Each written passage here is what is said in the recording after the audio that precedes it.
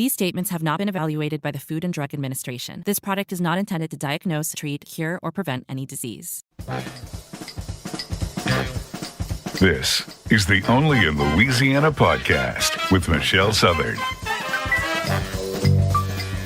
In the month of this episode's publishing, June 2022, Chris Blair is celebrating a 7-year anniversary of being named the voice of the Fighting Tigers of LSU.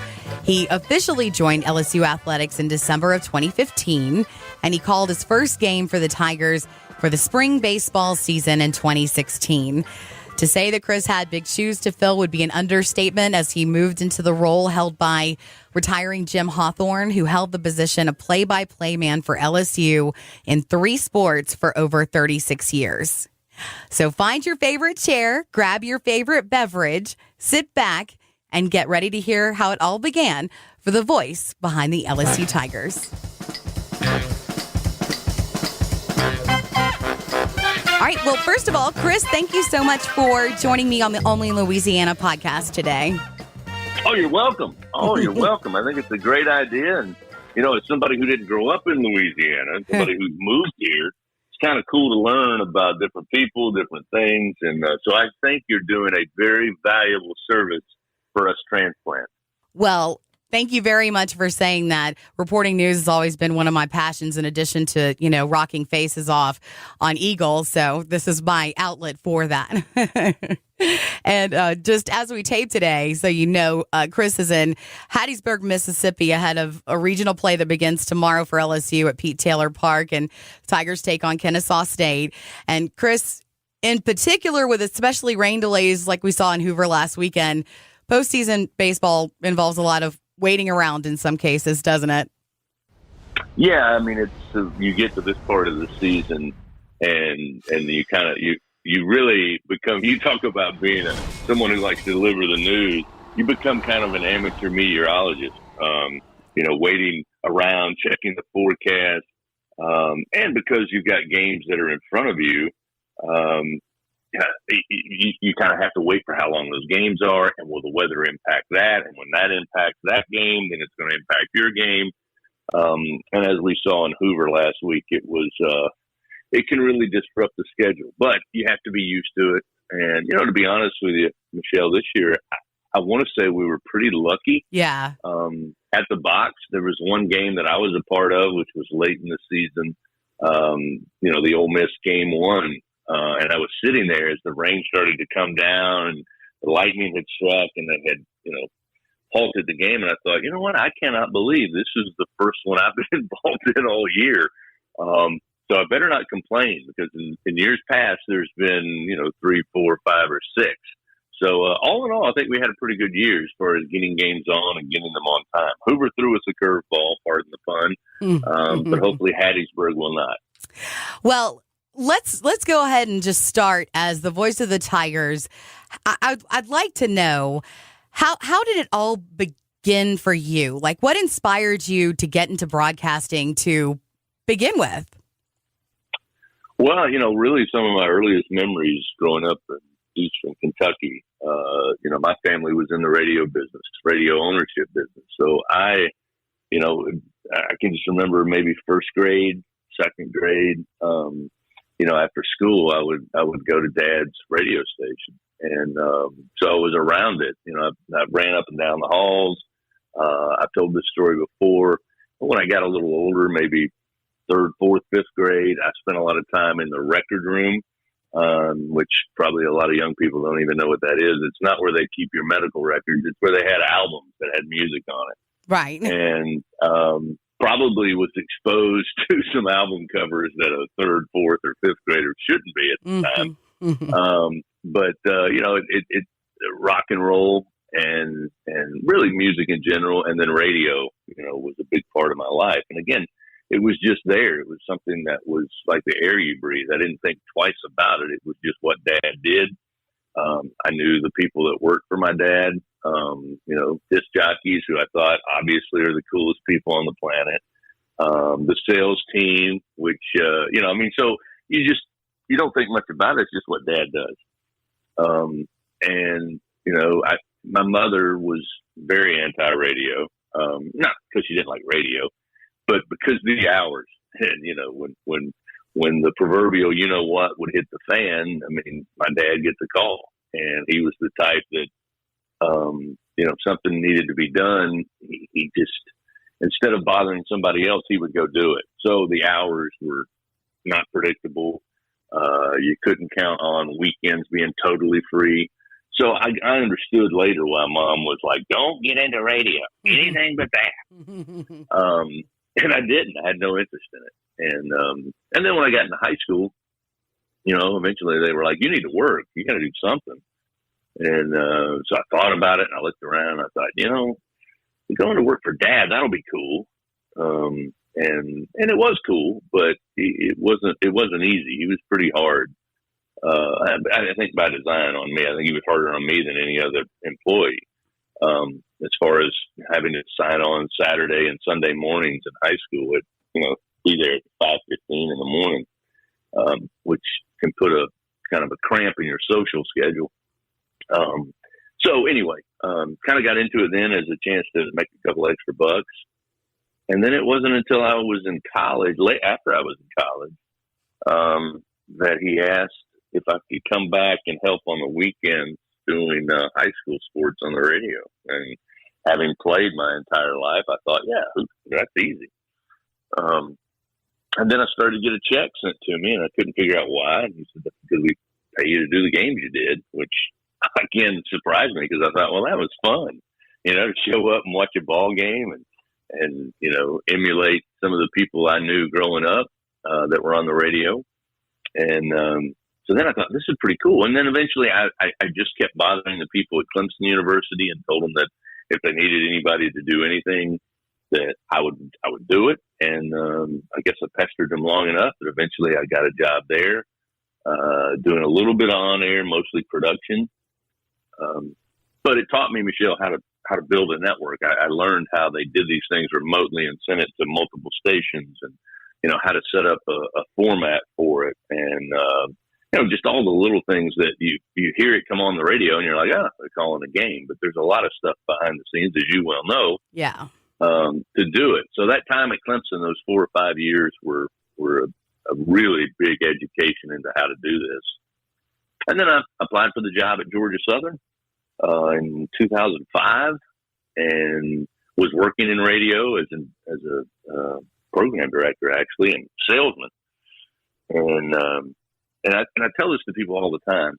I'd done that after college for, I guess, 5 years, 6 years.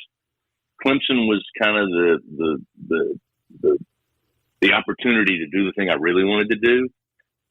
And then I'd have to work on the stuff I didn't really love Monday through Friday. And then eventually after 5 or 6 years, I thought, here I am in the radio business, which I didn't think I'd be in.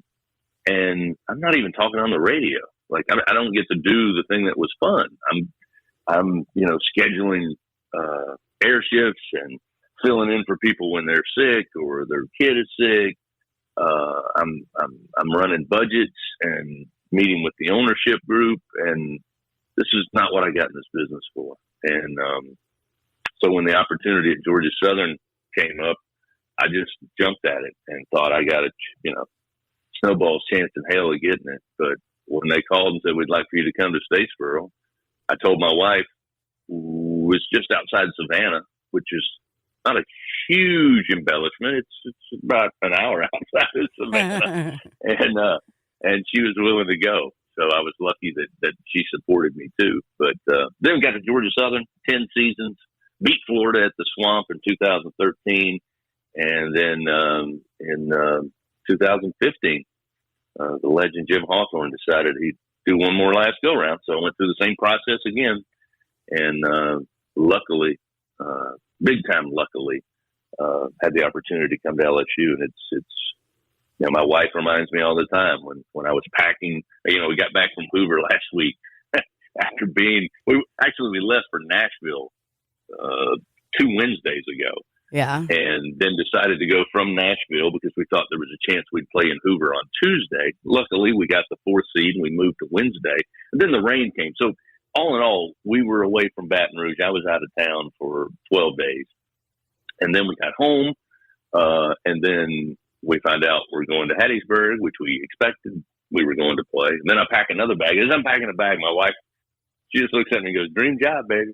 Remember? Yeah. Dream job." I said, yes, indeed. You are right. But it is a dream job. So I didn't mean to ramble on, but that's kind of that's the long and the short of it. Amador from the stretch, the 0-1. Hit into the air to center. Going back is Chandler. He's having to run. This ball is carrying. This ball is gone! This ball is gone! Greg Dykman, a 2-run blast. It's 3-2 Tigers. Oh, my. I remember well when the hiring search went down, like you said, 7 years ago. You were ultimately hired this month, 7 years ago. And you know, as familiar as sports nerds are and how like a coaching search takes place, and as a super radio nerd here, you know, tell us what all goes into applying for a gig such as the one at LSU. You know, I was called, I always think it's just an interesting story that I was in Monroe, Louisiana with Georgia Southern's basketball team. We were playing the ULM Warhawks in conference play, and I'd never been to Monroe. And to be honest with you, yeah, that was the first time I was ever in the state of Louisiana. So you're talking 2015. And I just remember we went out with a couple of the staff members. We went out to get something to eat, and we went to a little sports dive just outside the city of Monroe, and it was great, and it was crawfish season, and the owner came out and asked if we had crawfish before, and I eat everything that comes out of the ocean, so I had not, just never had the opportunity. So, of course, we had already ordered our meals, but he said, "You want to try some, fresh crawfish?" And I said, "Yeah, I'm game for that." So he brought out this giant platter that was, just huge amount of crawfish. The other guys who were with me were all from the Northeast. They had no idea I had heard of crawfish, just never had eaten it. They had no idea what was sitting in front of them. And when I think of people calling them mud bugs, that's exactly what these guys thought they were. And they thought I was crazy. So anyway, he goes through how the best way to, eat them, and we're doing that. And I get a phone call from Wes Durham, who's one of my heroes. And Wes was the longtime voice of Georgia Tech. He's currently the voice of the Atlanta Falcons, and he also does television for ESPN and the ACC network. And he says, "Where are you?" I said, "I'm in Monroe, Louisiana." He laughed and said, "I just heard today that Jim Hawthorne at LSU is going to retire."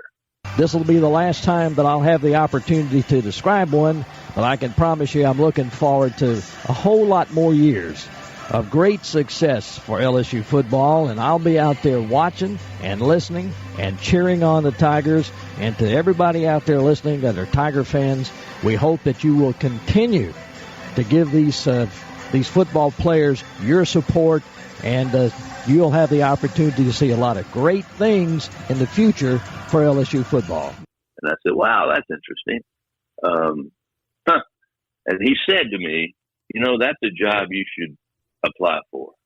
He said, "Because I know you love radio. You're not a big TV guy," which I'm not. I've done TV, and there's too much control. And I like radio because there's nobody talking in my ear, and there's nobody telling me what I need to say when I need to say it. And that's just my own personal opinion. So I said, "Yeah, I want to be in radio." And he goes, "Well, radio matters. LSU radio matters in the state of Louisiana." He said, "People still listen, like want to listen, not have to, but want to." And I said, "Oh, okay." And so I said, "Well, let me get back to Southeast Georgia." And I did that on that following Monday. And I sent an email with an MP3 of probably 6 to 7 minutes of different games and different sports at Georgia Southern. And so you're talking late February, I guess. And then you don't hear anything until, I believe, the week before Memorial Day. And so you're talking a couple of months plus. And then they said, "Hey, would you be willing to come to Baton Rouge for 2 days to interview?" And I said, "Yeah." So I think that was like the following week or maybe 2 weeks. And I flew to Baton Rouge on a Monday. No, I'm sorry. Yeah, it was Monday. On Monday, And that was kind of my own day to explore Baton Rouge, a town that I had never been to before. And you can ask my wife, when I left the Baton Rouge airport and was driving into town, and I saw the state capitol and I saw the mighty Mississippi, and I called her and said, "Hey, I made it." And she said, "Okay, what do you think?" And I said, "If they offer me the job today or tomorrow by some miracle, just be prepared. I'm going to say yes." Oh, she said, she said, "Really?" And I said, "It just feels right." I said, "I don't know. I've always wanted to be near the water. And that's ultimately living in South Carolina. We went from Kentucky to South Carolina. We were near the water." I said, "I don't know. It just feels right." I said, this looks, feels, smells, everything that we want to do." So anyway, Monday I ventured around the town a little bit, stayed there on campus at Lod Cook. And then Tuesday was a full car wash of coaches and administrators and, one-on-one and then group interviews. And that was pretty much all day Tuesday. So you go through that, and then I guess it was about a week later, which would have put us right now for that anniversary you were talking about. I got a call and said, "We'd like for Joe Oliva called and said, we'd like for you to be the next voice of the Tigers." I said, "Tell me when, I'll be there." And then it just so happened to work out that Jim had the fortune to call that final season of football. I was lucky enough that the great people at Georgia Southern thought enough of me to let me finish instead of throwing me out the window, leaving, so to speak. They let me finish that 2015 season. And then I came here on December 7th, 2015, for me, a day that will live forever in infamy, and came down and I've loved it ever since. so I imagine you were surprised that you got in. Yeah, absolutely. I've been into a couple of those jobs before, some of which I had offers and turned down, some of which I came up short. And there's really no rhyme or reason to it. It's one of the things I learned is that you hear the word or the phrase, "It's got to be the right fit." And I think sometimes people think, well, that's just one of those lines they throw out there. But, it's maybe not the same for a coach at a major program. But for those particular positions, first of all, typically people don't give up those jobs for a long time. Jim being a perfect example. But you can look around the country. My hero growing up was Kaywood Ledford at the University of Kentucky, and he was there 30 plus years. John Ward was, 3 decades at Tennessee, who I love listening to. Woody Durham, Wes Durham's dad, was at North Carolina for 30 plus years. Bob Fulton at South Carolina, Jim Phillips at Clemson. So you figure out, well, there's a reason these guys don't just up and leave these jobs. And therefore, it becomes difficult to get those jobs because they don't open very often. Just this past spring, Gene Deckerhoff at Florida State, 30 plus years, he announced his retirement. They're going to be naming a new voice of the Seminoles here in the coming days.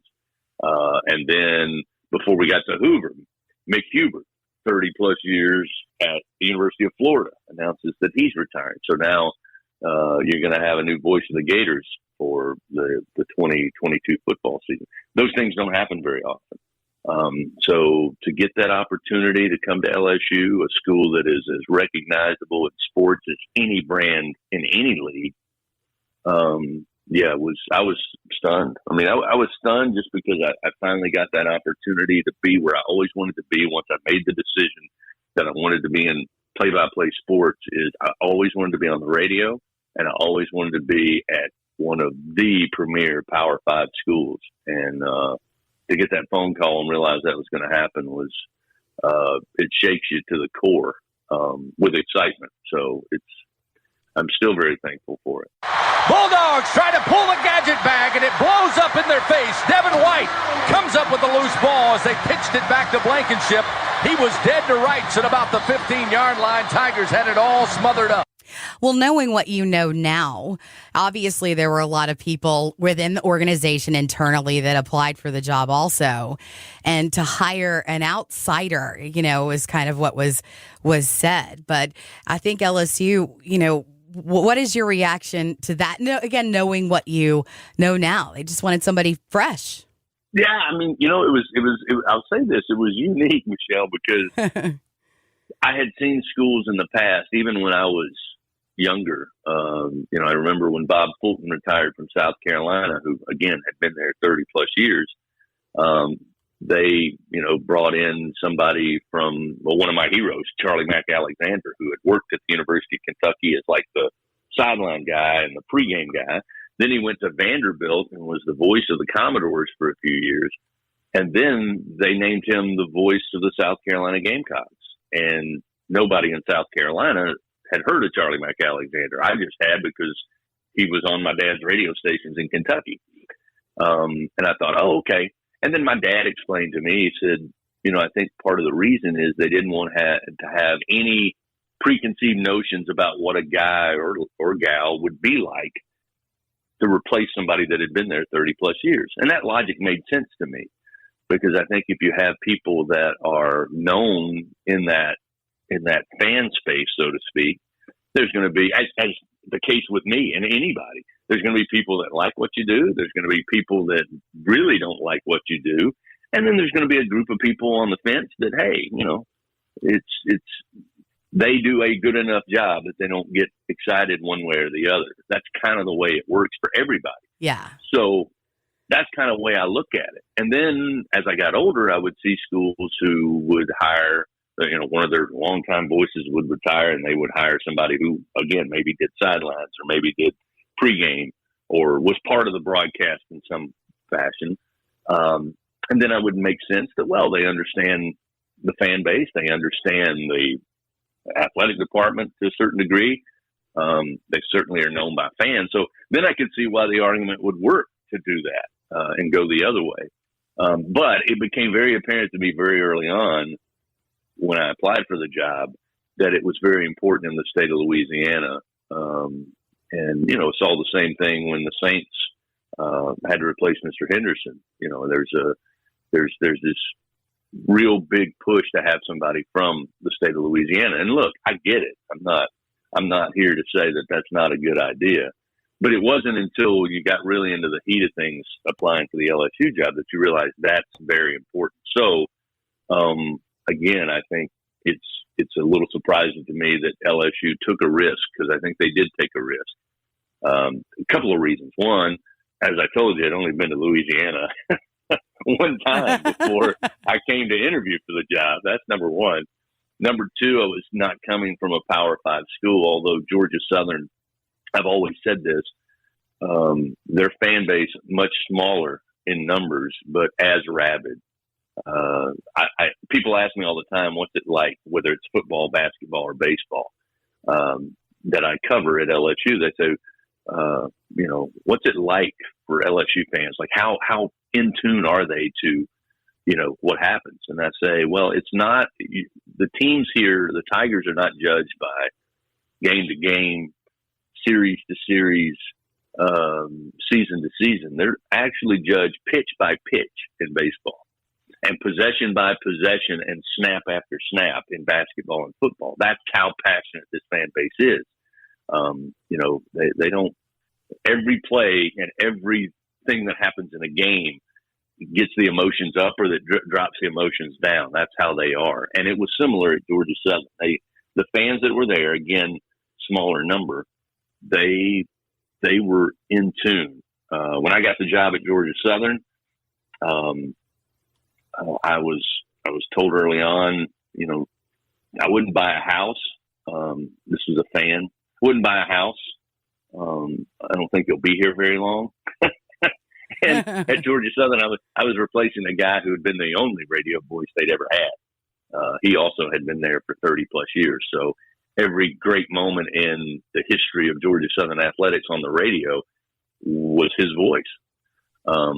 And so that was a good introduction to me on how to follow somebody who was so beloved, and the way to handle it. So I got a nice little course on how to do that I think prepared me pretty well for replacing a legend like Jim Hawthorne. And the trick of it is, I'm not replacing Jim Hawthorne. I didn't replace Nate Hurst at Georgia Southern.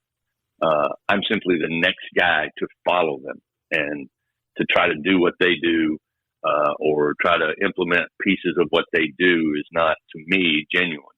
And I figure if you go and do the job and you show people that you really want to be there and you're having the time of your life, that eventually those same group of people that like what you do, don't like what you do, and the people on the fence, I think if you do the best job and be prepared and try to entertain and inform people who are listening to the game, I think the people on the fence will lean towards the people that like what you do. And it worked in Statesboro, and I hope, knock on wood, it's working in Baton Rouge. Tossing towards the end zone. Gage trying to get free. Lunges for it. Holds it in. Did he hold on? Touchdown, Tigers! Well, you've assimilated well. I once interviewed longtime LSU board member Charlie Weems, and this was a long time ago over some rumors that a former coach was leaving. And one of the things that he said in the interview when I asked him what he thought of the hubbub behind the matter is that LSU fans are half crazy and half psychotic. And as a diehard purple and gold fan myself, I actually love that assertion. So it must have been interesting to initially find that out for yourself. Yeah, and again, that's what you can ask my wife. I tell her all the time, that's why people want to coach you. That's why players come to play here. And in a small part, that's why broadcasters want to be the voice of the Tigers because of that. I mean, I went to my son's high school summer ball. He was playing summer ball. I got a chance to see one of his games on Tuesday before we left. And we're out there, they play, everybody's watching, the game ends. His team luckily wins 3-1. And it's a group of kids from Baton Rouge that don't play at one high school. So we're meeting new families and parents. And as we're leaving, I get one of the guys comes over and introduces himself. And I mean, immediately he wants to know, will we throw Mikael Hilliard Friday night in the opening game against Kennesaw State, or will we save him for Saturday in a possible showdown with the home team, Southern Miss? So again, it was a quick, hey, I'm so and so, and he goes, I know who you are. I was going to ask you who is going to pitch on Friday night. That's the kind of stuff again that makes you want to be here, because wherever you go, any time of the year, that's what we're going to talk about, which is great. I mean, I wouldn't want it any other way.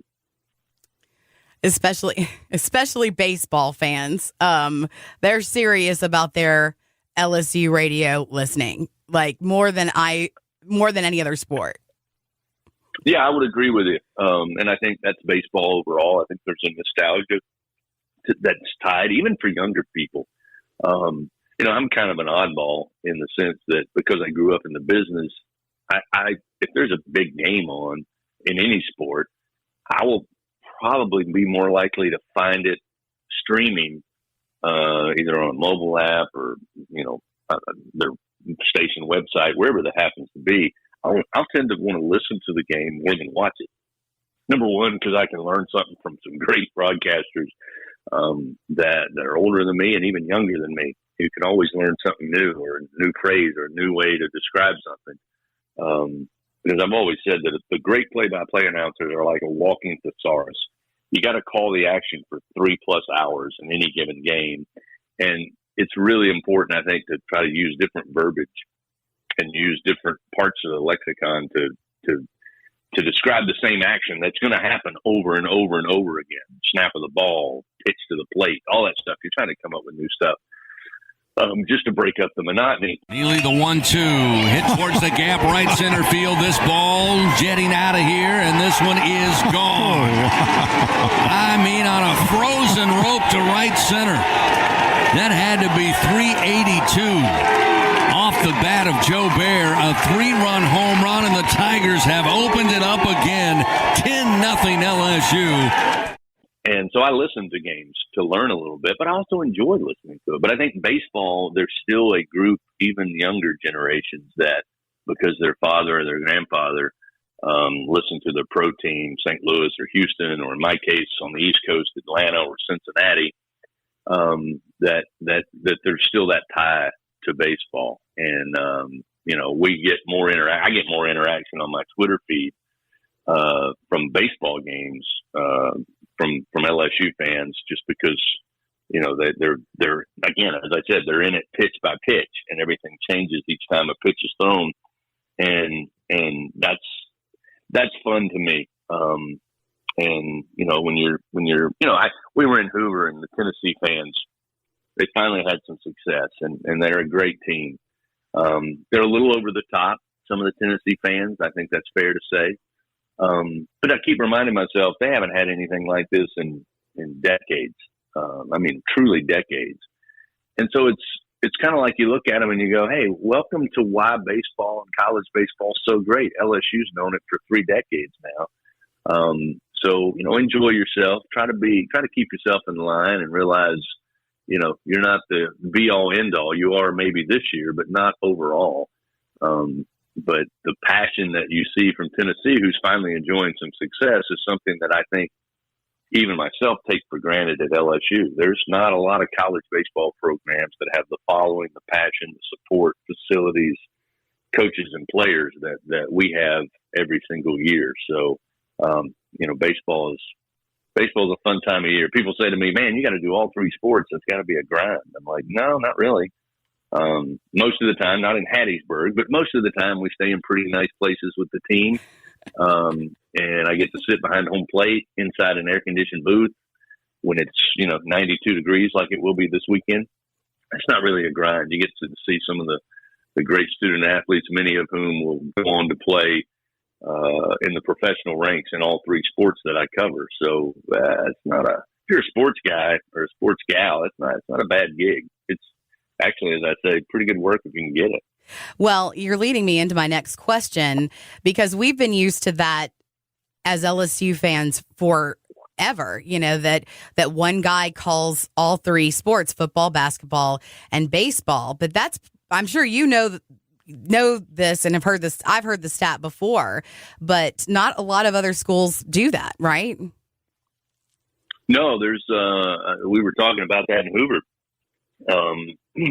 One of my good friends who calls the game for Texas A&M, he just started calling baseball because when Dave South, who was another longtime voice of the Aggies, when he retired from football and basketball, he kept baseball, and he did that for I think 3 or 4 years. So Andrew was doing football and basketball, and then he had the spring off. But now he's doing all 3. David Kellum at Ole Miss does all 3. He's the dean, I guess. Yeah, now that Mick Hubert's left, he is the dean of SEC announcers now.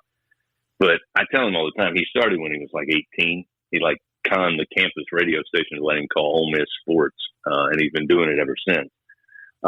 So there's 2. I know there's another one, Andy Burcham, a good friend of mine at Auburn, who took over for the late Rod Bramblett. He does all 3. And who am I missing? I think that is it. There's not a lot. So no, and those have been added recently. So yeah, for Jim to be doing all 3 as long as he did, he and David Kellum were 2 of the outliers as far as doing all 3 sports. So yeah, there's not many. And when you look across the country, there's not many either outside of the SEC. Well, and in addition to that, and I know given your radio background when it came to the hiring process, you are also the director of the entire broadcast arm that comprises the LSU Sports Radio Network. And I know that I know the answer to this question already, but what all does that gig alone entail? Well, it at times, as you know, and the great people at Guarantee know, that I sometimes come up short, just because we have changes in games and we got to get communications out. But ultimately, it's for me, a chance to kind of mold the way we do it. The way it's presented, the way it's put out. It's the way, we come up with the way the pregame's going to be. How long is it going to be? What's it going to have in it? What do we do during the game that's updating stats, updating the listener on what's going on in the game, recaps, that sort of thing. And that's just taken from, as I said, growing up in the business and listening to the business and listening to everything from Division II broadcasts all the way up to, the NFL, to try to see what fits and then make that an LSU kind of thing. It's doing preparing the imaging, producing the imaging. We have a really great voice of our network that's kind of the big voice guys, I like to call him, which in fact, later today, when you and I finish up, I'll be sitting here in my hotel room building the imaging, the opening, the bumpers you hear coming in and out of break I'll be building those today. He provided me the voice, and now I got to put in some music and sound effects and highlight clips and all of that. The following is an exclusive presentation of the LSU Sports Radio Network.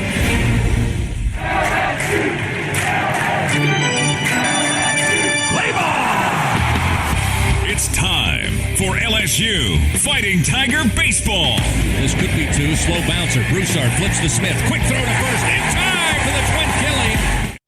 That's the tedious behind the scenes part that I do. So that's a little bit of it. And then, working with our affiliates, when they have an issue or there's a problem, or something ended too soon or didn't start on time or just anything. If it's not a perfectly clean start to finish broadcast, that usually ends up at in my inbox. And then I try my best to fix it as fast as possible because, I'm an old school radio guy that with all these new ways to reach people, streaming, which we do, and just got the streaming numbers for baseball before I left, and it's quite amazing the number of people who will stream it via the mobile app on their mobile devices. The numbers are, even for me, surprising. But I'm still a big believer in having that broadcast that is out there to be consumed over the old-fashioned airwaves that can be tapped into, with great stations and big, powerful stations like Eagle 98.1. So it's still important to me to make sure the affiliates feel like they're cared about. We have their interest at heart. And it's truly a partnership that if we help them, they help us, and it's symbiotic, and it's in our best interest to do so. So I think that'll always be my approach, regardless of all the new gizmos and gadgets that we'll be putting these platforms together. It's still going to be, for me, just because of the legacy of my father, that it's still going to be important to be over the air. Yeah, and I don't want it to be understated, but all of the imaging, all of the elements that you hear during any LSU radio broadcast, Chris produces that. And it takes a lot of work. You overthink it. You want to listen to it over and over again, make sure it's perfect, even though the average listener might not even care. But, Right. It's like there's a lot involved in all of that. So you wear many hats over at LSU. What would you say is your favorite and least favorite part of the job? Oh, the favorite part is right before tip-off, kickoff, or first pitch. It's still, you still get butterflies. My dad told me a long time ago, when I first started, I was doing news updates and obituaries at 6 a.m. in the morning, on an AM station in South Carolina. And he would just say, look, remember when you crack the mic open and you turn it on, you're talking to one person. Mm-hmm. Don't let it rattle you that, oh my gosh, there may be 20 people listening or 100 people listening, or, in your case, thousands upon thousands of people listening to you every afternoon. That think of it as talking to either, it could be a friend or it could be somebody you're meeting for the first time, but you're talking to one person. And that, to me, that alleviates some of the anxiety of, is everything ready? Is everything right? It's just, hey, you know what? They're about to tell me to start talking. And when I start talking, I'm talking to one person. But that's that moment, that little bit of butterflies or anxiousness, whatever you want to call it, is a good thing because it keeps you on the edge of your seat. And for me, it helps me make sure I'm not walking through the motions here. There's just no way I can do it because I'd be an absolute wreck if I wasn't ready to go when it's time to talk. But that's my favorite part. Mm-hmm. Even the pregame, but certainly right before the game starts, you can probably tell. It seems to me that my voice gets a little more animated. We do 30 minutes typically of pregame, if not longer, for all the three sports that we do. But right when it's time to start, it usually goes up an amp or two. The least favorite, I don't know. I really don't. I mean, there's things that I have to do on a daily basis that are not related to what we're doing on the air or the games. But it's, I think back, I hear my wife, like if I'm paying all of our people and filling out payroll sheets at the end of the month, which is not my strong suit. That's why I'm in radio. That's why I got out of the administration and management part of it. But when that happens, I simply say, I can hear her say, "Dream job." Yeah. Like if this is the worst it's going to be, then that's a pretty good deal. Yeah. So I don't know that there's any. I mean, I love going out when they have events, like when they introduced Brian Kelly as the new coach. I got to go over there and meet with LSU fans, supporters, and boosters. That's a blast. You get to meet people from all over the state. New people that you haven't met before, and then you find out, about them because they've done something very important, either at LSU or with LSU or for the state or their business or whatever it is they do. That's a lot of fun. I enjoy going on the road. As much as people think, I bet you hate staying in hotels. I actually, today, when I finish some of the editing and imaging, I'm probably going to venture around Hattiesburg. I've never driven through it a bunch, but I've never been here. Apparently, they tell me they got a zoo. That surprised me. But I'm going to explore Hattiesburg for the first time. Yeah. So, I don't know. I guess the paperwork, some of the paperwork probably is not my favorite part. And I hate to put you on the spot. And I mean, I know that radio certainly has its tedious elements, but I feel the exact same way. I'm so in love with my job that I would never call even the worst thing a least favorite. Like I get to play rock music on the radio every day, and the people I get to meet, it's just a great job to have. Well, what about your favorite moment behind the mic? Maybe in 2019? Yeah, there was a lot there. I mean, I was thinking, not too long ago, I guess they had something on television. They were talking about that 2019 team. And I remember as each week and each game went by, when LSU had the game in hand, for example, it was like, oh my gosh, we're going 3-0. Yeah. Or now we're 5-0. Wait a minute, we're probably going to win the SEC West, and we're probably going to play and probably win in the SEC championship. So each step along the way, I'm just that way. I'm not very superstitious. Because I realize that whatever I do, it has no impact on what's happening on the field or on the court. It's just I'm that insignificant that whatever I do doesn't matter.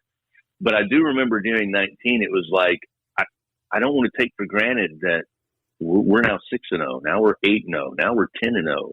One wide out to the right side. Toss to Clyde Edwards-Helaire near side. 30, 25. Breaks a tackle. 15, 10, 5, 4, 3, 2, 1. Touchdown Tigers! 28-yard touchdown run for Clyde Edwards-Helaire. I don't know, because people ask me, when did you think this team was special? Well, I think the team was special winning at Texas. But being special did not mean to me you're going to go 15-0 and really just basically decimate everybody on the way, for the most part, to the national championship. I never bought into that because I was afraid if I got too caught up into, we're the best team in the world, which is why I went when I hear Tennessee baseball fans talk about how they're unbeatable, but they've lost 7 games, 5 of them in the SEC, and winning a national championship in baseball is very hard to do. So I kind of look at them the same way I did that 19 team. I don't want to get ahead of myself. But man, that was a lot of fun in New Orleans at the Dome to watch that, the confetti come down. Yeah. And for me to be a part of the first national championship team I'd ever been a part of. And the Tigers of LSU, a team of destiny and a team for ages,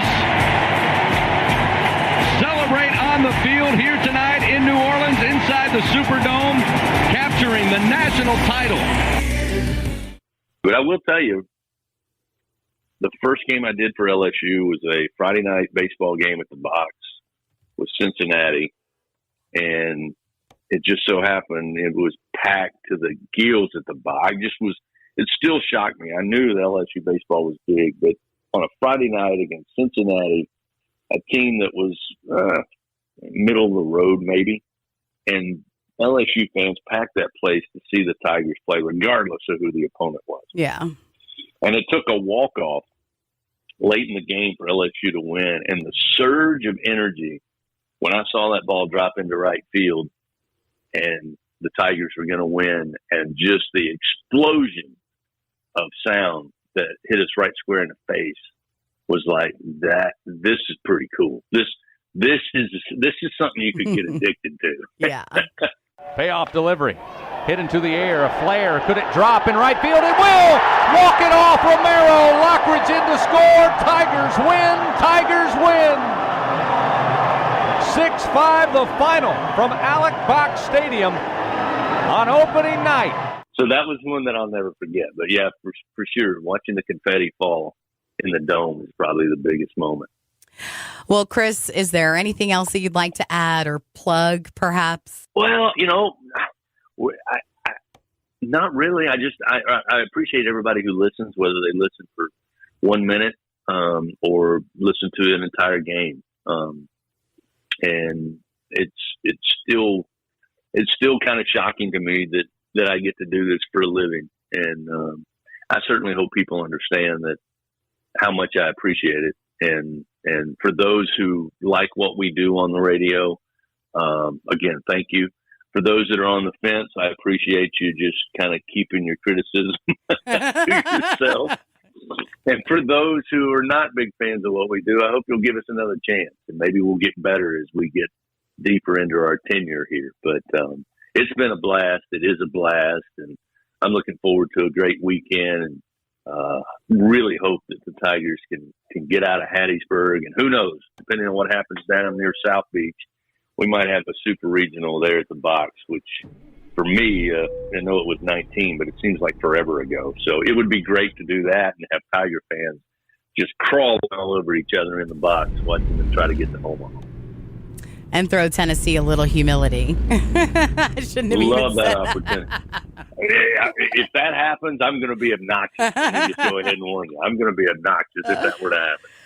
Well, you can find him on Twitter at LSU Tigers Voice. And if you want to hear some of the incredible highlights, you can also visit is it LSU Athletics on SoundCloud is where I pull my stuff. Is that right? Is that where you send people, or LSU Sports stuff?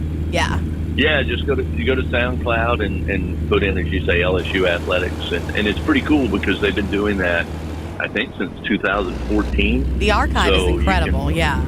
Yeah, you can find some great moments with Jim. And as I like to say, just like Waffle House, open 24/7, LSUsports.net.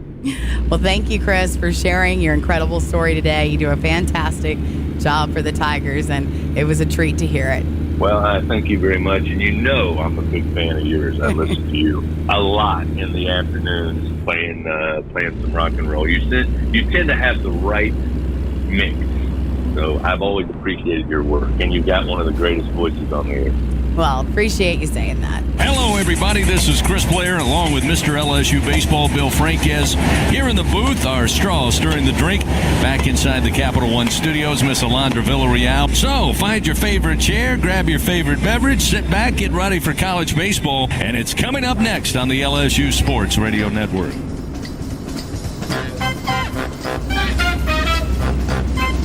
Thanks so much for listening to today's episode of Only in Louisiana. We would love if you would subscribe, share, and tell your friends that they can listen to Only in Louisiana just by searching for the name Only in Louisiana, however you listen to podcasts. Because only in Louisiana.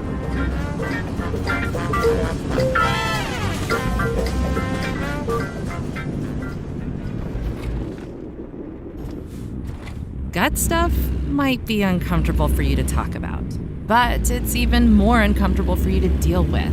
And you have better things to do this year. Don't let your gut get in the way of that. Kick off the year of the habit and get science-backed digestive support during Ritual's New Year's sale. Their 3-in-1 clinically studied prebiotics, probiotics, and postbiotic help support a balanced gut microbiome. The delayed release capsule is designed to help reach the colon where probiotics can actually survive and grow. So you can focus less on your gut and more on sharpening your salsa dancing skills or whatever your 2026 goals are.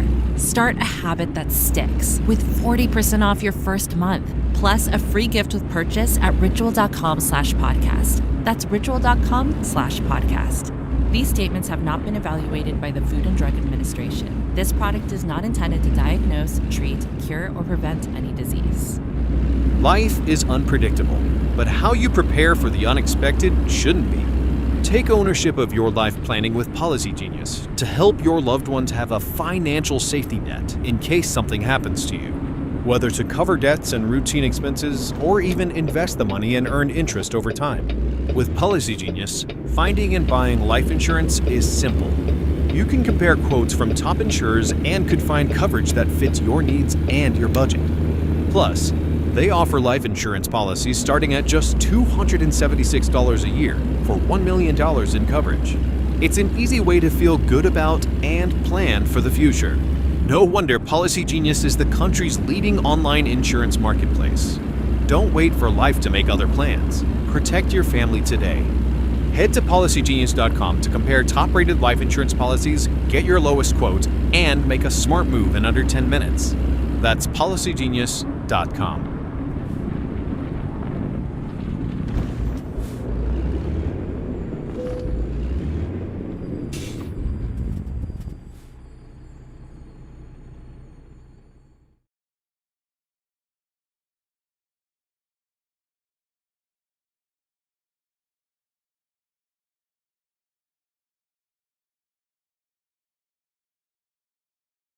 It's a beautiful day for football here at the stadium, and we're just about ready for kickoff. Score 0-0.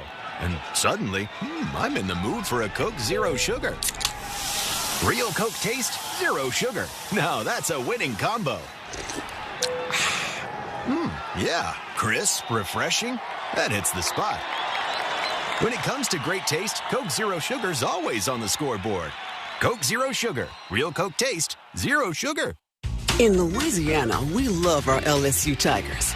When the band strikes up those 4 iconic notes, the fans go wild. At Louisiana Blue, we're Tiger fans too. That's why we've teamed up with LSU Athletics to bring you the compassion of the cross and security of the shield, so you're free to wear your stripes and roar. Live Louisiana. We've got you. Louisiana Blue, Louisiana True. Proud partner of LSU Athletics. Every winner knows a great play starts with a solid game plan and the right team by your side. At Sunshine, we're here to keep your operation running strong. From tractors to harvesters, we've got the John Deere equipment you need to tackle every job with confidence. Because when the work's done right, there's more time for the things that matter, like cheering on your favorite team. Make Sunshine Quality Solutions part of your playbook this season and learn more about what it means to be powered by Sunshine at sunequip.com. This has been the Kubota Countdown to Kickoff, presented by Kubota Dealers. Visit a local dealer today for special offers on the LSU Sports Radio Network. Here come the Tigers. From inside the broadcast booth with the call of the game, here are Gordy, Jacob, and Chris. All right, and welcome back inside NRG. Let's throw it down to Gordy Rush on the field for the coin toss. All right, so Houston has won the toss. They elected to defer. LSU is going to start on offense. So LSU will be going from left to right on your radio dial. Couple notes I did want to point out. First off, offensive line, as we talked about in pregame warmups, I had a chance to look at Adams and Davis. I tell you, they moved well, as healthy as I've seen those guys, both of them banged up down the stretch. I thought that was encouraging. And one other thing, Chris, I'll tell you, this is my 4th game here, this is the biggest crowd that LSU's played in front of. Texas Tech with Mahomes back in, was that 2016 or so, and Leonard Fournette was a good crowd, but they sold 55,000. It is a Houston edge, but this is a great environment tonight. Yeah, it certainly is, and you can feel that here in the stadium. We appreciate it, G, there. All right, only one thing left to do. Let's go ahead and welcome on the voice of the Tigers, Chris Blair, onto the broadcast. Thank you, Jacob, and welcome in, Tiger fans. Saturday night. Hope everybody had a wonderful holiday. We're going to squeeze in a little college football before the start of the new year. As Gordy told you, the Tigers will take the opening kickoff. Houston deferring until the second half as these two teams meet for just the fourth time, which happens to be the fourth time LSU has played here in the Texas Bowl. A 2-1 record, including last year's win over the Baylor Bears. So Houston lining up, taking a look at the uniforms, team colors presented by your Kubota dealer. Visit a local dealer today for special offers. It'll be Houston in all red jerseys, red pants, white numerals, white trim, bright red, cougar red helmets. For your Tigers, it's the traditional white jerseys, purple and gold on the shoulders, gold pants, purple and white trim, and of course the LSU iconic gold domes. It'll be Zach Yoakum to tee it up at the 35-yard line. The senior out of Upper Arlington, Ohio, started his career at Notre Dame, and here's the approach. First half kickoff brought to you by Cintas, and we've got football here in the Lone Star State. Barryon Brown going to take it at about the 5 and find some room. Comes across the middle of the field, across the 40, into Houston territory. Tiptoes down the sidelines. He's going to take it to the house. 98-yard kickoff return, and the Tigers make their presence known right out of the gate. Barryon Brown with his 6th career kickoff return for touchdown, and the Tigers take an early 6-0 lead. That's the way to get started, Jake. That it is. We've been waiting on that all year. We know how dynamic of a returner he is. And look, it happened. It might have been the last game, but we've been waiting on it. And we knew if he had a moment, if he had a crease, he would take it. And that was pretty well done. I mean, 3 people had an angle on Barryon Brown. He finds a way to outrun it there. Again, man, been excited for that all year long, and we get a touchdown here in the bowl game. Started on the far side at the 2, unofficially. Comes up to about the 15, darted across the middle of the field on that Kinder's logo, and then outran the Cougars to the end zone near side. Damian Ramos trying to build on his career point total. Will be out for the point after the kick is up. And the kick is good. It's a 7-0 LSU lead. We played 14 seconds in the 2025 Kinder's Texas Bowl. That touchdown on the kick return brought to you by Louisiana Blue, official health insurance of LSU athletics. And with that good kick, good hands at Allstate will contribute to the Tigers General Scholarship Fund for student athletes across all sports. Thank you, Allstate. Well, Gordy Rush, we started this one with a bang. I tell you what, it's electric down here. Not every bowl game has this sort of energy. Of course, this is Houston's hometown. LSU always travels well. This is the biggest alumni base of LSU folks here in town, and to start it that way, how explosive. What a great job. Chris Hilton Jr., I thought, had 2 good blocks on that play and did a nice job of just getting in the way of that last defender to free Barryon Brown. They officially say 99 yards. Brown takes it just inside his own 2-yard line. As we mentioned, 6 career kickoff returns for touchdown. His first as a Tiger. His previous ones at the University of Kentucky. It's a 7-0 lead with 14:46 to go. Just underway in the first quarter of action. Mekhi Muse will be back deep for the Cougars as we will see Aaron Burrell tee it up and get ready to kick it back to Houston. Ask this one to Patrick Wright. Did we not have a return touchdown last year in the same bowl game? I believe we did. It feels like every time LSU plays in this game, there is a big play, some way, somehow. Even the John Trey Kirkland touchdown pass at the end of the game. Kick by Burrell, bounces out of the back of the end zone. Muse will let it go, and the Cougars will have their first possession. First down and 10 at their own 25-yard line. And they trail right out of the gate, 7-0. Well, a familiar face, Connor Wigman, starting quarterback for the Houston Cougars.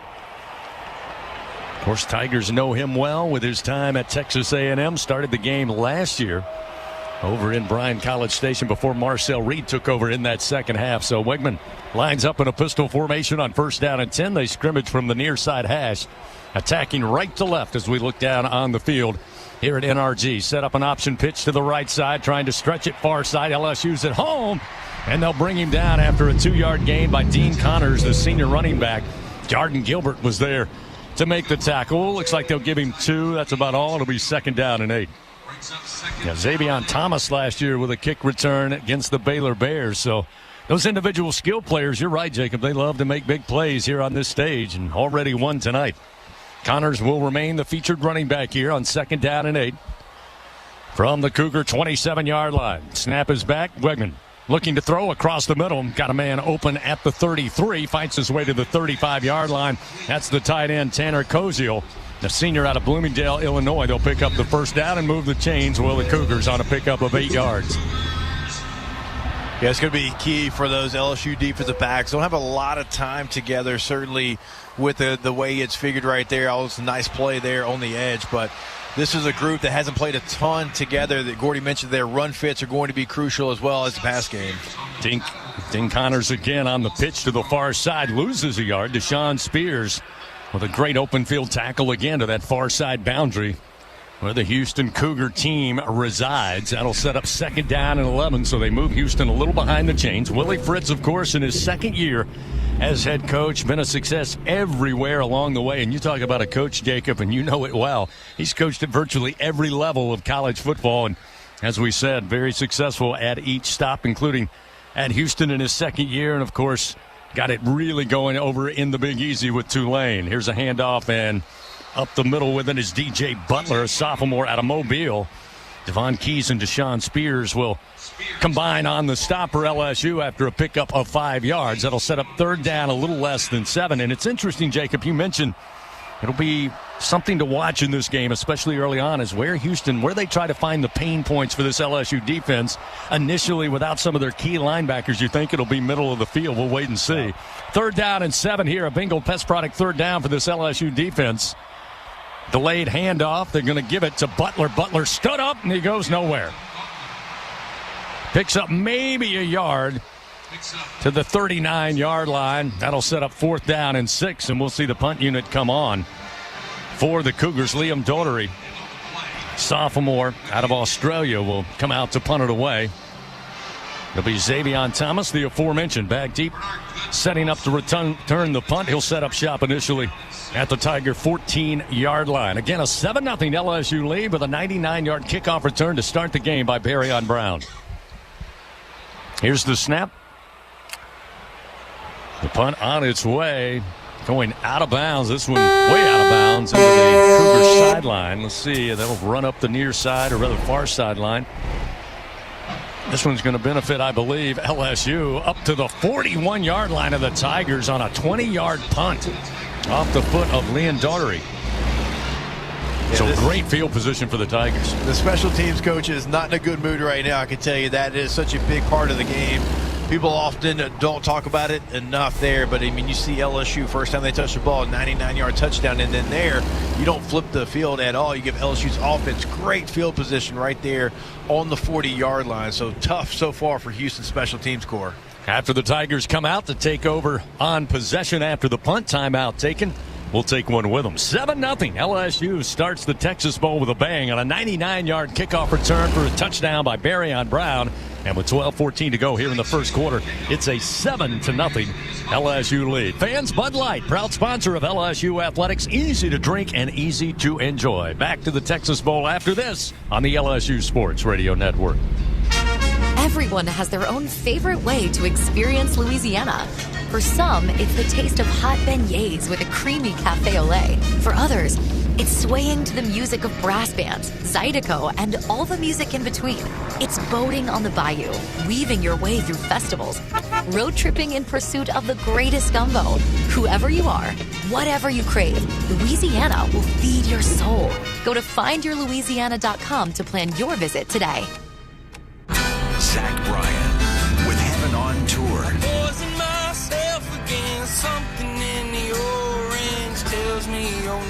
Saturday, March 28th, Tiger Stadium. With special guests, Camp and J.R. Carroll. Tickets are on sale now at ZachBryan.com. Don't miss Zach Bryan live.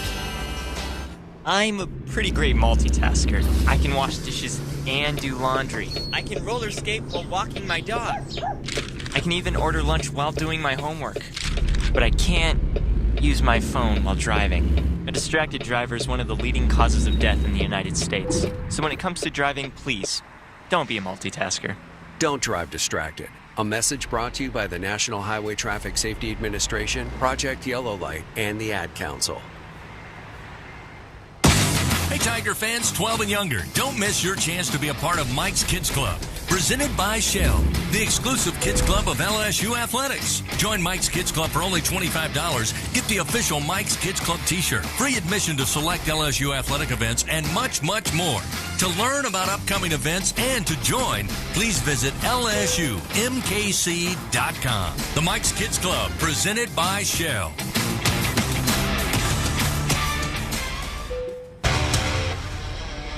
Live coverage of LSU Fighting Tiger football on the LSU Sports Radio Network, powered by People's Health. LSU took 14 seconds off the first quarter clock to get on the board. Barry on Brown, 99 yards on the kickoff return. It's a 7-0 LSU lead. Tigers defense took the cue from special teams, put a quick clamp down after one first down recorded by the Cougars. They got the ball up near their own 40-yard line before having to punt. Then just a 20-yard net punt out of bounds far side sets LSU's offense their first possession from the line of scrimmage. Will start 1st and 10 at their own 40-yard line. LSU Athletics once again would like to thank its corporate partners: Cox, McDonald's, FMOL Health, Our Lady of the Lake, Albertsons, Louisiana Blue, Coca-Cola, and Hancock Whitney. Excited to see Michael Van Buren Jr. again taking over late in the season for the injured Garrett Nussmeier behind center. Van Buren, the sophomore out of Bowie, Maryland, will line it up. Harlem Berry will be the starting tailback on this opening possession from the line of scrimmage. Tigers will spread the field 4 wide, 2 to the left, 2 to the right. Barry on Brown, the tight end, flex to the right side. Now the handoff coming to Barry.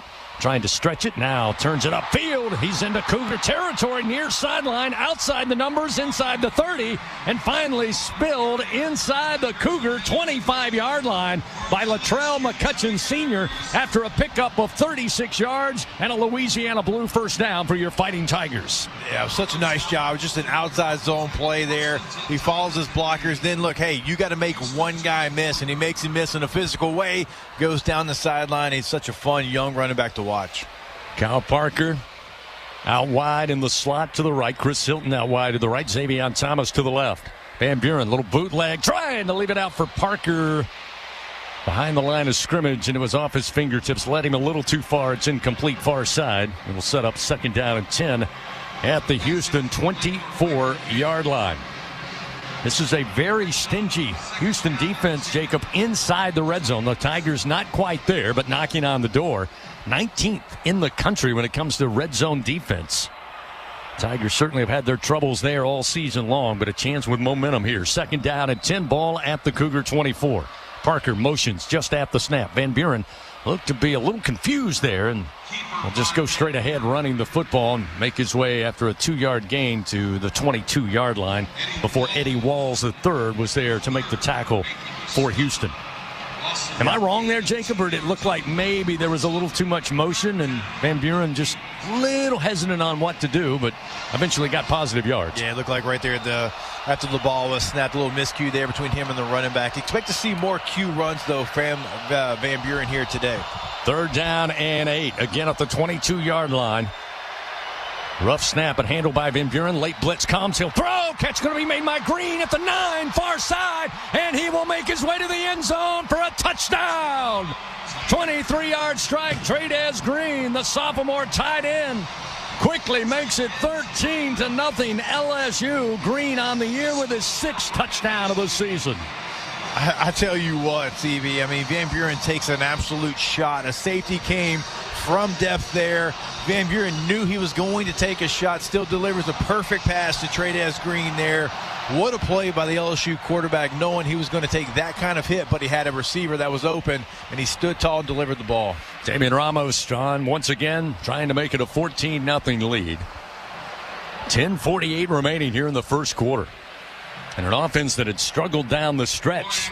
Off to a great start as the point after is up and good. That touchdown once again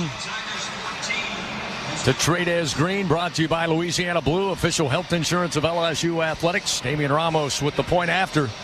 That good kick, the good hands at Allstate once again contribute to the Tigers General Scholarship Fund. Thank you, Allstate. And the Tigers get set to kick it back to the Cougars. Gordy Rush, I guess the answer was, why get in the red zone? Just score from the 22. I like that. Do that all the time, right? You don't have to worry about that red zone. What a great job by Van Buren. As Jacob just talked about, the ability to recognize that they were coming. I mean, Houston wasn't disguising anything. Man coverage, and wow, Trey'Dez just had tremendous separation, and it was a tremendous size differential. So I don't know how many times Austin Armstrong, the former Florida defensive coordinator, wants to dial up pressure against LSU's guys. I'm not sure they can cover him tonight. It's a great start for LSU. Gentlemen, and don't let us forget, that's the couple of times this season we've seen Trey'Dez Green in the open field, and it's been impressive. And to me, that's where he is going to really make a name for himself moving forward. We know what he can do in the end zone in a mismatch, but there he showed his athleticism and speed as the kick by Burrell, ensuing kickoff out of the back of the end zone. Again, it'll be a touchback, and Houston again will start first down and 10 from their own 25-yard line. Unless we forget, Trey'Dez Green last year in this game against the Baylor Bears also had 2 receiving touchdowns. That was really when we kind of got a sense of how big a mismatch he would be, and certainly he is when he is healthy. DJ Butler will be the running back here. Connor Wegman, the quarterback, lines up first down and 10.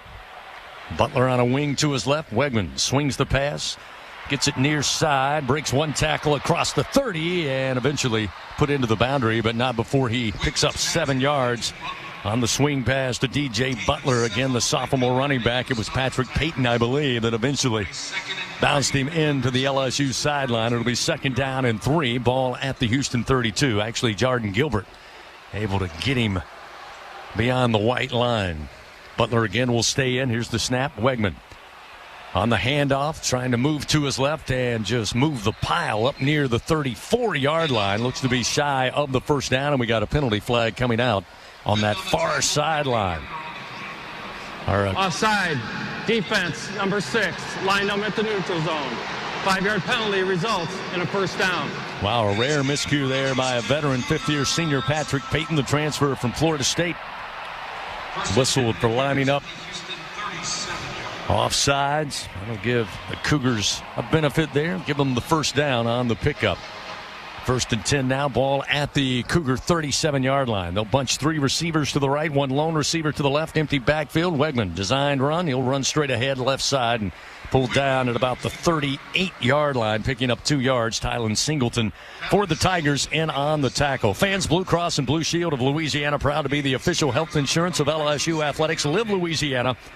We've got you. Right now, LSU's defense doing a pretty good job against the run. Take that penalty away, and things have been tough on this opening drive. It'll be second down and 8 at the 39-yard line. Wegman looks right, now looks left. Now will just bail out of the pocket. Plenty of room up the near sideline into LSU territory. Eventually steps out at the LSU 47 and picks up a first down and a 14-yard pickup. And again, that will start to really bother the defensive staff, Jacob, with another quarterback being able to run with pretty much ease that time to pick up the first down and then some. Yeah, you're going to see Butler got too far inside there, took the cheese, and was able to give the quarterback the edge there. He didn't have any contained player, and Wigman's played too much football not to take advantage of it.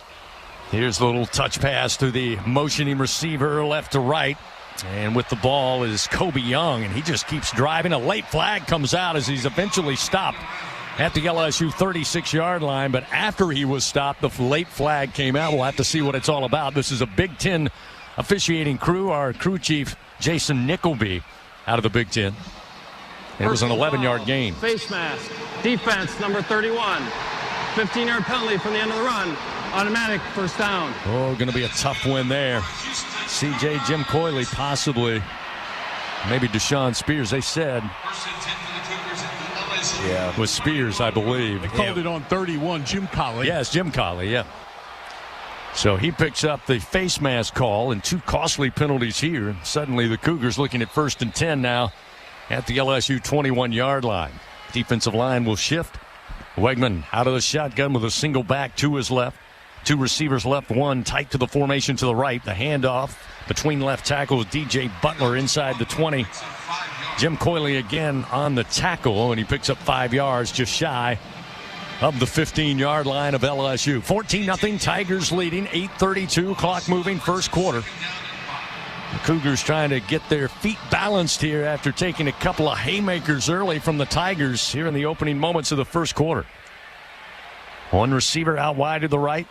Stack 2 receivers to the left. Again, out of the shotgun, Wegman. He'll check the wristband here. Last moment, he's got Butler on a wing to his left. Now they'll orbit motion the receiver, fake the handoff. Wegman rolling to his right, looking downfield, and the ball slips out of his hands. He was trying to make a throw. Basically, a knuckleball came out of his hands into the Houston sideline, and he immediately, Jacob, looked at his hands as if something just slipped. Yeah, I don't know that I've ever seen a pass quite like that. In fact, at first I thought he was going to run because it was man coverage, and so everybody was covered up. He is known as a guy that can run. He had a clear lane, but he decides to try to throw it to a guy that looked pretty covered up. Yeah. And then you're right. I mean, it just helicoptered out of the end zone there. I'm not quite sure I've ever seen it like that. Yeah, Mekhi Muse was the lone receiver to the right, but I'm with you. I think he was all covered up. Maybe at the last moment thought, that's not a good idea, and then that second guess may have affected the throw. It went well out of bounds. Wegman again. Pressure comes. Hit up top. Helmet ripped off, and here come flags everywhere. Tough break for Don McKinley, who got free, untouched, made a beeline to the Cougar quarterback. But Wegman able to bend out of the way, kind of drop down a little bit, and unfortunately McKinley's paw gets hung up in the face mask, rips the helmet off, and another costly face mask going to get the Cougars closer to pay dirt here. Yeah, certainly penalties have played a big part in this drive for Houston. I can tell you right now, they can't block LSU up front. The defensive tackles are getting pressure every time, be it through the run game or if they drop back to pass there. That's going to be a real problem for Houston. The penalties have bailed them out here. That was a pretty clear face mask there, CP. Pretty clear face mask, no question about it. But I think Dom was affected. He was stripped by one of the offensive linemen. Yeah. He started to fall, and Wegman was dropping down. Again, he probably thought he was going to hit him somewhere around the shoulder pad, but as it turned out, it was a clear face mask. So after the penalty, it'll be first down, goal to goal. They'll mark the ball at the LSU 8. The Tigers leading 14-0, but the Cougars threatening inside the red zone. Snap back to Wegman. Swing pass. Gets it in the hands of his receiver, Amari Thomas, and LSU gets it quickly, brings him down at the 10-yard line. A loss of 2 on the play. Great pursuit that time. LSU looked like they were in the huddle. That's a really nice job. Look, so you see Tamarcus Cooley there. His job is either make the play or send it back inside to a pursuit there. And you certainly had multiple Tigers coming, including Patrick Payton there from his edge rusher position. Move the ball middle of the field with that loss of 2. It'll be second down, goal to go from the LSU 10. Again, Wegman in the shotgun. Butler on a wing to his left. Here's the snap. Quarterback draw. Wegman up the middle and grab from behind as he reaches near the 6 with the football. It was Tylen Singleton that was able to get a couple of arms on him and bring him down. They're going to say he came down at the 7, so it'll be third down, goal to go from the LSU 7 here. Big opportunity for this LSU defense. Keep them out of the end zone. Force a field goal try if possible. All comes down to this third down play, a Bingo Pest product third down for this LSU defense. Down to 6:40 remaining first quarter. LSU up 14-0. Motion receiver left to right. They'll get it to Amari on the far side, and he got free. Did he get in the end zone? Waiting for an indication. They think he steps out inside the 1, and he did. It was Amari Thomas, one of their leading receivers, and boy, does he have speed. He motioned from left to right, quick throw from Wegman. He catches it on the run, and just enough distraction to bounce him out of bounds. Maybe taking a look at it here. We'll see.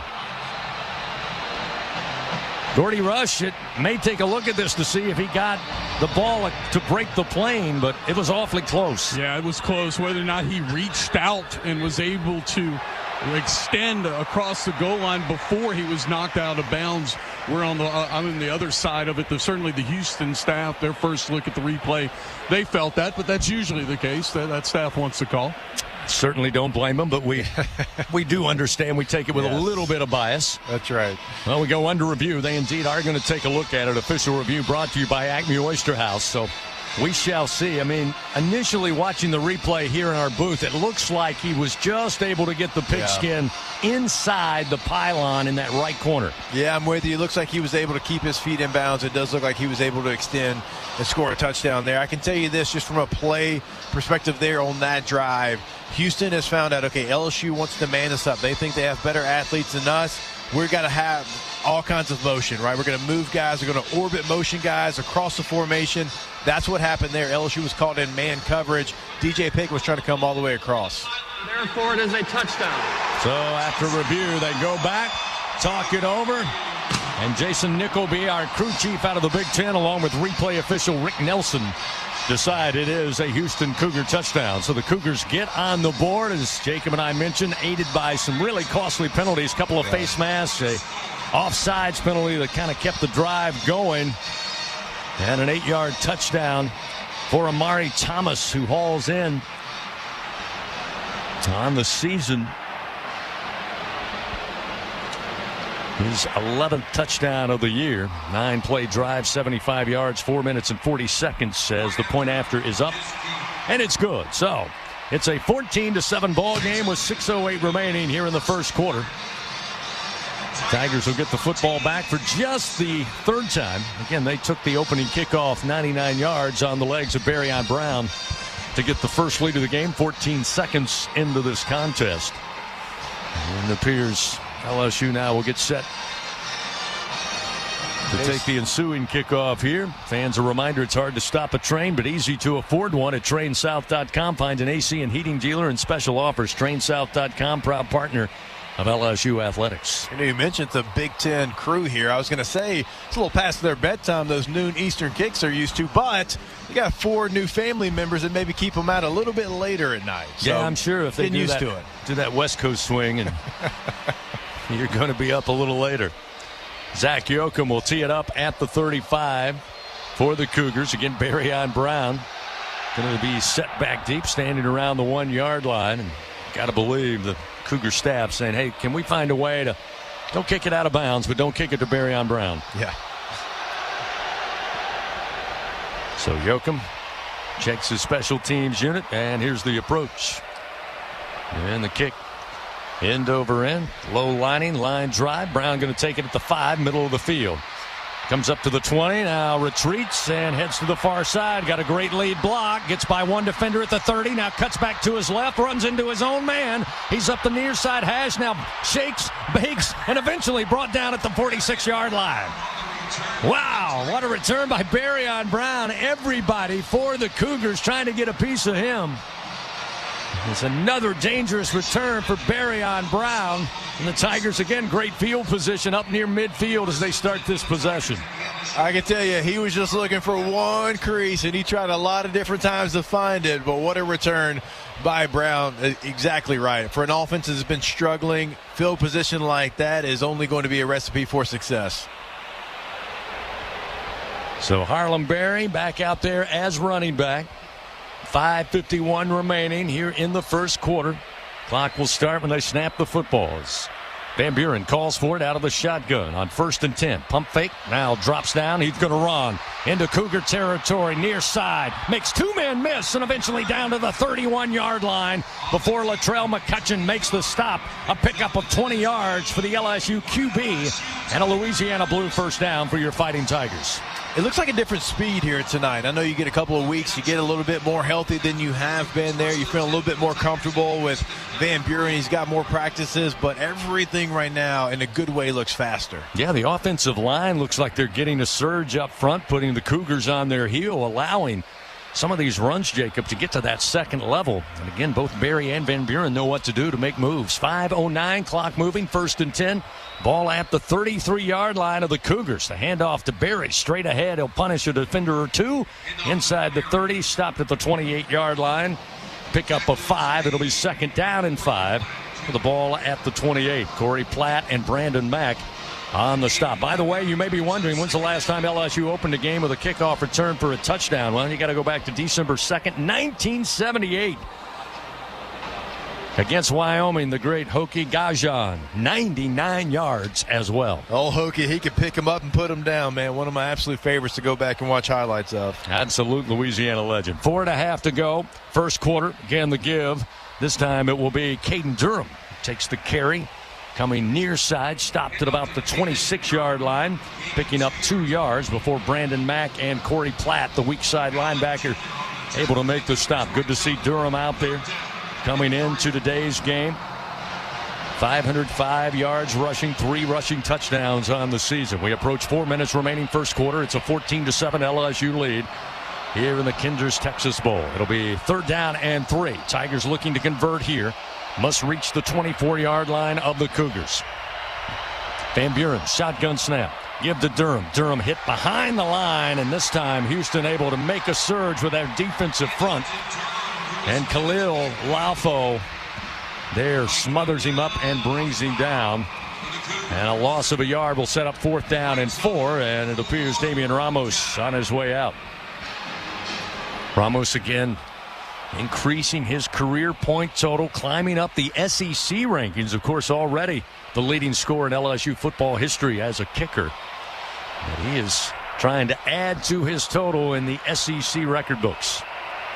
This will be a 44-yard try, trying to make it a 10-point LSU lead. Snap, placement down, kick is up, and the kick is no good. Wide right.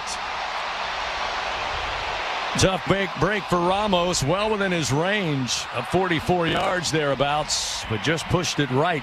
And the score remains 14-7 and a timeout on the field. Tiger fans, LSU honored to serve 44 Farms Tiger Dogs in legendary Tiger Stadium, and you can enjoy their premium Angus beef at home. Just visit 44steaks.com. Go Tigers, 44 Farms, proud partner of LSU Athletics. It's a 14-7 LSU lead. Tigers miss on a field goal. We come back, the Cougars take over after this on the LSU Sports Radio Network. Hey, Tiger fans, this is Bob McLaren with 44 Farms. We're so honored that you're enjoying our 44 Farms Tiger Dogs in Tiger Stadium. Did you know we've been turning meals into celebrations since 1909? You can do the same by visiting 44steaks.com. Go Tigers! 44 Farms, proud partners of LSU Athletics. Introducing the December Scratch-Offs from the lottery. Show your parish pride with Parish Payout. Win up to $15,000. Uncover the right words and play green and gold crossword. Win up to $50,000. Let the good times triple. Play Flirt of Threes. Top prize $133,333. Play Cash 50, $100, and $500 scratch-offs with over $12.5 million in cash prizes. Must be at least 21 to purchase. It's game on, Tiger fans. From the backyard to the bayou, the Ford F-150 with available Pro Power onboard gives you the power of a mobile generator. So as long as you've got a TV and a signal, you don't have to miss another game. Just one more reason why Ford F-Series has been the best-selling truck in America 48 straight years. Ford F-150 and your Southern Quality Ford dealer. Proud sponsor of LSU Athletics. Let the good times roll. In Louisiana, we love our LSU Tigers. When the band strikes up those 4 iconic notes, the fans go wild. At Louisiana Blue, we're Tiger fans too.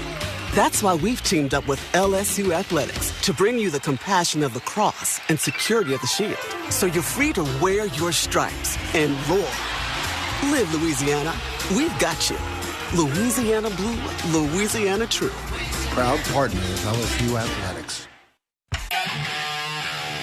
This is LSU Fighting Tiger Football on the LSU Sports Radio Network, powered by People's Health.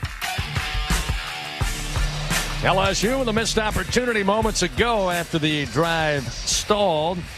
They attempted a 44-yard field goal, and Damian Ramos hasn't missed many, but unfortunately that one went wide right, and the score remains 14-7. Fans FMOL Health, Our Lady of the Lake, proud to be LSU's championship health partner. Together, LSU and Our Lady of the Lake Health champions for Louisiana. Together we roar. Learn more at olrmc.com/LSU. Cougars going to take over. First down and 10. Ball at the 27-yard line. Gordy, you got a better vantage point than we do, but right now it looks like LSU's speed could be dangerous this evening against this Cougar squad. Size and speed. Now you get down here in the field and you look at LSU's offensive line, just towers over Houston's defensive front. They've got to do something to counter all the pressure that Houston's bringing, all the numbers they're bringing into the box. Twin backs out of the shotgun here. Look like they'll direct snap it now. They'll move and bring Wegman back to the shotgun. And the handoff going to go to the starting running back, Dean Connors, who will go straight ahead across the 30 and stopped at about the 34. I'll say the knee was down at the 32, so a pickup of 5. It'll be second down and 5. The ball at the 32-yard line. You get to these games, again, outside of the college football playoff, and you talk to these coaches, a lot of them say, you know what, we've got our bread and butter, and we also brought some gadget plays, and why not? Certainly players love them. Second down and 5. We'll see as Wegman. Design run coming near side. He's got a lot of blockers on the left side, but a great tackle by Spears. Able to fight through the Cougar blocking line and lay a pretty good hit on Connor Wegman as he sails out of bounds. Picks up the first down, but certainly Spears let him know about it. It'll be first and 10 ball now at the Cougar 37-yard line as we approach 2 minutes and 14 seconds remaining. Pistol formation, 2 receivers for the Cougars wide to the right, 1 lone receiver to the left. Mari Thomas, one of their leading receivers who had the touchdown earlier in the slot to the right side, but they'll run downhill. Connor on the handoff, and he is cut down on an awesome open field tackle at the 40-yard line by Jordan Gilbert. Picks up 3 yards on the carry, but excellent seek that time by Gilbert. Made a beeline for Connors and brings him down quickly on second down and 7. Deep drop by Wegman. Throws and catch, I believe, grabbed out of the air. And he does, just by a defender, able to pick it up right on the numbers at the 46-yard line of LSU. That's Amari Thomas. 14-yard pickup. Again, I just think the Tigers didn't know the ball was coming in their vicinity. They had 3 in the area, but it got right between them, and Thomas makes the play. First and 10 now at the LSU 46-yard line. Wegman again will go to the wristband. He'll move Connors from right to left out of the shotgun. Here comes a corner blitz. It's going to be picked up. Wegman throws down the far sideline. It's overthrown and incomplete. Pretty good coverage on the tight end, Koziel. Covered up down the sideline, step for step. Tylen Singleton getting a chance at linebacker to do a little coverage. And again, LSU brought the corner blitz, and they also had pressure right up the middle. Wegman had to deliver that one, Jake, a little too soon. Yeah, Blake Baker certainly not shying away from who he's been this entire season. I mean, man coverage, bringing guys from different places on the field, being super aggressive here early on. Wegman. Handoff on the receiver going left to right. LSU able to get to him on that far side and force him out of bounds after a 6-yard gain. Sweep play, able to pick up positive yards. We'll make it third and manageable at 3rd and 4.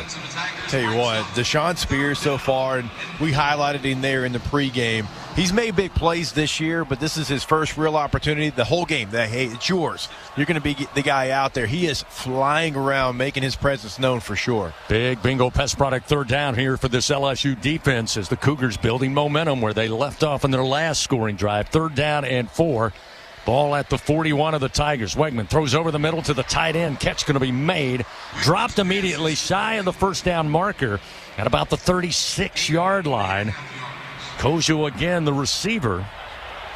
That could be the final play of the quarter here with just 4 seconds remaining. It was DeMarcus Cooley there.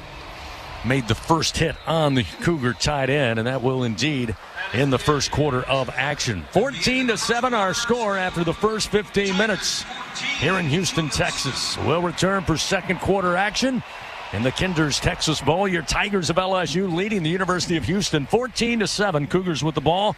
Looking at 4th and a yard at the LSU 37 when play resumes. Back after this on the LSU Sports Radio Network. Hey, college football fans. I know you'd do anything for a win on game day. And an ice cold Bud Light. Because whether you're tailgating in the parking lot or parked on the couch, sitting on your lucky stool at the bar, or standing in the fan section all game long, the clean, crisp taste of Bud Light turns a win into a win-win. And there's nothing easier to enjoy than that. Bud Light. Easy to drink, easy to enjoy. Enjoy responsibly. Anheuser-Busch Bud Light Beer, St. Louis, Missouri. BRQ Seafood and Barbecue is your ultimate destination for food, fun, and an unforgettable experience. Come enjoy our daily specials or indulge in our brunch every Saturday and Sunday. Planning an event? Choose to have BRQ cater your event or host your gathering on our outdoor patio, the backyard. Plus, as the official catering services of LSU Athletics, we are the top choice for your game day celebrations and special events. Join us at BRQ Seafood and Barbecue, where food, fun, and unforgettable moments await. Something new is happening at Cox. Now the price of your Cox internet and mobile plan won't go up for 3 years, and Wi-Fi equipment is included. So no frustrating price changes, just a lot more of what you want. Like a pizza with extra pineapple. Yikes. Okay, let's stick with something everyone wants. No price changes on your plan, guaranteed.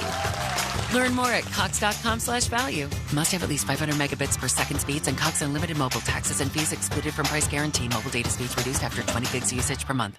Trust isn't given.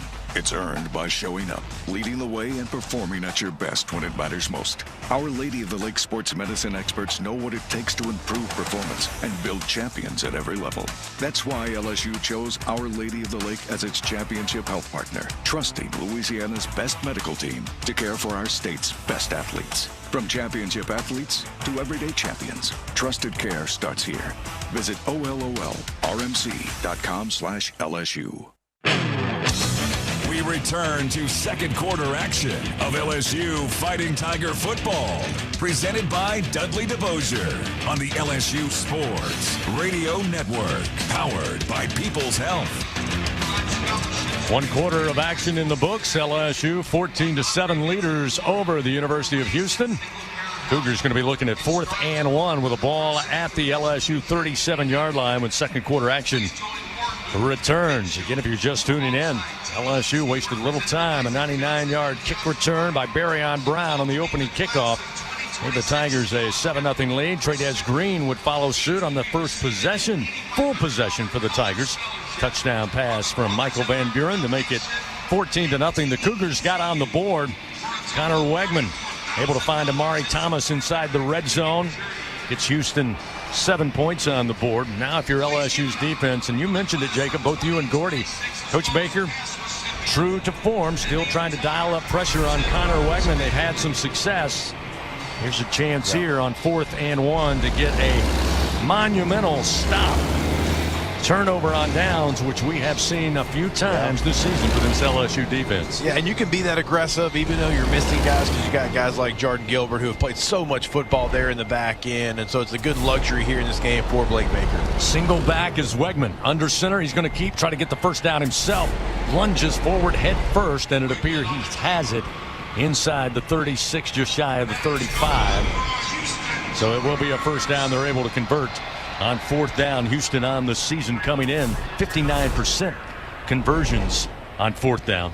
Now we got a slow player to get up, Matthew Wyckoff, the right guard for the Cougars, slow to get up after the play. While we have a moment, let's pause 10 seconds. Station identification. This is Fighting Tiger football in the 2025 Kinder's Texas Bowl on the LSU Sports Radio Network. Hear the Tigers roar worldwide. The LSU Sports Radio Network and the LSU Sports mobile app. Along with former Tigers Jacob Hester, Gordy Rush on the sidelines, I'm Chris Blair. Happy to have you with us here on the 27th of December. Perfect placement here between the holiday and, of course, the new year coming up next week. As, again, they take a look at Matthew Wyckoff for the Cougars, the right guard. Slow to get up after helping his quarterback pick up that 1+ yard to keep this drive alive. Houston looking at 1st down and 10 with the ball at the LSU 35-yard line. Quickly taking a look at the first quarter, and your first quarter stats presented by Hancock Whitney. Tigers with 3 first downs, 62 yards on the ground, 23 yards through the air for a total of 85. University of Houston, 8 first downs so far, 45 yards on the ground, 52 yards through the air in that first quarter for a total of 97. Jacob, you mentioned Deshaun Spears, already 6 tackles for the Tigers in this game. And, it goes to speak, Corey Raymond, rebuilding DBU. And, again, you're without some of your star players this year in tonight's game. But you got some pretty good depth that we have developed, or the Tigers have developed throughout the season. And you're right, again, with Pickett and Woodland out there at the corners at times, Gilbert along with Cooley and Deshaun Spears, the aforementioned. It's a pretty good salty bunch defensively. Yeah, Spears, one of those guys who was SEC Defensive Player of the Week for his performance against Florida. So certainly excited to see here tonight. He's already started off with 6 tackles, as you mentioned. Ball center of the field. Wegman takes the snap. First down and 10 from the 35. He's going to air it out. One-on-one coverage going to be overthrown, but a flag comes out at the 15-yard line. They're looking for Kobe Young. Trying to stay with him was DJ Pickett. A little bit of hand grabbing, and the flags come out. Defense number 3. 15-yard penalty. Automatic first down. So another costly penalty, and that's the 4th penalty against the Tigers tonight, Jacob. And, of course, 3 big ones helped the Cougars get down the field and score. Yeah, I don't know that we've seen that many times, if at all, for Pickett. Kind of panicking there. I don't even know if that play was going to be catchable there, but oftentimes, he plays that so well. Surprised that he kind of panicked and grabbed the hip of the receiver there. 3 down linemen. They've got 4 at the line of scrimmage to the Tigers here on first down and 10. Ball at the 26-yard line. Here's a handoff, breaking through a couple of arm tackles. Left tackle side down to the 15. There's going to be Dean Connors. He'll pick up 5 yards. Woodland and Patrick Payton there to help make the tackle for LSU. It'll be 2nd down and 5. Ball at the LSU 15-yard line. Red zone offense this year, pretty good by this Cougar squad, both offensively and defensively. It'll be 2nd down and 5. Ball at the 15 on that far side hash as they attack left to right. Wegman takes the snap, design run, and looks like he tripped and fell back to the line of scrimmage. No gain on the play by Connor Wegman. Looks like maybe the turf monster got him down there. It'll set up 3rd down and 5, and another pivotal bingo pest product 3rd down for this LSU defense. They'll rely mainly on Ethan Sanchez for field goal kicking. A senior out of Dallas, Georgia. Transferred to Houston after starting his career at Old Dominion. 3rd down and 6. Ball, they actually say back at the 16, so Wegman lost a yard falling forward. Motion to receiver, right to left, handoff on a delay to Connors. Connors straight ahead, makes his way down to the 10, and he'll pick up the 1st down for the Cougars. CJ Jim Coyley again was there on the tackle, playing the star position along with Gilbert tonight in that defensive backfield. And that'll be 1st down and goal to goal just inside the LSU 10-yard line. And again, they'll send 3 receivers out wide to the left, 1 to the near side. Wegman in the shotgun. Dean Connors on a sidecar to the right of the quarterback. Connors going to lead block. Wegman wants to run. He's grabbed from behind and tripped up at the 10-yard line for no gain on the play. So that'll quickly set up 2nd down, goal to go from the LSU 10. I knew that Wegman's certainly somebody that came in here with over 150 carries, but I wasn't sure they were going to try so much Q run, design quarterback run with him here today, just with LSU's team speed. But they have come in, they've stayed true to form for sure. Pistol formation now for the Cougars. Again, ball middle of the field. Now Wegman going to bail out of the pocket. He'll line up as a receiver to the left side. Connors going to take a direct snap, but we got whistles and movement up front, and it looks like the Cougars fooled themselves. Should back them up. First penalty of the night. Offense, everyone but the center. Houston. 5-yard penalty. 2nd down. Well, that's one way to put it, Mr. Nickleby. Everybody but the center. You mentioned kind of the trick plays and the gadget plays here in the bowl game, and all the players. We are excited. Like, we waited all that time, but there's a reason why you waited to the bowl game to run a lot of that stuff, and I think that was a reason why there. Sometimes when you do it, it gets you a little bit off of what you've been doing to get you down here. Coach Willie Fritz want to work on that a little bit more in practice with his team. 2nd down and 15, ball back at the 15-yard line. 2nd down and goal, I should say, from the 15. Again, quarterback draw, Wegman going right, cuts back left, inside the 10, down inside the 5. Stop there after his knee came down to Marcus Cooley coming up to make the tackle to trip up the Cougar quarterback. It'll set up 3rd down and goal to go from the 4 of LSU after a 10-yard pickup. So that penalty costly for the Cougars. Still gives them a chance. 3rd down, goal to go from the 4. They'll keep the ball middle of the field. Wegman again lines up in the shotgun. He's got 3 receivers, including the tight end to the right, 1 flank to the left side. Connors, the single back to the left of Wegman. Waiting on the snap.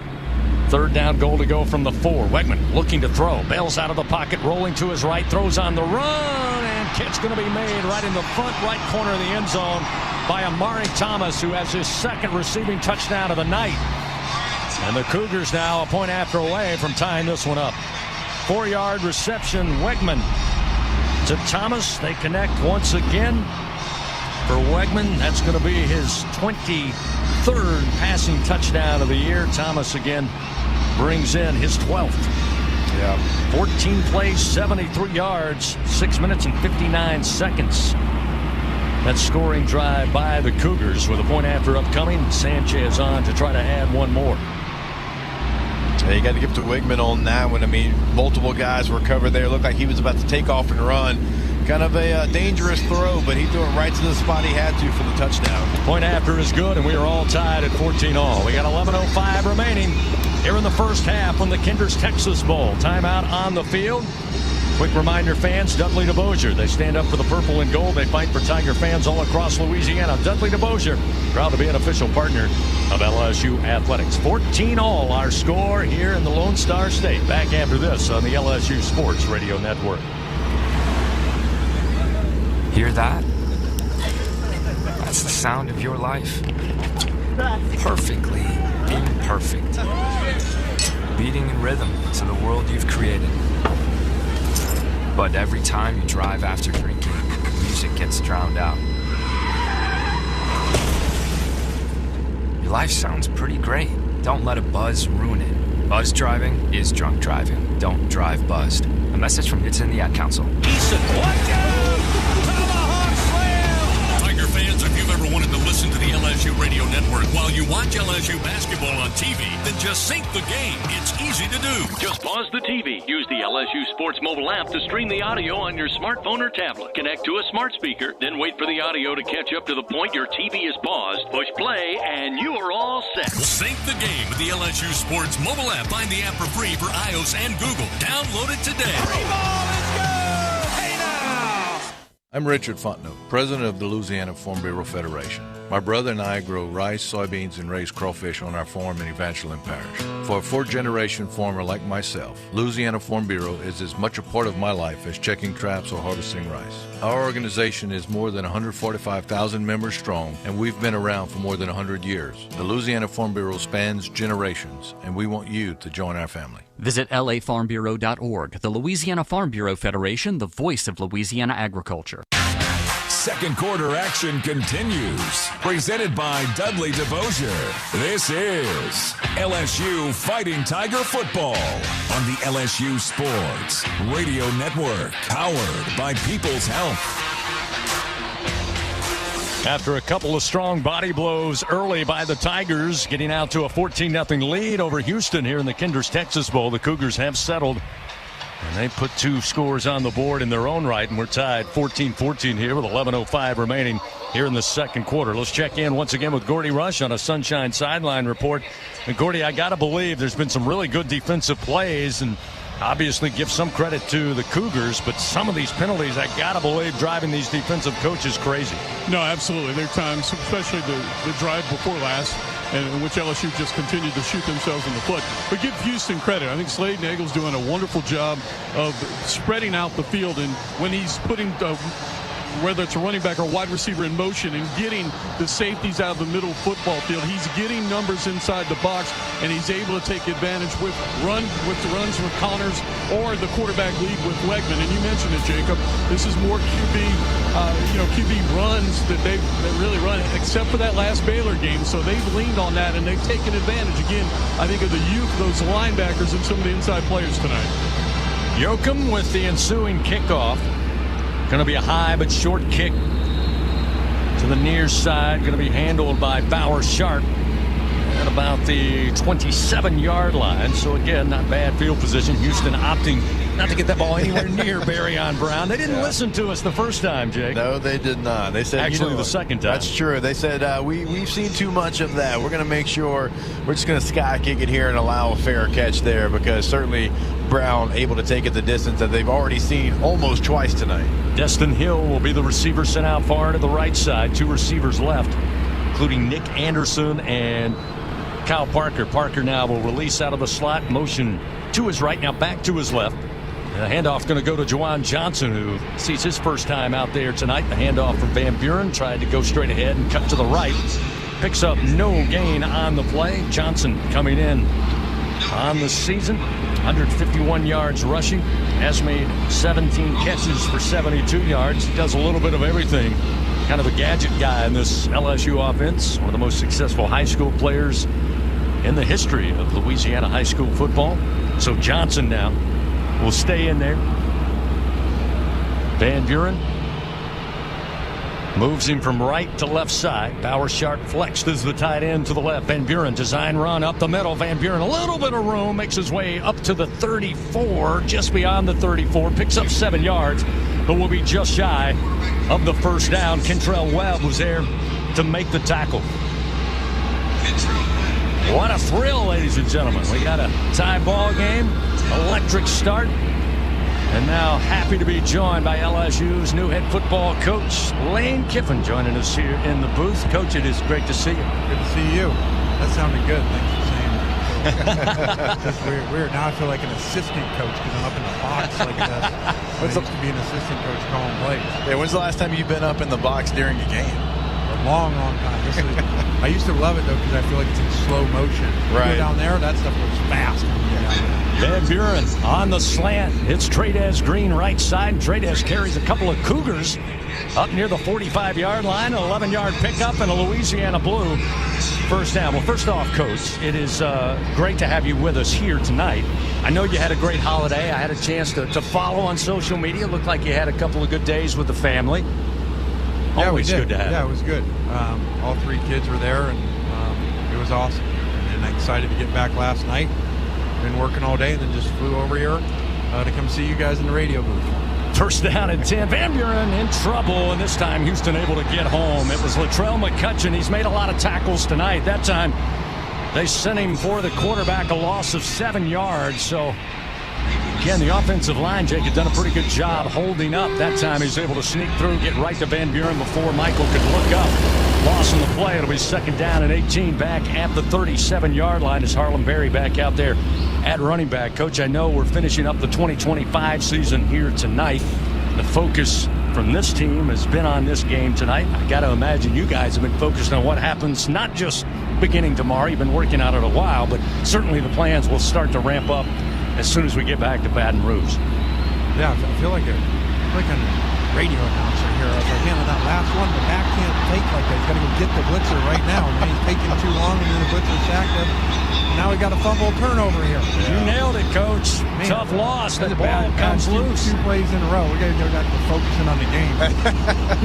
Sione Fotu comes up with the loose ball, and the Tigers offer up the first turnover of the game and set up Houston in great field position here as we got a timeout on the field. Change of possession here. Cougars in business, 1st and 10 at the 41. We'll take a quick break. We come back. We'll continue talking with LSU head coach Lane Kiffin here from the Kinders Texas Bowl in Houston. Our score, 14-14 LSU and the Cougars of Houston on the LSU Sports Radio Network. We've got, folks, just nonstop action. The energy is electric and the fans are all in. An intense game like this calls for a Coca-Cola. Crisp and refreshing. That's a game changer. Yeah, that taste scores every time. And just like that, they're back at it. Passionate fans and an ice-cold Coca-Cola. Now that's a winning combo. No matter the team, no matter the sport, everyone knows fan work is thirsty work. Enjoy a Coca-Cola. Southern Air Heating, Cooling, and Plumbing, your trusted experts for all your home service needs. With over 35 years of dedicated service, we prioritize your comfort and satisfaction. As an official partner of LSU Athletics, we bring our expertise to every game, from installations to repairs. Our team delivers honest pricing with no surprises. Call us today at 225-777-8888 and experience the difference with Southern Air Heating, Cooling, and Plumbing. Go Tigers! Trust isn't given. It's earned by showing up, leading the way, and performing at your best when it matters most. Our Lady of the Lake sports medicine experts know what it takes to improve performance and build champions at every level. That's why LSU chose Our Lady of the Lake as its championship health partner, trusting Louisiana's best medical team to care for our state's best athletes. From championship athletes to everyday champions, trusted care starts here. Visit OLOLRMC.com/LSU.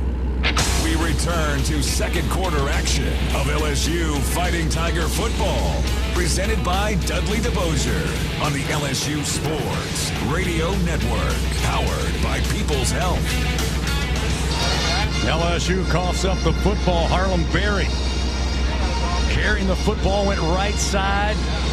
Cougars able to punch the ball loose. They take back possession after the turnover. It'll be first down and 10 at the LSU 41 as the Cougars now have possession in a 14-14 ball game. Fans, show your parish pride by scratching your way to big winnings by playing Parish Payout. From the lottery, you could win up to $15,000. Your parish, your payout. Must be at least 21 to purchase. Thrilled again to have LSU head coach Lane Kiffin joining us here in the broadcast booth. Coach, obviously the fans listening across the globe, they're probably all excited. I'm sure they're excited. I know they're excited. Kind of what's the plan for you guys, your staff? I know big announcements last week about filling your staff. I'm sure there's more to go, but kind of what's the first steps getting ready for 2026? Well, we got coaches all over the place a little bit. We got some here, we had some back at the office, and we got some in Oxford, Mississippi. Yep. So it's unusual, but I'm glad that, our coaches can go help those players and hopefully go win a national championship. But as soon as they're done, our coaches will be back here and getting ready for a great portal season, keeping our own players and adding some great players. Cougars start first down and 10 out of the pistol formation. The handoff going to go to DJ Butler. He spun around, not much, no gain on the play. Devon Keys, Deshaun Spears. Again, Spears racking up tackles here tonight, playing defensively for the Tigers. That'll set up second down and 10. So, Coach, when you're, putting the roster together and you have a good idea, you've game planned against this LSU team for multiple years, do you come in with that mindset of what you remember game planning against them, or is it kind of a blank slate? You kind of want to start over with you now at LSU? Well, we start over, but we also do know some players from playing them, and that's why a big emphasis has been keeping Whit Weeks, for instance. Like that's a big priority for us. And some of the other great players, especially on defense, and then go add players to them. Yep. Connor Wegman on the keeper, able to go around the left edge, pick up 6 yards. That'll be third down and 2. They'll mark it at the 33-yard line. Big Bengal Pest Product third down for this LSU defense as the Cougars take this turnover. Now look at the 33-yard line of the Tigers here. Cougars 3 for 5 so far tonight on third down conversions. Again, just moments ago, the time of possession certainly in favor of the Cougars. Number of snaps in their favor as well. Of course, it helps when you have a 99-yard kickoff return to start the game. This time, the handoff going to go to Butler. He goes nowhere. A lot of gold helmets on the attack that time, led by Woodland and Devon Keys. And that'll set up fourth down and 4. So decision time now for Willie Fritz and company as there's a Tigers slow to get up. Coach, in this day and age of college football, as a head coach, it's almost as if you're rebuilding year after year. Is there an adjustment to that? I mean, is there an advantage to being able to, hey, look, this year, this is this year, and then we got to move it to next year? I got to believe if you're able to amend like that on the quick fly, that you're probably going to be more successful. Well, there's some good parts of it, as a first-year coach when you come in and, you got to add some pieces. And so the portal is a good thing that way. But in general, it's gotten out of control. It's not good for college football. Something's got to be fixed. I mean, these guys everybody around the country is, just going in. And the portal's not even open yet. So I had to run our coaches today. They're like, well, all these guys are in. I'm like, it's not even open. So you're not in. They're just leveraging. Yes. So it's just a bad system. And I don't get mad at any of the players, because they all got agents now, and agents want to make them the most money. So what's the best way to do that? Go in the portal. You know, even if it's where you want to stay, right, you're still seeing them go in. So that's kind of a newer thing. So I think fans, I tell our own coaches, you're going to have to get used to being uncomfortable. Right. These guys are going to go in or say they're going in, and then they still may resign. Yeah. Bernard Gooden slow to get up, now being helped off by the training crew to the near sideline. We've got an injury timeout. Good news, LSU fortunate to have a healthcare partner like Our Lady of the Lake Health to provide exceptional care when something like this happens. Again, it's where athletes go who need further care. Our score, 14-14. It's 4th and 4 for the Cougars at the LSU 35 when we return to NRG Stadium on the LSU Sports Radio Network. Trust isn't given. It's earned by showing up, leading the way, and performing at your best when it matters most. Our Lady of the Lake sports medicine experts know what it takes to improve performance and build champions at every level. That's why LSU chose Our Lady of the Lake as its championship health partner, trusting Louisiana's best medical team to care for our state's best athletes. From championship athletes to everyday champions, trusted care starts here. Visit OLOLRMC.com/LSU. Everything tastes better after an LSU Tiger victory. Similarly, everything also tastes better once you've baptized it with the handcrafted flavor of the original Louisiana hot sauce. So just imagine how truly tasty something would taste if it was doused in the original Louisiana hot sauce after an LSU Tiger victory. That's Louisiana hot. Buy you some. LSU Tiger fans are gearing up with real Tigers apparel and merchandise from the official online store at lsushop.net. Get jerseys, sideline gear, polos, t-shirts, hats, official team merchandise from Nike, accessories, and much more. Over 3,600 products, all shipped right to your door. Head to the place real Tiger fans go for the selection only real Tiger fans get at lsushop.net. Second quarter action continues. Presented by Dudley DeVosier. This is LSU Fighting Tiger Football on the LSU Sports Radio Network. Powered by People's Health. 14-14 our score. Houston looking at a 4th down and 4. Again, Bernard Gooden helped off. We'll get an update from Gordy Rush coming up in just a moment. Hey, it was great to have LSU head coach Lane Kiffin stop by the booth here. Then he'll be headed down, I believe, to the sidelines, checking out some of his future players in the purple and gold. Right now, looking for a defensive stop. Ball placed at the 35-yard line of the Tigers. 2 receivers left, 2 to the right. Wegman in the shotgun. Crowded line of scrimmage for the LSU defense. They bring another corner blitz. They're able to pick it up. They get to Amari Thomas in the flat far side, but I think he's going to be short by a yard at about the 32-yard line. Needed to reach the 31. Great stop again. Team tackling by LSU defensively, and it will be indeed a turnover on downs. So the Tigers didn't get it on the last drive, Jacob, but they get it here. They'll take back possession. How about Jakeem Jackson and Tylen Singleton doing a great job of getting to one of the best receivers on this Cougar squad. Did not allow him to make a move and get any yards after the catch. Gives the ball back to LSU. Yeah, LSU needs to put a drive together here. Obviously, you've got some points, but they've come in fast fashion, right, with the kickoff return. You had a nice, quick, easy drive here. Be nice for them to put together one of those 10-play drives and take some time off the clock. Nick Anderson, Kyle Parker out wide to the right. Single back will be Durham. He'll get the carry. Going to be hit behind the line and dropped. They're going to give him forward progress back to the line. Nope, they're going to say lost a yard back to the 31 as Eddie Walls, the senior out of Fort Myers, coming up and making a solid bear tackle, not allowing Durham to break free. We got 6:03, clock moving, second quarter, a 14-14 score here in the Kinder's Texas Bowl.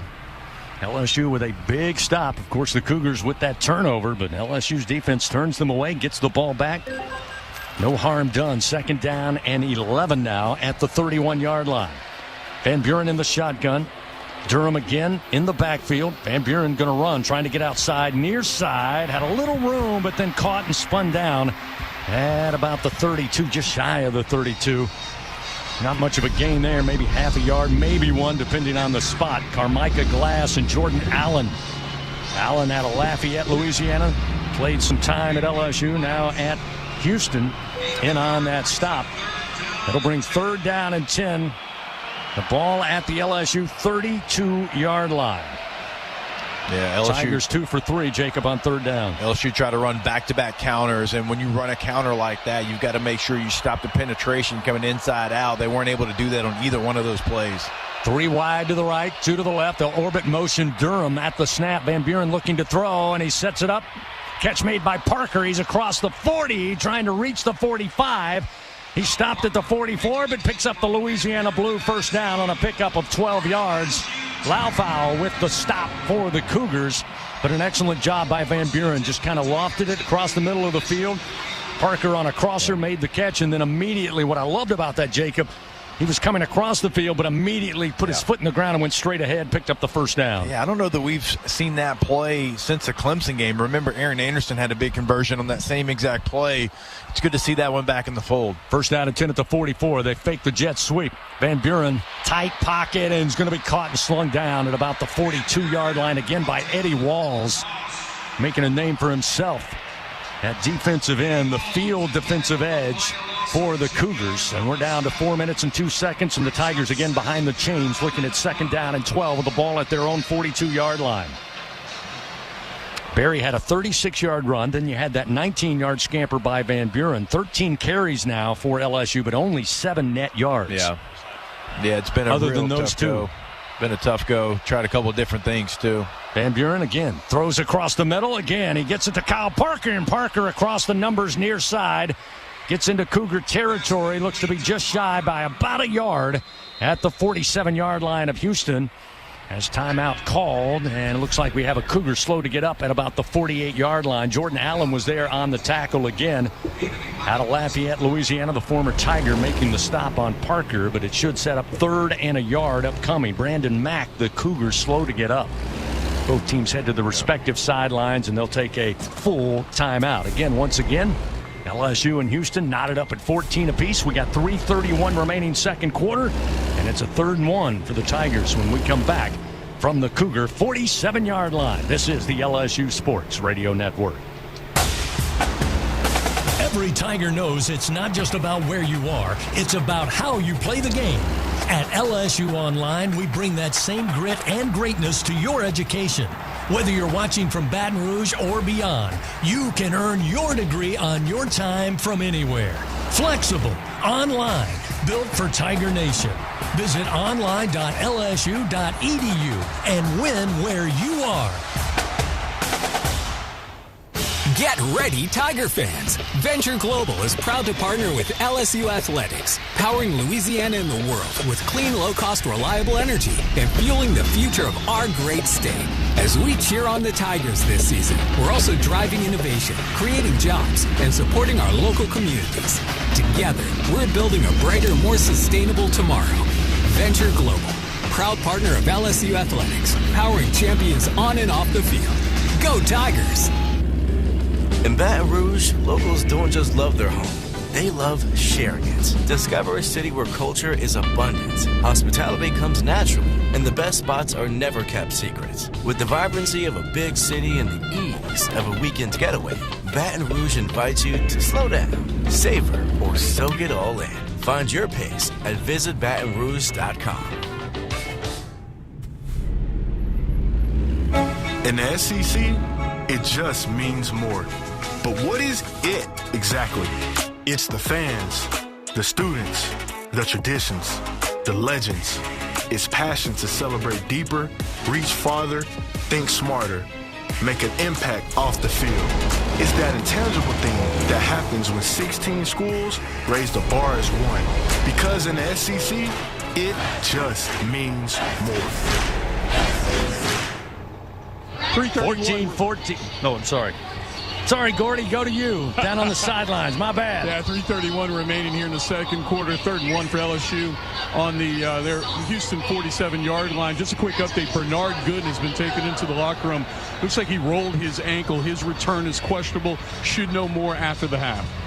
Thank you, Gordy. All Sunshine Sideline Reports brought to you by Sunshine, your John Deere dealer in the great state of Louisiana. Big pivotal 3rd down and 1 here for LSU's offense. And to your point, Jacob, earlier, after getting the turnover on downs, taking back possession after the LSU fumble, you almost do feel like in a tie game here with 3:31 to go, LSU, first of all, job one, get this first down, keep this drive going.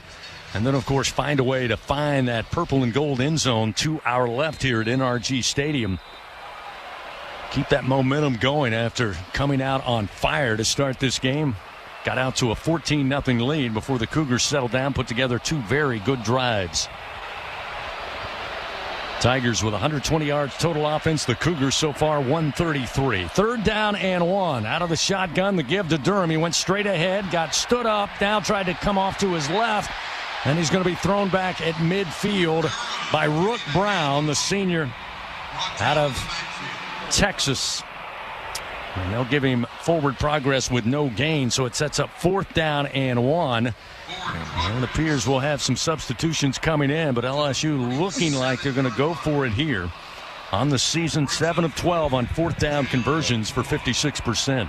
When you are running on 3rd and 1, 4th and 1, whatever it is, you got to pick one defender out if it's not blocked up just perfectly and take him on head on to try to push him for the pile for the first down. Van Buren going to line up under center. And they'll hand it off to Barryon Brown, and Brown trying to get to the near side, can't get to the edge. Or Xavion Thomas, rather, not Brown. It was Xavion Thomas who took the handoff after motioning right to left.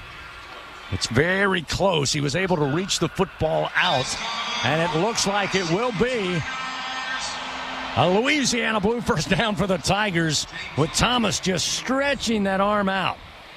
Yeah, just like we just talked about. Sometimes it's not blocked up perfectly. What do? You find one guy, you take him on, and you drag him for 3 feet to pick up the yard you need. First down and 10 now at the Cougar 46-yard line. May take this down to the 2-minute timeout. Van Buren looks to be in no hurry here. We got 2:04, and it appears LSU will be happy to start with 2 minutes remaining here in the second quarter. So we reach the 2-minute timeout, still tied 14-14. The Tigers, though, with a fresh set of downs, looking at first down and 10 at the Cougar 46-yard line. LSU Athletics once again would like to thank its corporate partners: Cox, McDonald's, FMOL Health, Our Lady of the Lake, Albertsons, Louisiana Blue, Coca-Cola, and Hancock Whitney. Timeout on the field. We'll return to NRG Stadium in a moment. 14-14 our score. LSU and Houston on the LSU Sports Radio Network. Hi, this is Chef Kevin Belton for People's Health. If you have diabetes, heart failure, or cardiovascular disorder, and you have Medicare, ask about a People's Health Chronic Condition Special Needs Plan. It's a Medicare plan designed to help with the unique needs that go along with these chronic conditions. Call People's Health today. Your benefits could start as early as next month. Plans are insured through United Healthcare Insurance Company or one of its affiliated companies, a Medicare Advantage organization with a Medicare contract. Enrollment in the plan depends on the plan's contract renewal with Medicare. Do you have questions about Medicare? Let us help. Aetna has Medicare Advantage plans that include prescription drug coverage with a $0 monthly plan premium. Plus, plans include benefits for your whole health like dental, vision, and hearing. Call Aetna today at 1-888-76-AETNA to learn more. There is no obligation to enroll. One of our licensed agents will answer your call and help you pick the right plan for you. Aetna Medicare is an HMO PPO plan with a Medicare contract. Our D-SNPs also have contracts with state Medicaid programs. Enrollment in our plans depends on contract renewal. Plan features and availability may vary by service area. Toyota-thon, Toyota-thon, Toyota-thon is on. Oh, what fun it is to drive a new Toyota today. Hey, Jan from Toyota here, reminding you Toyota-thon is on. Make your holiday wishes come true with a new Camry, RAV4, Tacoma, and more. All right, let's sing it together this time. Toyota-thon, Toyota-thon, Toyota-thon is Dealer on. inventory may vary. Toyota-thon ends January 5th. See your participating dealer for details. Toyota, let's go places. We return to second quarter action of LSU Fighting Tiger football, presented by Dudley DeBosier on the LSU Sports Radio Network, powered by People's Health. Again, 14-14 our score here in Houston in the Kinder's Texas Bowl. LSU and the University of Houston. Again, Gordy told us prior to kickoff, the far side behind the Houston Cougar sideline, a lot of red and white, but a great showing by LSU faithful. Again, Houston being the largest base of alumni outside the state of Louisiana, and they certainly showed up along with those making the trip over, as we did earlier today. Nice little trip over from Baton Rouge to Spacetown, USA. Yeah, the crowd feels good. Feels, obviously there's a lot of bowl games going on today, and you turn on the TV, and sometimes there's not a lot of people in the stands there, but it's kind of a perfect storm for the Texas Bowl. Obviously, you mentioned it there, what Houston means to LSU. Houston takes a bus ride from their facility over to the stadium here. Certainly feels like a big-time game, and it's a lot of fun here in bowl season when you have this kind of atmosphere. Yeah, unfortunately, I don't think Houston got to enjoy the marquee like the rest of us. That's true. Juwan Johnson will check in at running back here as the Tigers look at 1st down and 10, again at the Cougar 46-yard line. Van Buren sets back in the shotgun. He's got Trey'Dez Green in the slot to the right. Trey'Dez now will get closer to the formation right side. Van Buren 3 steps, looking to throw, slings it, but going to short arm it to Barryon Brown. Didn't make it to him at the 31, incomplete. That'll set up 2nd down and 10 at the 46. Yeah, it's one of those ones, Chris, you got to have that. It's a really nice job by Brown. He really sells like he's going to run right by the corner there. They've seen his speed on the kick return already, so they have to respect it. He puts his foot in the ground, comes back to the football, but just a skip throw there from Michael Van Buren.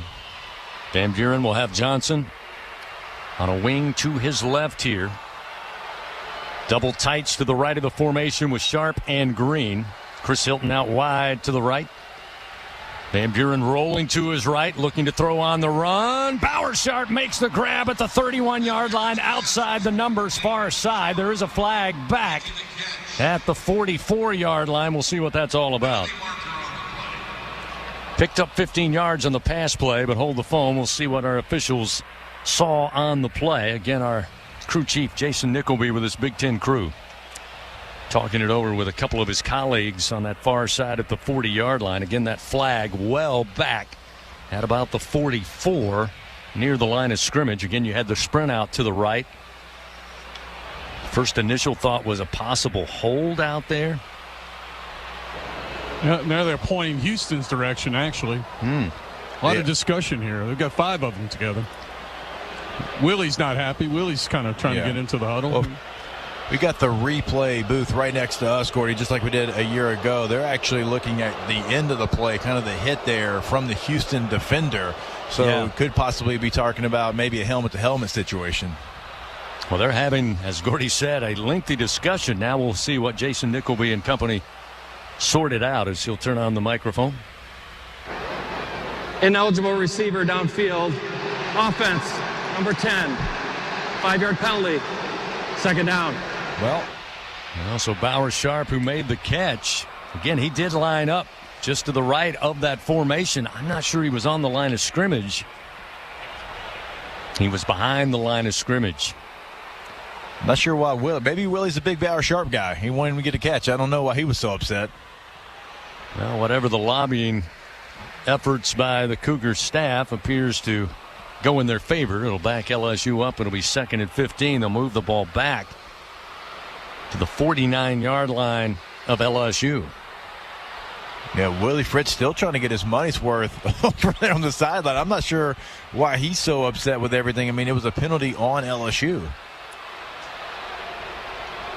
Look, we both know Willie very well. There's a reason why he has that rasp in his voice, right? It's from talking, a lot at a loud level there, so I don't know what he's so upset about. Yeah, when working with Coach Fritz at Georgia Southern, he said, Chris, I'll have to apologize. It's 30-plus years of screaming on practice fields. He's one of the best, though. So, again, we have a pause in action here. LSU going to be backed up 2nd and 15. Again, the ball now at the LSU 49-yard line, back on their side of the field. With 1:49 to go here in the 2nd quarter, tied 14-all. Van Buren in the shotgun. Johnson the featured back. Here's the snap. Van Buren looking left, now forced out of the pocket, throws on the run. Catch made by Parker inside the 45 down to the 43.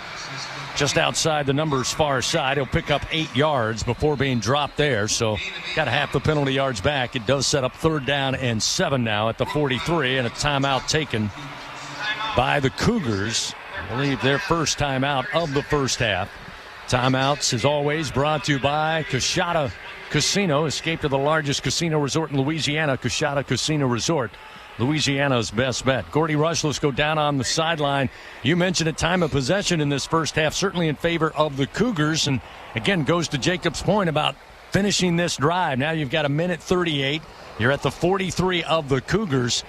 This is a perfect opportunity to get in the end zone, get some momentum, and take that into the halftime locker room. Yeah, no question. I mean, LSU's made plenty enough mistakes, 48 yards of penalties. You had the fumble, you had the missed field goal. To be able to get the momentum back your way and score here, I think is huge. And then also to keep the defense on the sideline. With Bernard Gooden going down, he's questionable his return with that ankle sprain. You're already thin in depth with some people that have opted out, so you want this defense to be as fresh as possible. 3rd down and 7. Juwan Johnson stays in. Now he'll leave the backfield, line up wide to the right. And into the slot will be Xavion Thomas to the right side. Kyle Parker along with Trey'Dez Green in the slot to the left with Barryon Brown, the wide receiver. So now they'll bring Johnson back. Van Buren steps into the shotgun. Snap, belt high. Pressure comes, and he's going to be knocked down back at the 46-yard line again. Khalil Laufau gets his 2nd sack. Just comes through virtually untouched. Up the middle and gets to Van Buren. A loss of 11 yards. The Cougars burn their 2nd timeout to preserve 1:34 on the 2nd quarter clock. Yeah, so that one's going to fall on the running back there. So they brought 2 guys. They brought a linebacker that was on the line, and they also brought the nickel from the edge. The running back, Juwan Johnson, goes to the nickel. It always, Chris, goes inside out. You got to take care of inside before you go outside. Why? Because the quarterback, if you protect him inside, he can throw off the guy coming off the edge there.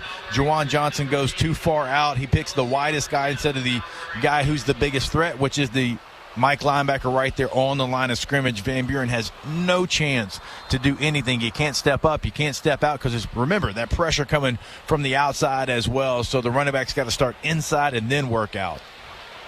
3rd sack of the game for this Cougar defense against the Tigers.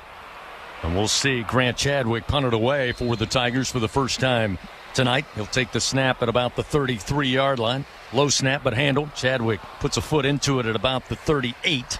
Fair catch called for back at the 10-yard line by Mekhi Muse. 43-yard punt by Chadwick, who comes into the game on the season averaging about 46 yards per punt. He has certainly been an asset this season in special teams. Yes. But the Cougars take over 1st down and 10. Start from their own 10-yard line here with 1:27 to go.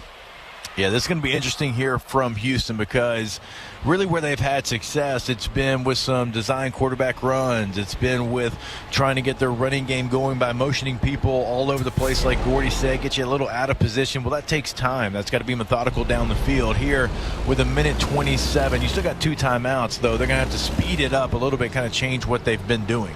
Connor Wegman, a threat to both throw and run. He's 8 of 10 passing, 59 yards, 2 passing touchdowns. To Amari Thomas, he also has an impressive 9 carries for 42 yards. This time they try to get outside on the pass to Dean Connors. He's chased down by Devon Keys, but he picks up 6 yards before being forced into the boundary. That'll set up 2nd down and 4 up at the Cougars' 16-yard line. Yeah, a play like that, you really start to miss, a Witt or really a West Weeks there because you're one-on-one coverage, and Keys is so good, between the hashes, between the tackles. That's where he's the strongest. They're going to try to get him out there on the edge in a little bit of an athletic mismatch. 2nd down and 4 for the Cougars from their own 16 on the near side hash. Wegman going to motion the tight end left to right. Connors the single back on the left hip of Wegman. 3 steps, fires, finds his tight end, Kojiel, at the 20, steps out of bounds at the 21 to stop the clock. DJ Pickett on coverage, but it will be a 1st down after a 5-yard pickup on the pitch and catch.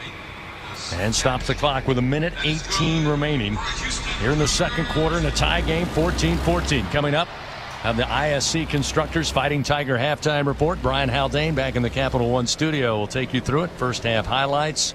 Look at the first half stats and check scores around the college football world.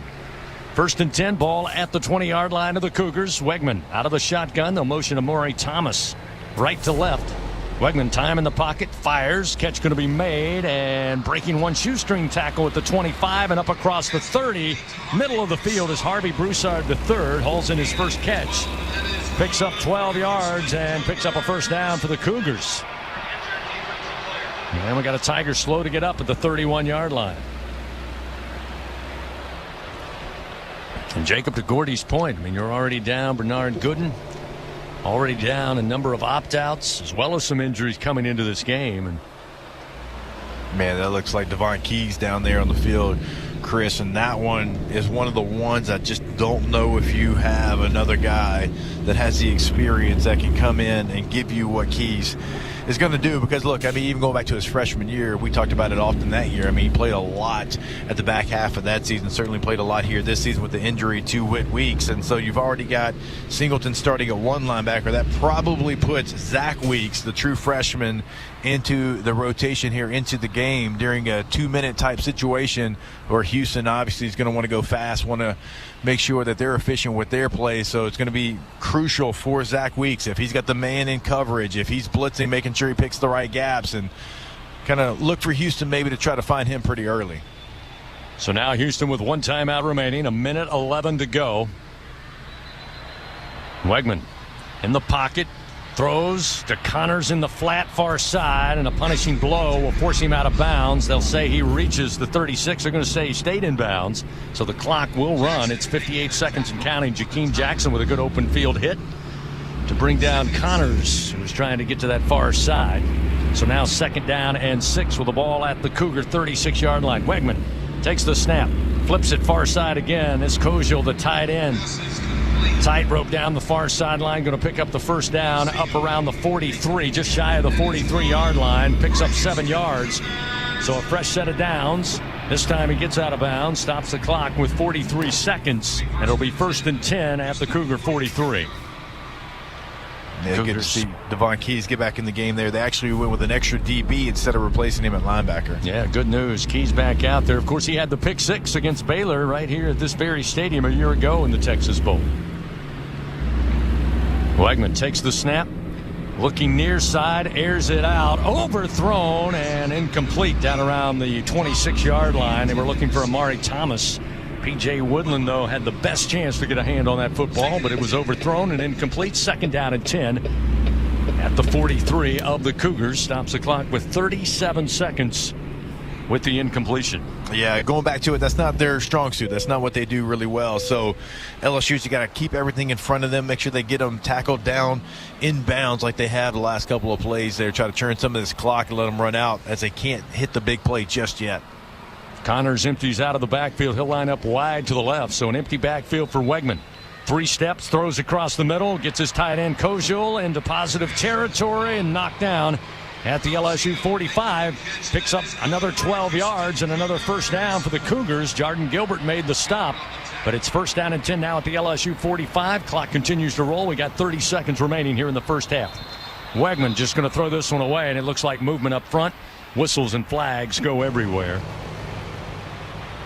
And the Cougars may have got a little jumpy there. They tried to line up quickly. Again, just one timeout remaining. The scoreboard here at NRG has Houston with 2 timeouts, but they burned 2 back-to-back just moments ago. Still waiting on the call from Jason Nickleby, our crew chief. Full start. Offense, number 74. 5-yard penalty. First down. Houston has elected to take timeout to avoid the 10-second runoff. That is their 3rd and final of the half. 30 seconds. So once again, to avoid the runoff of 10 seconds on the game clock, Houston will burn its final timeout, trying to preserve 28 seconds on the second quarter clock here. Matthew Wyckoff, the guilty party, the right guard, senior out of Magnolia, Texas. So with 28 seconds remaining in a tie game, 14-14 if you're just tuning in, the Tigers jumped out to an early start. 99-yard kick return to open the game. Barryon Brown went 99 yards to make it a 7-0 ball game. LSU would then get back on offense, put together an impressive drive, find Trey'Dez Green for a score off the pass for Michael Van Buren. It's 14-0 LSU, but the Cougars have scored the last 14 points, and that's where we are with 28 seconds. So they're going to put 2 more seconds on the game clock, making an even 30 here as Houston looks at 1st and 15 with the ball at midfield. They'll send out 3 receivers, including Thomas in the slot to the right side. Koziel, the tight end, will be flexed just off the formation to the left. Tigers again have Cooley on the back end of that defense, along with Gilbert at safety. Tigers show a little pressure at the line of scrimmage. Wegman takes the snap, steps back, looks to throw, and got a man wide open at the 36-yard line near side, headed towards the boundary. He'll step out of bounds at the 29. That was Kobe Young. DJ Pickett was on coverage, but he got there late. 21-yard pickup. It's 1st down and 10 now at the 29-yard line of the Tigers with 24 seconds. Again, the clock stopped after Young able to get out of bounds. This will be the 9th play upcoming of this drive for the Cougars. Yeah, DJ Pickett certainly upset with himself there. Gave a little bit too much room there on the route. I think he thought he was going to run that a little bit deeper. Ends up cutting it square down the line, and Pickett not able to recover. Stacey Snead now in at running back.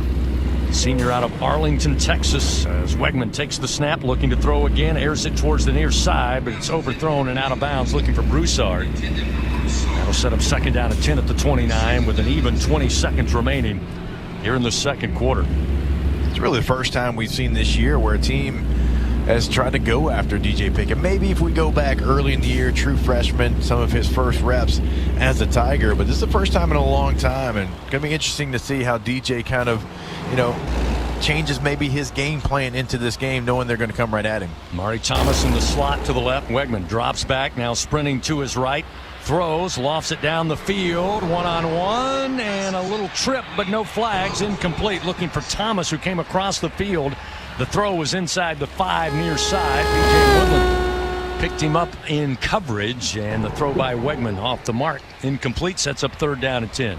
Yeah, Woodland probably a guy that kind of gets lost in the shuffle of, Mansour Delane has a Thorpe finalist type year. We talk a lot about DJ Pickett, rightfully so, and P.J. Woodland's had a really nice year this year, being the starter for the full season there, playing nice here to close out the 2025 season so far in Houston. 14 seconds remain here in the 2nd quarter. Play clock down to 7. 3rd and 10 from the 29 of the Tigers. Wegman takes the shotgun snap. Pressure comes. He will launch it in the air, far side. It's a jump ball, and we're going to get pass interference. That time it looked like setting up a basketball screen. Kobe Young was the intended receiver. Jakeem Jackson just got in front of him and held him up with his body at about the 5. Pass interference. Defense, number 8.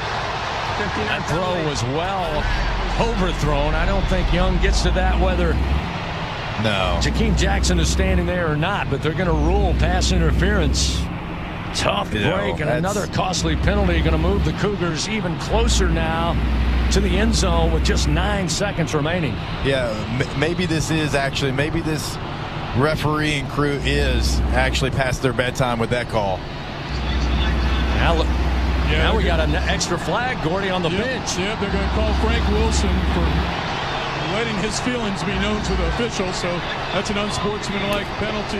That'll be half the distance to the goal line here, so Houston's going to get at least 1 or 2 shots here at the end zone before trying a field goal. That's a bad call. I mean, you have 2 guys. A receiver grabs onto the defensive back.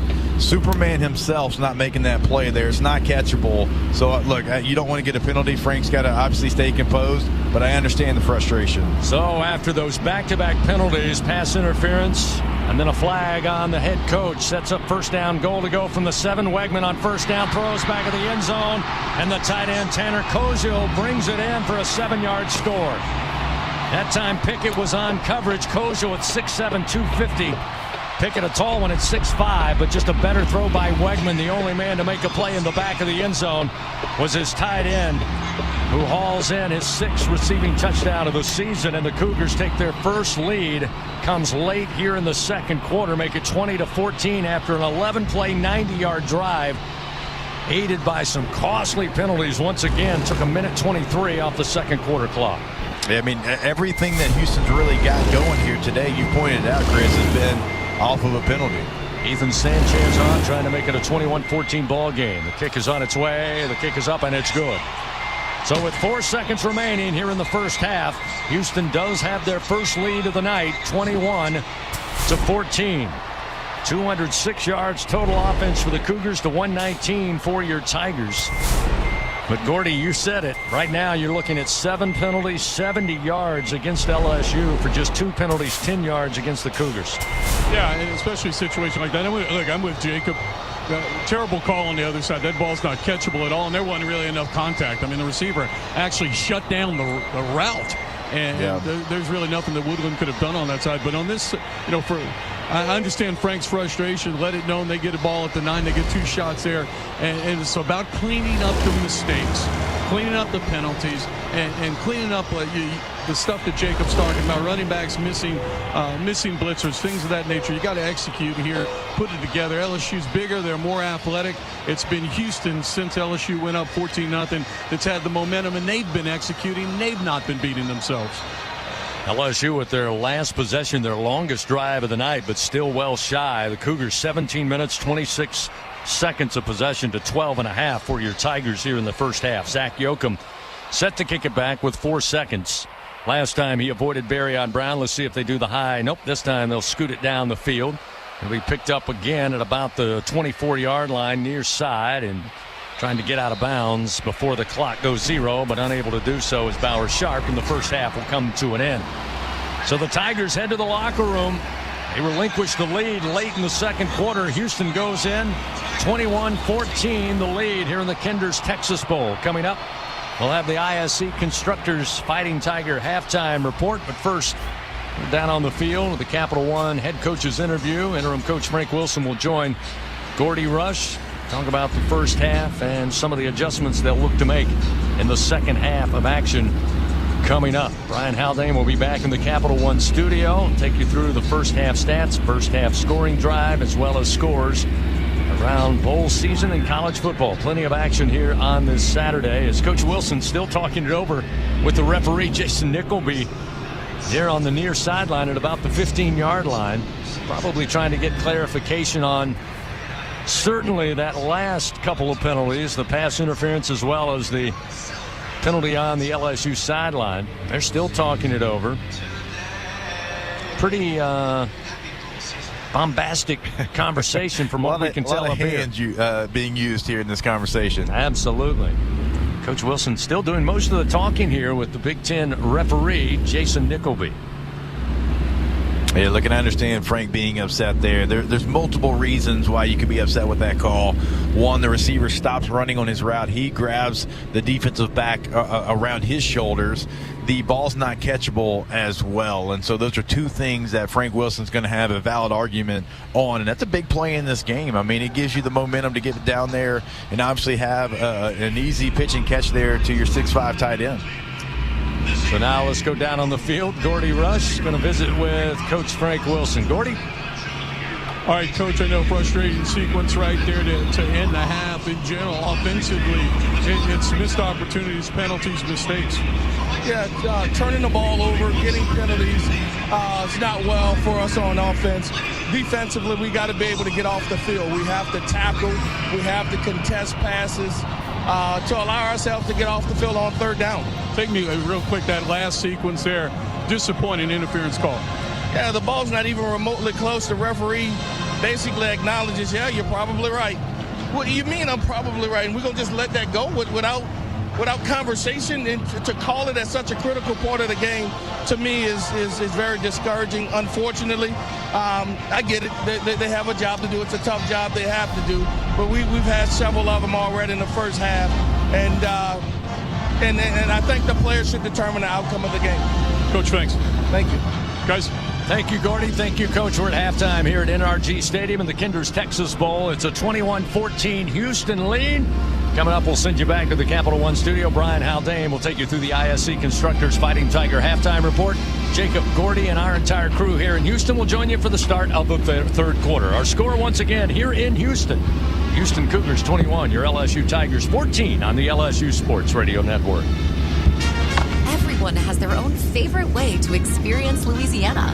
For some, it's the taste of hot beignets with a creamy cafe au lait. For others, It's swaying to the music of brass bands, Zydeco, and all the music in between.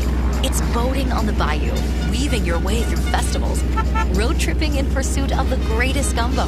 Whoever you are, whatever you crave, Louisiana will feed your soul. Go to findyourlouisiana.com to plan your visit today.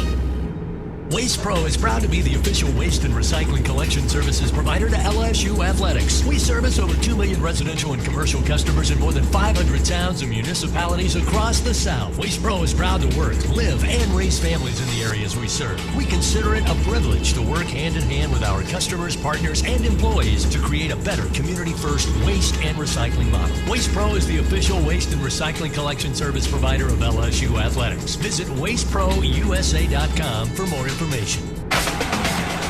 Share, proud partner of LSU Athletics. We understand that when you rent construction and industrial equipment, you need reliable machines and dependable service. From dozers and aerial work platforms to pumps, power, and climate control, we've got you covered. All rentals are powered by T3, the easy-to-use fleet management tool that lets you monitor your equipment from your phone or laptop. Visit EquipmentShare.com for your rental today. Equipment Share, built by contractors for contractors. Welcome in to the ISC Fighting Tiger Halftime Report. Presented by ISC Constructors. Powered by people.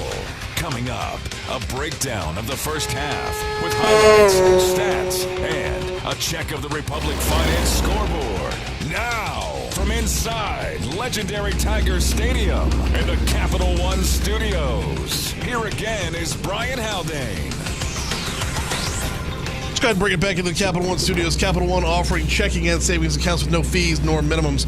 What's in your wallet? We start off your halftime report with the scoreboard update presented by Republic Finance. Visit Republic Finance for all your personal loan needs. Get started at republicfinance.com/Tigers. A slate of bowl games going on today, and there are two that are still ongoing. That will be us, and that would be Virginia versus Missouri.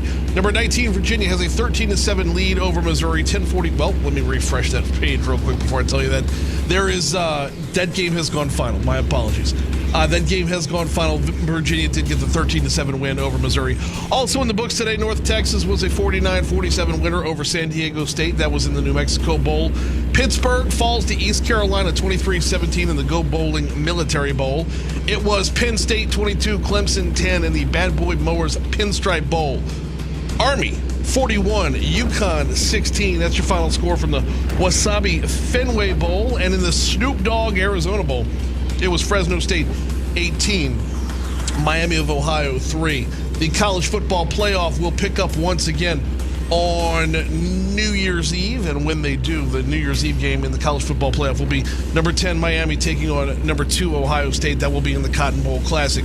On January 1st, 3 games slated for your college football playoff. Number 5 Oregon, or 5th-ranked Oregon versus 4th-ranked Texas Tech. That is in the Capital One Orange Bowl. Alabama and Indiana square off in the Rose Bowl, presented by Prudential, and Ole Miss and Georgia will do battle to round out the day in the All-State Sugar Bowl. As far as Louisiana teams that made the college football playoff, there was one that made the college football playoff, 2 others that are in postseason play. Tulane just got pummeled in the opening round of the playoffs by Ole Miss, 41-10 the final score there. UL Lafayette did find their way into the postseason. They fall to Delaware in the 68 Ventures Bowl, 20-13. And coming up on Tuesday, Louisiana Tech will take on Coastal Carolina in the Radiance Technologies Independence Bowl. Once again, our score at halftime is LSU 14, Houston 21. Leadership starts right here at home. That's why Ford assembles the most vehicles in America and employs the most hourly workers. From America for America. Just another reason why Ford F-Series have been the best-selling trucks in America for 48 straight years. See your Southern quality Ford dealer today. All right, we're coming up on a quick break. When we come back from that break, we got a lot more to go as we run down this halftime. We'll get your scoring update on the back end of this break. Of course, we will have some team stats and some individual stats. All of those are on the way before we return you to NRG Stadium in Houston. So let's go ahead and take this quick break. We will come back next on the LSU Sports Radio Network.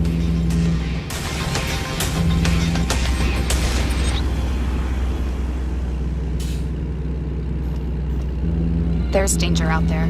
It lurks on highways and quiet neighborhood streets. It's more likely to kill you than a shark, and more terrifying than the biggest snake. Distracted driving claims lives every day. Every notification, swipe, social post, video, or selfie while driving risks your life. So while you might think public speaking or the zombie apocalypse is scary, what's really terrifying and even deadly is distracted driving. Eyes forward, don't drive distracted. Brought to you by NHTSA and the Ad Council. Hey, Tiger fans 12 and younger, don't miss your chance to be a part of Mike's Kids Club. Presented by Shell, the exclusive kids club of LSU Athletics. Join Mike's Kids Club for only $25. Get the official Mike's Kids Club t-shirt, free admission to select LSU athletic events, and much, much more. To learn about upcoming events and to join, please visit LSUMKC.com. The Mike's Kids Club, presented by Shell. Squeeze every ounce of life out of every day. Memorize every sunset, every face you love, and climb every obstacle until you can't go higher. With Louisiana Blue, you're free to soar because you've got the compassion of the cross, the security of the shield, and the comfort of blue behind you. Live Louisiana. We've got you. Louisiana Blue. Louisiana True.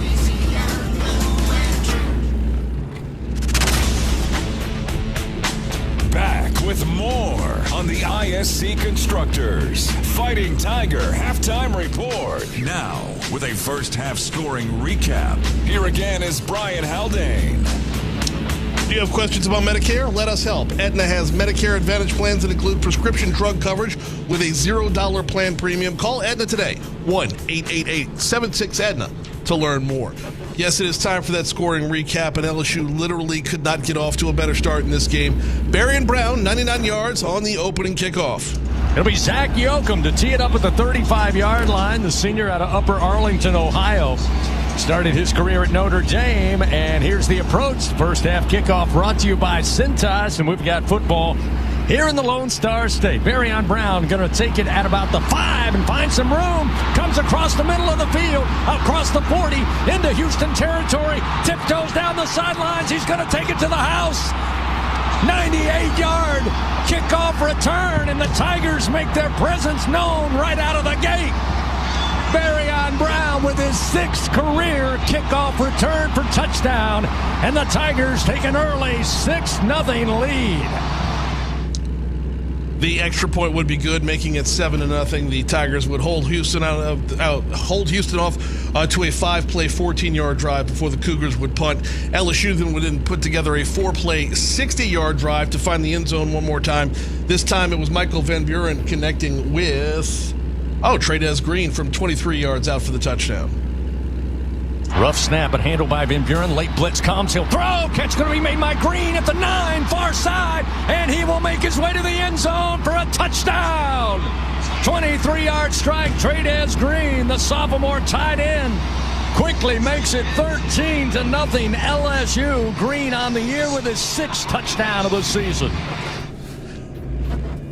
And the extra point would be good on that one, making it 14-0. Houston would respond with a 9-play, 75-yard drive and ending up in an 8-yard touchdown pass to bring the score to 14-7 overall. LSU would miss a field goal on their next drive.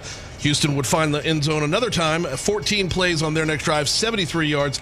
This time a 4-yard touchdown pass from Connor Wegman to Thomas to even the score up at 14-14. We'd trade punts and LSU would fumble. We'd trade punts and then a turnover on downs by Houston. Finally, Houston would put together an 11-play, 90-yard drive to go up 21-14, which is our halftime score right now. Bud Light, proud sponsor of LSU Athletics. Easy to drink, easy to enjoy. What kind of stats brought us to this 21-14 score? Well, that is what we will break down next on the LSU Sports Radio Network. Champions make plays on the field and in life. With LSU Online, you can keep your career moving, earn your degree, and still run your own game plan. Learn anytime from anywhere and take the next step toward your goal line. It's time to make your move, Tiger fans. Visit online.lsu.edu. LSU Online. Win where you are. Everyone has their own favorite way to experience Louisiana. For some, it's the taste of hot beignets with a creamy cafe au lait. For others, it's swaying to the music of brass bands, Zydeco, and all the music in between. It's boating on the bayou, weaving your way through festivals, road tripping in pursuit of the greatest gumbo. Whoever you are, whatever you crave, Louisiana will feed your soul. Go to findyourlouisiana.com to plan your visit today. Zach Bryan with Heaven on Tour. Poison myself again, something in the orange tells me you'll never come Saturday, home. March 28th, Tiger Stadium. Wish I didn't, but I do. With special guests, Camp and J.R. Carroll. Tickets are on sale now at ZachBryan.com. I think I heard you coming. Don't miss Zach Bryan live. Second half action of LSU Fighting Tiger football is coming up. This is the ISC Constructors Fighting Tiger halftime report on the LSU Sports Radio Network, powered by People's Health. Leadership starts right here at home. That's why Ford assembles the most vehicles in America and employs the most hourly workers from America for America. Just another reason why Ford F-Series have been the best-selling trucks in America for 48 straight years. See your Southern Quality Ford dealer today. All right, stats time. Let's start off with the passing stats. Your passing report, of course, brought to you by L'Auberge Baton Rouge Casino and Hotel. Over on Houston's side, Connor Wegman is 16 of 21 for 132 yards. He has connected with 6 different receivers. Leading the way is Tanner Kojal, their tight end. He's got 6 catches, 42 yards. Kobe Young's got 2 catches for 32 yards, and Amari Thomas has 4 catches for 29 yards and drops off after that. Michael Van Buren is 5 of 7 for 66 yards. That breaks down to 2 passes to Trades Green for 34 yards and 3 to Kyle Parker for 32 yards. Of course, that touchdown to Trades Green is included there as well. Now it's time for your rushing report, brought to you by Old Dominion Freight Line. Back to the Houston side, Connor Wegman leading the way on the ground for Houston as well. 9 carries, 42 yards. He is followed up by Dean Connors, who has 6 carries for 19 yards. DJ Butler's touched the ball 5 times for 9. Over on LSU's side, Harlem Berry has 3 carries, 45 yards. Michael Van Buren, 7 carries for 7 yards. Xavier Thomas, 1 carry for 1 yard. A couple of other quick statistics to break down for you. On the team front, LSU has 6 first downs in the first half to Houston's 19. LSU has 7 penalties for 70 yards. Houston has 2 penalties for 10 yards. Your time of possession, LSU 12 minutes, 34 seconds. Houston 17 minutes, 26 seconds. And of course, LSU has the 1 turnover to Houston's none. Those are a look at the stats that bring us to our score at halftime. Houston up 21-14 over your LSU Tigers. We'll take a quick break. On the back end of this break, we'll be back inside the stadium with Jacob, with Gordy, and of course the voice of the Tigers, Chris Blair, right after this on the LSU Sports Radio Network. Hey, college football fans, I know you'd do anything for a win on game day. And a nice cold Bud Light. Because whether you're tailgating in the parking lot or parked on the couch, sitting on your lucky stool at the bar, or standing in the fan section all game long, the clean, crisp taste of Bud Light turns a win into a win-win. And there's nothing easier to enjoy than that. Bud Light, easy to drink, easy to enjoy. Enjoy responsibly. Anheuser-Busch, Bud Light Beer, St. Louis, Missouri. Trust isn't given, it's earned by showing up, leading the way, and performing at your best when it matters most. Our Lady of the Lake sports medicine experts know what it takes to improve performance and build champions at every level. That's why LSU chose Our Lady of the Lake as its championship health partner, trusting Louisiana's best medical team to care for our state's best athletes. From championship athletes to everyday champions, trusted care starts here. Visit OLOLRMC.com/LSU. Hi, I'm Nancy Landry. Louisiana's elections are an important part of who we are. In 2026, closed party primaries will change how some of those elections happen, so you'll want to know what to do. Keeping your registration current ensures you'll get the right party-based ballot. Remember, this change only applies to certain offices. To learn more, visit govote.com or download the GoVote app. Know before you go. It takes hard work to be the best in the game. Planning, commitment, resilience, sweat.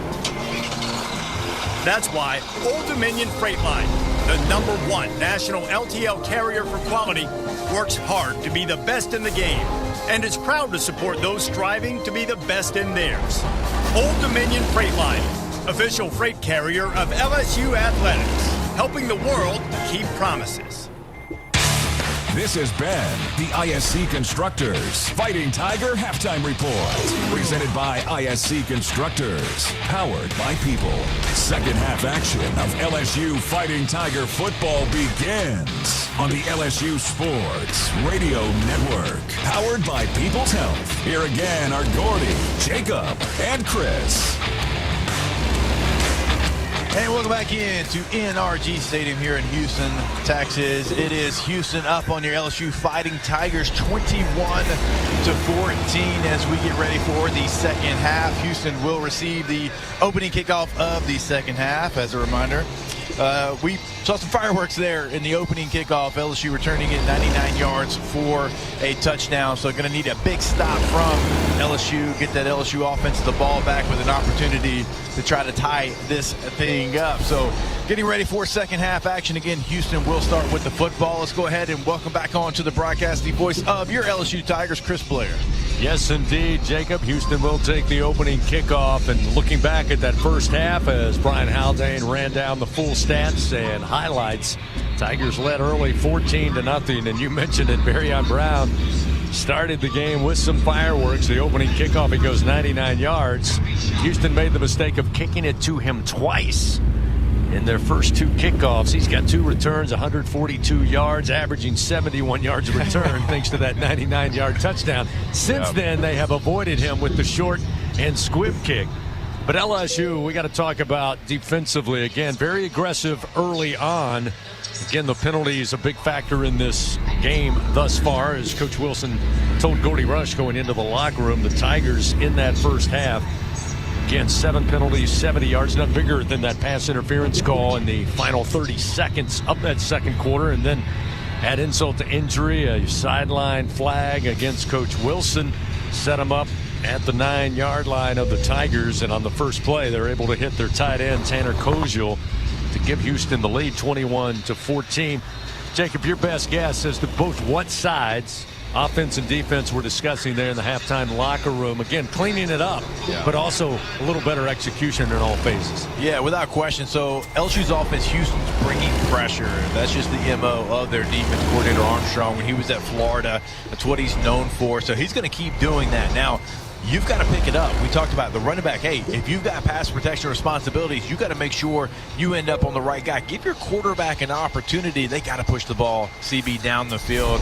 I mean, it has been very many times where they've thrown the ball past, a 12 to 15 kind of yard range. I saw that one to Trey'Dez Green there early in the first quarter. So they got to push the ball down the field, but you got to have time to be able to do that. And then defensively, you got to get them off the field. You've done a good job on first and second down, but they got 19 first downs, and it's been methodical. It's been, we're going to get 4 here, we're going to get 6 here, we're going to pick up another 4. There hasn't really been a lot of big plays. It's been penalties at the worst times, and it's been not being able to get off the field. And you got to get after the quarterback. I know this is a tough team to do that against because Connor Wegman's not going to sit back there for a long time. Everything is quick hitting, or they're putting him on the move there. But you got to try to find a way to get them off the field on third down, because so far that's been key for them. And, of course, you said it, you got to clean up the penalties, 7 for 70 yards. Yeah, the favorite target for Wegman through the air has been their big tight end, Tanner Koziel, 6 catches, 42 yards, and that touchdown, of course, to give Houston the lead,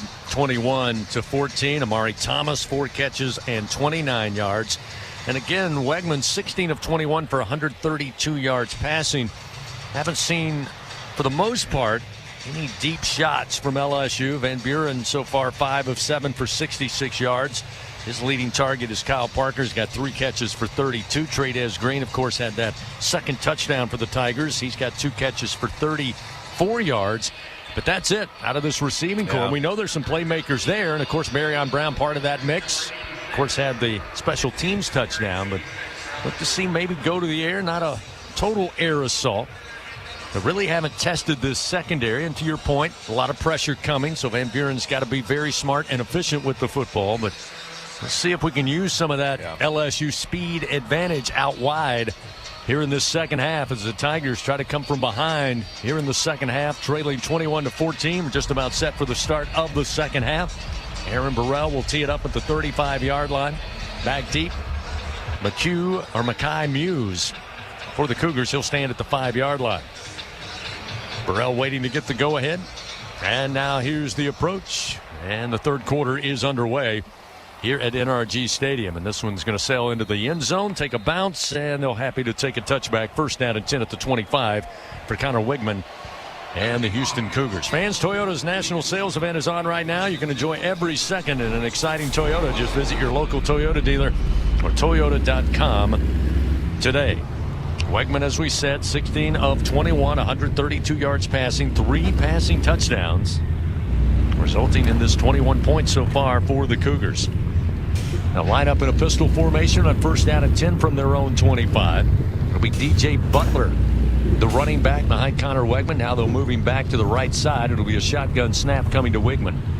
Here's the snap. Puts it in the belly, running downhill straight ahead across the 30, and then leaping his way to the 34-yard line on a 9-yard pickup. It's going to be DJ Butler before he stopped by Devon Keys, who adds another tackle to his ledger tonight, but it is a 9-yard pickup. Sets up second and short, 2nd and 1 with the ball at the 34-yard line. 2 receivers left, 2 to the right side. Now they'll motion the receiver. That's the tight end, right to left.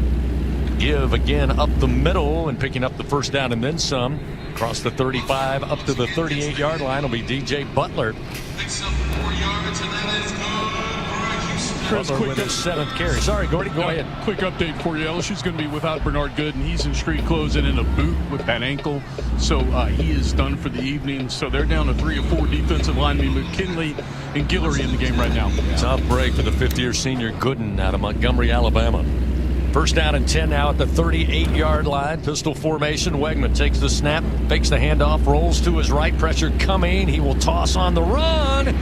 Going up and almost making the catch, but it's knocked free. Kobe Young went up on a ladder to bring it in, but DJ Pickett, Jacob didn't give up on the play, went right for the football, jostles it loose, and it's incomplete. Yeah, I'll be curious to see how he plays the second half. We mentioned it. He hasn't been tested many times this year. Houston was going after him a little bit there in the first half, and so we're going to see how he's able to adjust and maybe come back after some adversity, because look, he's a young football player, but he hasn't had a lot of adversity, so a nice start for him here in the second half, breaking up that pass. Second down and 10 at the 38.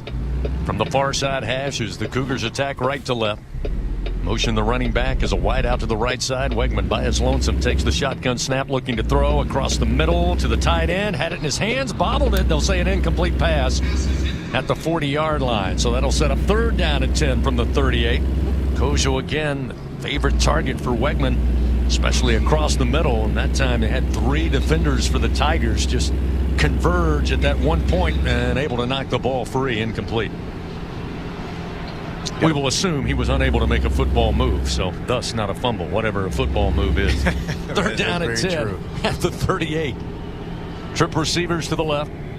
One receiver and Amari Thomas out wide to the right. Wegman with the snap, pressure coming, backpedaling and throws it into the turf, incomplete. He's trying to initially look for Butler out of the backfield, but decided to just throw it into the turf. So on 4th and 10, that'll bring on the punt unit. So a good start for LSU defensively.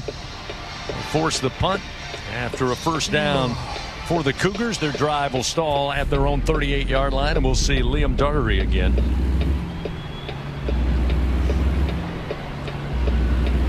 First punt earlier in the first half, only 20 yards. He'll try this one. LSU coming after it, but he gets it away, and it drops quickly down around the 18-yard line.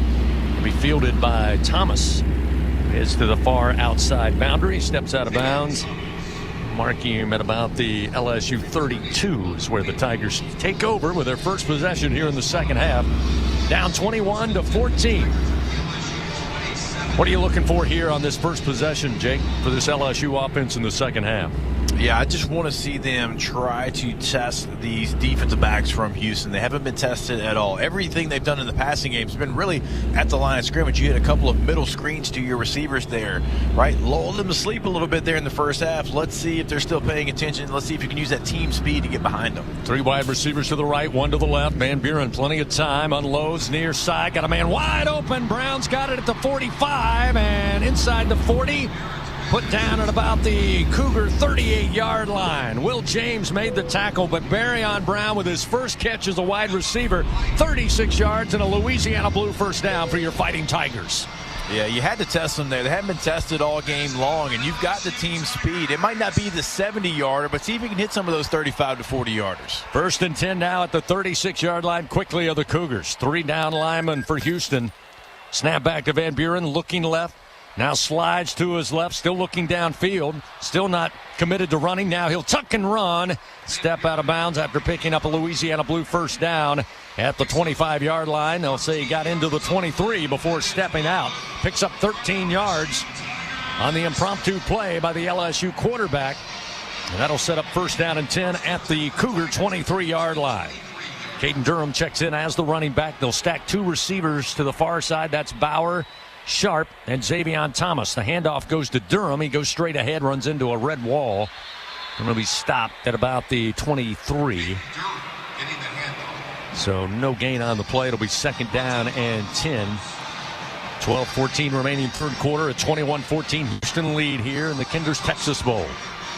Tigers looking to win their 3rd Texas Bowl and their 4th appearance. Trades Green, along with Brown and Kyle Parker, sent wide to the left. Xavion Thomas now to the near side, the lone receiver. Now they check 5 wide. Empty backfield for Van Buren. Takes the shotgun snap.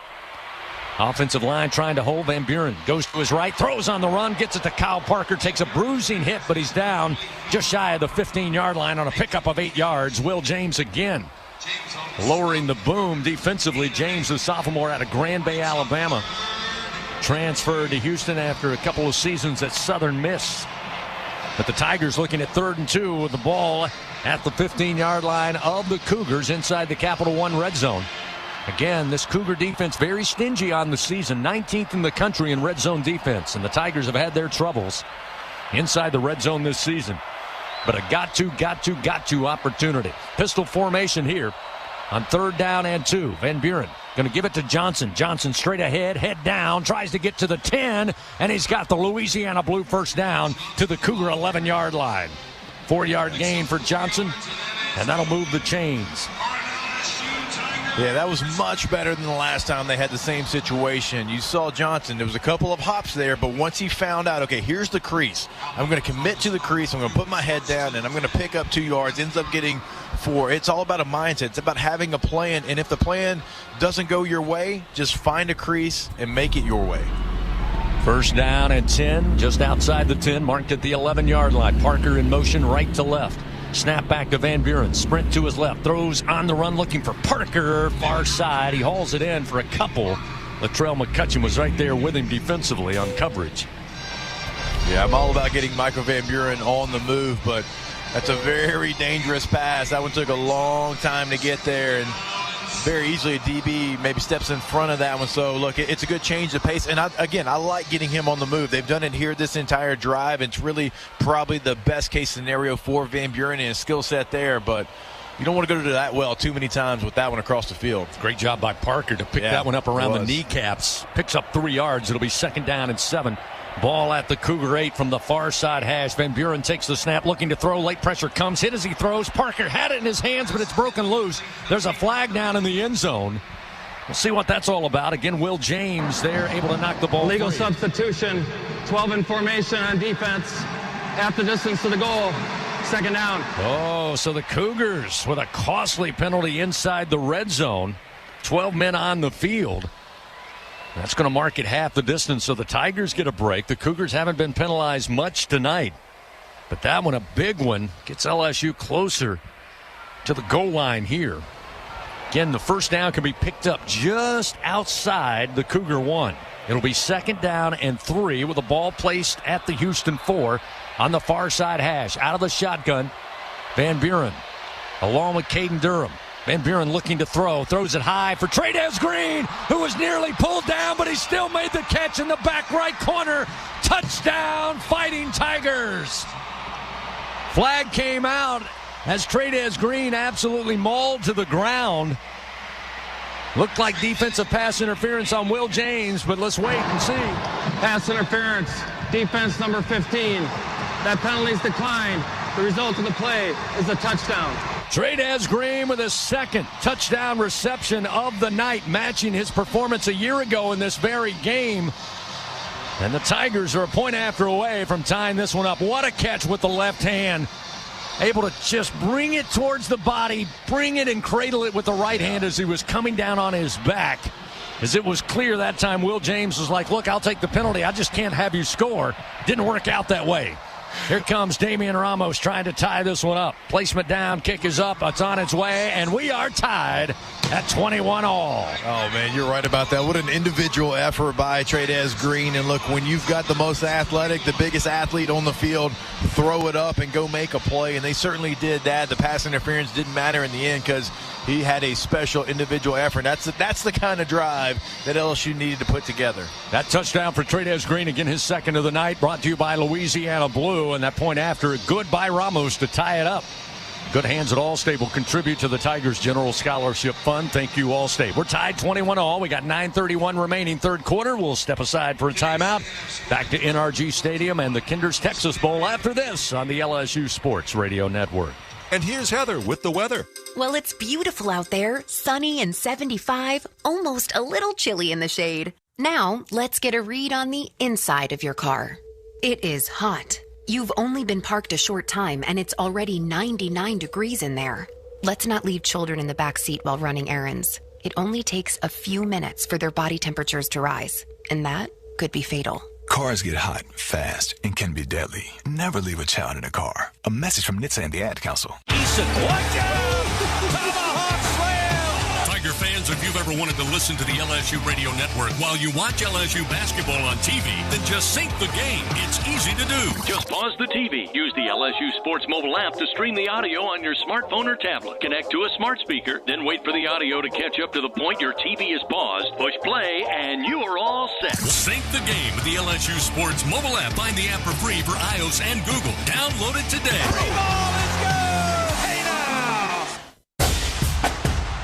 Every Tiger knows it's not just about where you are, it's about how you play the game. At LSU Online, we bring that same grit and greatness to your education. Whether you're watching from Baton Rouge or beyond, you can earn your degree on your time from anywhere. Flexible, online, built for Tiger Nation. Visit online.lsu.edu and win where you are.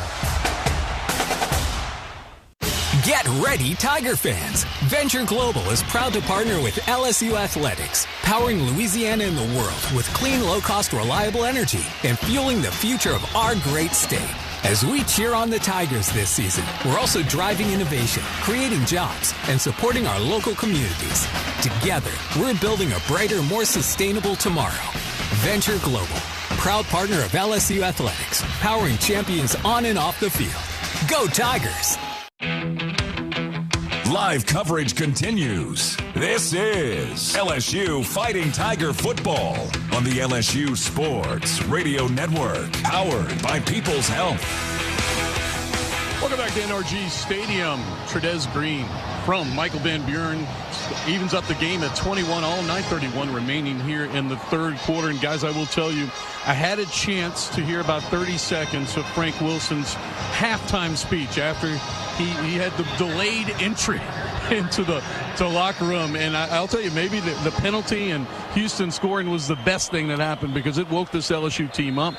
They were definitely fired up. Whit Weeks is down here on the sideline yelling and screaming at the defense during that first stop. So let's see if the momentum continues and some of the emotion from the disappointing end of the first half carries on for LSU.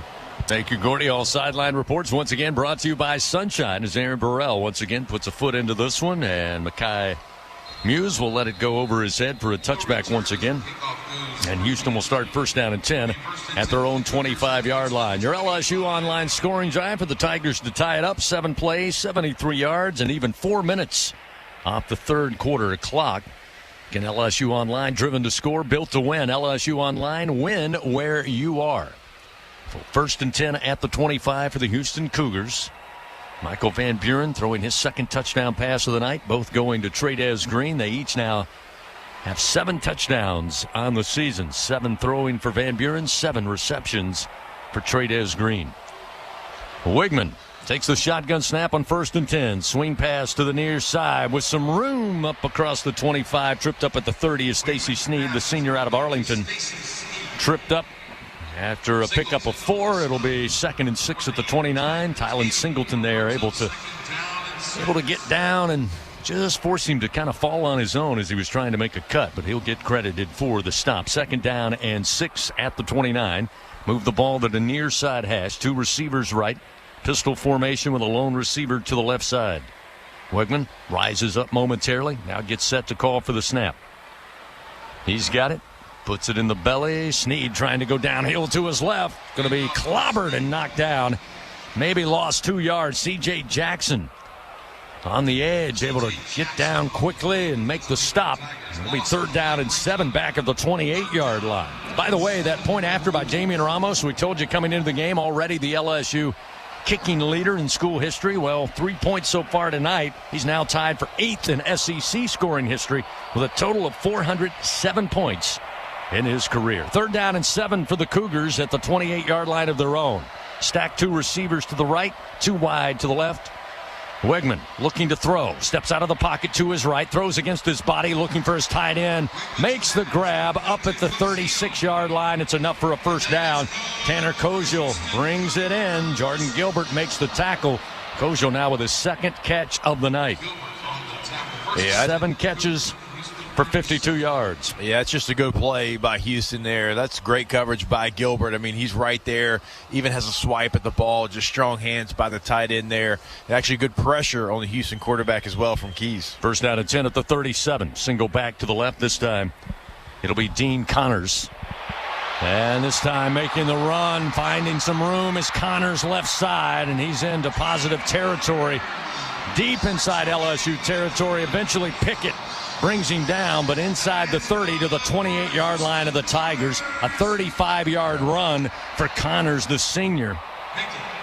Out of Hawaii, started his career in California, played some time at Rice before making his senior year here for the Houston Cougars. It'll be 1st and 10 now at the LSU 28. Big play on the ground for Coach Willie Fritz and company. 3 receivers right, 1 to the left. Wigman looking left, looking for Koziel again. He's got the long grab at about the 10, pulled down from behind, but made the catch down to the LSU 5-yard line. DJ Pickett again trying to keep coverage on the highly heralded tight end. He has been a weapon tonight for Coach Willie Fritz and company. Yeah, it's his 8th catch of the evening. He certainly has been. We highlighted him in the starting lineups. I mean, he has certainly been a go-to guy for this offense, and really this is an offense that's built around the tight end being a star. They certainly have one here in Houston. 22-yard reception. It'll set up 1st down goal to go at the LSU 6. LSU defense here trying to stiffen up.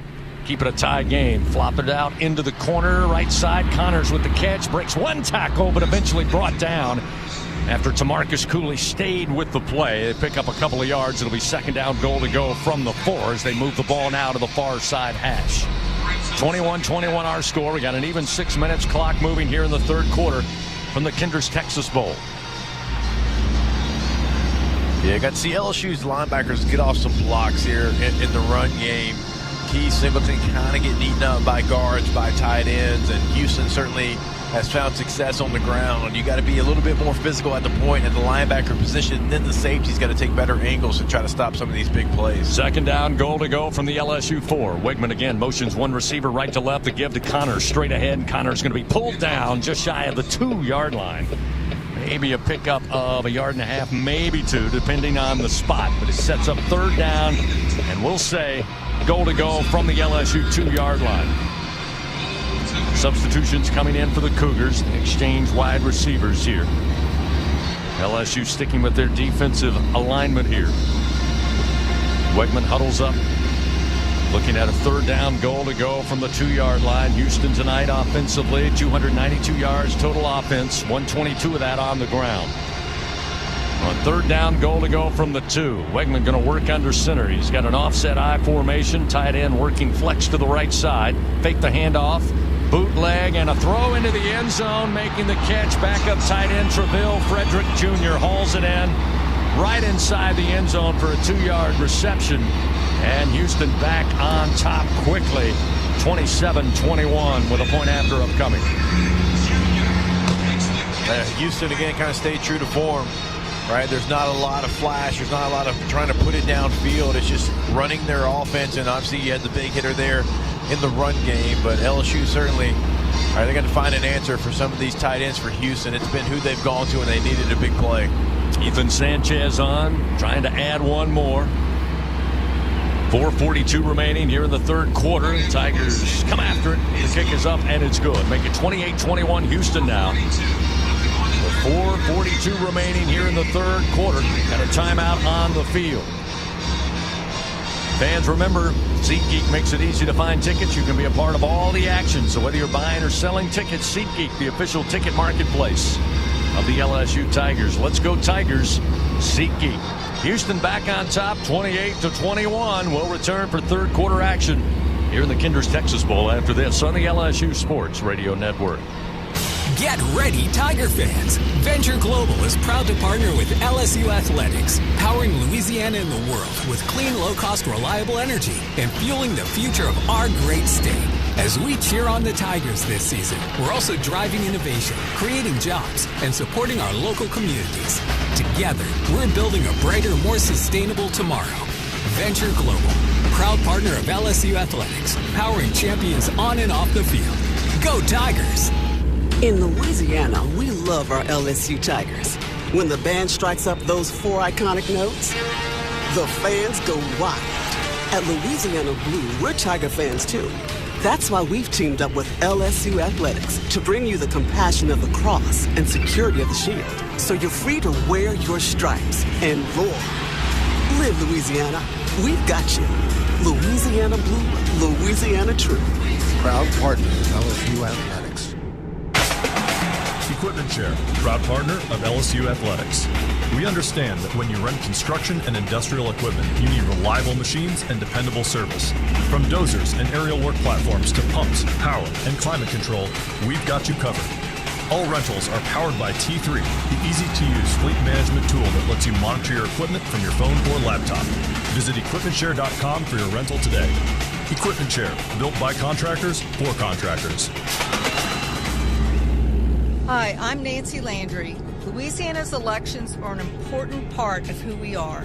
In 2026, closed party primaries will change how some of those elections happen, so you'll want to know what to do. Keeping your registration current ensures you'll get the right party-based ballot. Remember, this change only applies to certain offices. To learn more, visit govote.com or download the GoVote app. Know before you go. Back to the action of LSU Fighting Tiger football on the LSU Sports Radio Network, powered by People's Health. Back in Houston, 28-21, the Cougars of Houston leading LSU with 4:42 remaining. Here in the third quarter, time now to take a look at the performance report presented by BASF. We create chemistry. Of course, first quarter of action, LSU came out on fire. So far tonight, Trades Green matching his performance a year ago in the win over Baylor in this very bowl game with 2 receiving touchdowns. So far, Trades Green made a spectacular catch moments ago to tie the game at 21-all. Made an impressive athletic run on his first touchdown earlier tonight. He's got 3 catches, 38 yards, and that 23-yard touchdown, and again, 2 scores tonight. LSU set to get the ball back, trailing 28-21. Gordy Rush, I don't know if you had the answer or if any of the defensive coaches, but I think Jacob certainly sent the proper sentiment. Got to find a way to hem in these tight ends for Houston. That seems to be the go-to for Connor Wegman tonight in the passing game. Yeah, and that's what we expected them to do with the young linebackers. A lot of misdirection, trying to get them moving and then get some isolation tight ends one-on-one. with some of these linebackers. And again, it's LSU's made some plays. It just hasn't been enough. Well, on that kickoff, Bauer Sharp upset with himself as the kick. Again, they're going to kick it away from Barryon Brown. They kicked the little sky kick, angled near side. Sharp going back like a center fielder, made the catch about a foot inside the playing surface, and then immediately slapped himself in the head, saying, that probably is going out of bounds. Yeah, minus the problem. I think that was going well out of bounds there. And, the kick right before the end of half, that was bouncing around. Barryon Brown trying to say, hey, let that one come, through to me. Had enough pace on it there. So, yeah, it's 2 in a row. Bauer Sharp probably wishes he had back. So it will be a 1st and 10 at the 25-yard line for the Tigers. 4:42 remaining. Juwan Johnson will start this drive at tailback. He'll scamper out of the backfield prior to the shotgun snap. Van Buren stands tall, fires across the middle. It's Kyle Parker. Parker with room, and he levels a defender at about the 42-yard line. Makes his way just shy of the 44. Mark Stampley made the tackle for the Cougars. But a 19-yard pickup and a quick Louisiana Blue first down for your Tigers. Kyle Parker also showing what he can do in space. Making yet another catch across the middle of the field and a great yards after the catch. This time Van Buren looking again for Parker across the middle, but it's batted down at the line, incomplete. Parker with 6 catches, 62 yards. He was going back to that well, but credit the Cougars. They were able to get their hands on it and deflect the pass down into the turf. Yeah, and you're right about that. They were going right back to him, and they had him there, but nice job by Houston getting their hands up, obviously. Look, Kyle Parker's the guy we hadn't seen a ton from, but when he's had to make a play, be it a 4th down or a big catch, and really the totality of the season, he certainly made it. So it's kind of cool to see him out here getting the bulk of the reps. Big defensive play made by Carlos Allen there on the deflected pass at the line. This time they'll toss, trying to run to the left, and Juwan Johnson tripped up, brought down immediately. Looks like they'll set up 3rd down and 10 here for this LSU offense with a ball at their very own 44-yard line. Tigers 4 of 7 on 3rd down so far tonight. Walls and Webb help combining on that stop on Johnson's run attempt. A very important 3rd down here, trying to keep this drive alive, down 28-21 to the Cougars of Houston. Juwan Johnson staying in at running back. To the left hip of Michael Van Buren, looking to throw near side. Tough slant, looking for Green. He was all covered up. A little too much on the pass, and it's incomplete. Goes right through the wickets. Latrell McCutcheon was right there as a blanket on Green. Van Buren tried to put that needle right through the eye of the needle, I should say. And again, just a better defensive play, and it sets up 4th and 10, and we'll see Grant Chadwick again for the 2nd time tonight. Yeah, a 43-yard punt, his first time out. That did look like a drive that had some promise there. He hit Parker for the big play, and he tried to come right back to it, and it was there. They make a play, and a little surprised just LSU, Chris, and I know it's been a struggle all year, but they're not getting any movement really at the line of scrimmage to open up anything for the running back so far. Chadwick takes the snap at the 30, lets it fly from the 34 of his own. Mekhi Muse back deep, angling far side, and calls for the fair catch and brings it in at the Houston 11 with 3:23 remaining 3rd quarter and a timeout on the field. Houston with the football and a 28-21 lead over your Tigers of LSU. We'll return to NRG Stadium after this on the LSU Sports Radio Network. Ew, it's a roach. Fear not. Champ is here. Your weapon is Bengal Roach Spray. Bengal spray technology is designed to flush out the entire colony, targeting the source of the problem, making sure these pests don't die unseen in your walls, ensuring far-reaching results that prevent infestations from returning. Now that you're all protected, my job here is done. Bengal, the official pest control of LSU athletics. Hey, LSU fans, you're invited to Louisiana's largest casino resort, Coshada. Coshada Casino Resort has the largest and most spacious gaming floor in the Lake Charles area, with thousands of the newest slots, over 55 table games, live bingo and off-track betting, plus 3 beautiful hotels, delicious Cajun cuisine, and the #1 rated golf course in Louisiana. Coshada Casino Resort is proud to support LSU. Go Tigers! I ISC Constructors is a national award-winning electrical and instrumentation construction company. In addition, ISC provides full-service, multidiscipline engineering services to global customers. For 35 years, ISC has brought the Baton Rouge culture to its job sites and offices across the nation. And like our Tigers, ISC believes being the best begins with recruiting and developing the best talent. ISC, powered by people. Game day starts local, just 2 miles from Tiger Stadium. Oxbow Rum Distillery is the official rum of LSU Athletics. Handcrafted from Louisiana sugarcane, grown right across the river. From cane to glass, every bottle is pure Louisiana pride. So, whether you're mixing up cocktails at your tailgate or joining us at the tasting room, make it a win for local flavor. Oxbow Rum Distillery, located downtown Baton Rouge. Go Tigers! Now, back to Fighting Tiger football on the LSU Sports Radio Network, powered by People's Health. As we continue from NRG Stadium in the 2025 Kinder's Texas Bowl, let's pause 10 seconds. Station identification. This is Fighting Tiger football on the LSU Sports Radio Network.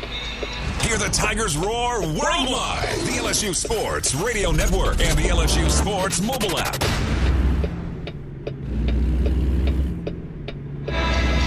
Along with our straws stirring the drink back in the Capital One studio, Mr. Brian Haldane, our entire LSU Sports Radio Network broadcast team getting together one final time here in 2025 from the Kinder's Texas Bowl. 3:23 remaining third quarter. It's a 28-21 Houston lead. The Cougars take back possession after forcing the punt. They'll start 1st and 10 from their own 11-yard line. Last time moved down the field quickly, 7 plays, 73 yards, able to find the end zone to take a 7-point lead, 28-21. Wegman again in the shotgun. Start this drive with DJ Butler, the running back. 2 receivers left, 1 to the right. Design run for Wegman, trying to stretch near side. Now puts a foot in the ground, heads north-south, and going to be tripped up.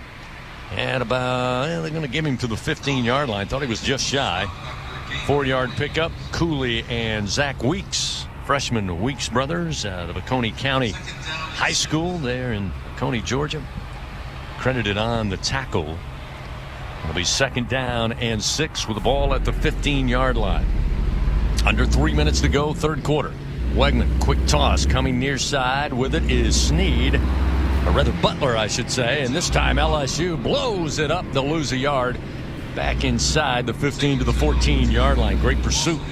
Team defense led by Tylen Singleton, helped out with Deshaun Spears, able to clean up the ball carrier. It'll be 3rd down and 7 back at the 14-yard line of the Cougars. This is a big opportunity, Jake.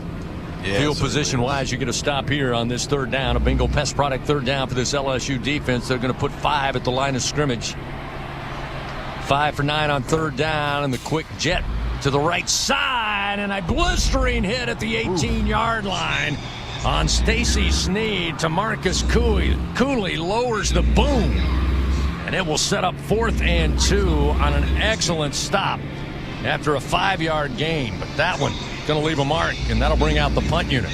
I was almost ready to talk about them picking up the 1st down. I mean, he had all the momentum in the world until he didn't. Until Zero stopped him right there in his tracks. What a play by Tamarcus Cooley. I mean, that now gives you an opportunity, and that certainly looked like it was headed for a 1st down, and that's just a nice play by a veteran player. Liam Doherty out to punt it again. Takes the snap at the 5. The left-handed punter lets it go from the 9. It's angling far side, and Xavion Thomas will make a grab right on the sideline, but they say he was on the white line, so the Tigers will take back the football after a 52-yard punt. The Tigers will have relatively good field position here. Again, with a chance, 1st down and 10 at their own 28-yard line, so they'll start near their own 30 with 1:29 to go here in the third quarter. Again, we saw the opening of the third quarter. The Tigers, once they got the early stop, got the football back. Saw them try to stretch the field just a little bit with this wide receiver core. They'll have Xavion Thomas and Parker out wide to the left. To the right side, they've got Barryon Brown and Bauer Sharp. Now the tight end going to flex closer to the line of scrimmage. Van Buren out of the shotgun, takes the snap on 1st down. Little pump fake. Now he's going to air it out near side. And it's overthrown, but that's because Barryon Brown was held way downfield by Will James. That's going to be an easy call for this Big Ten crew.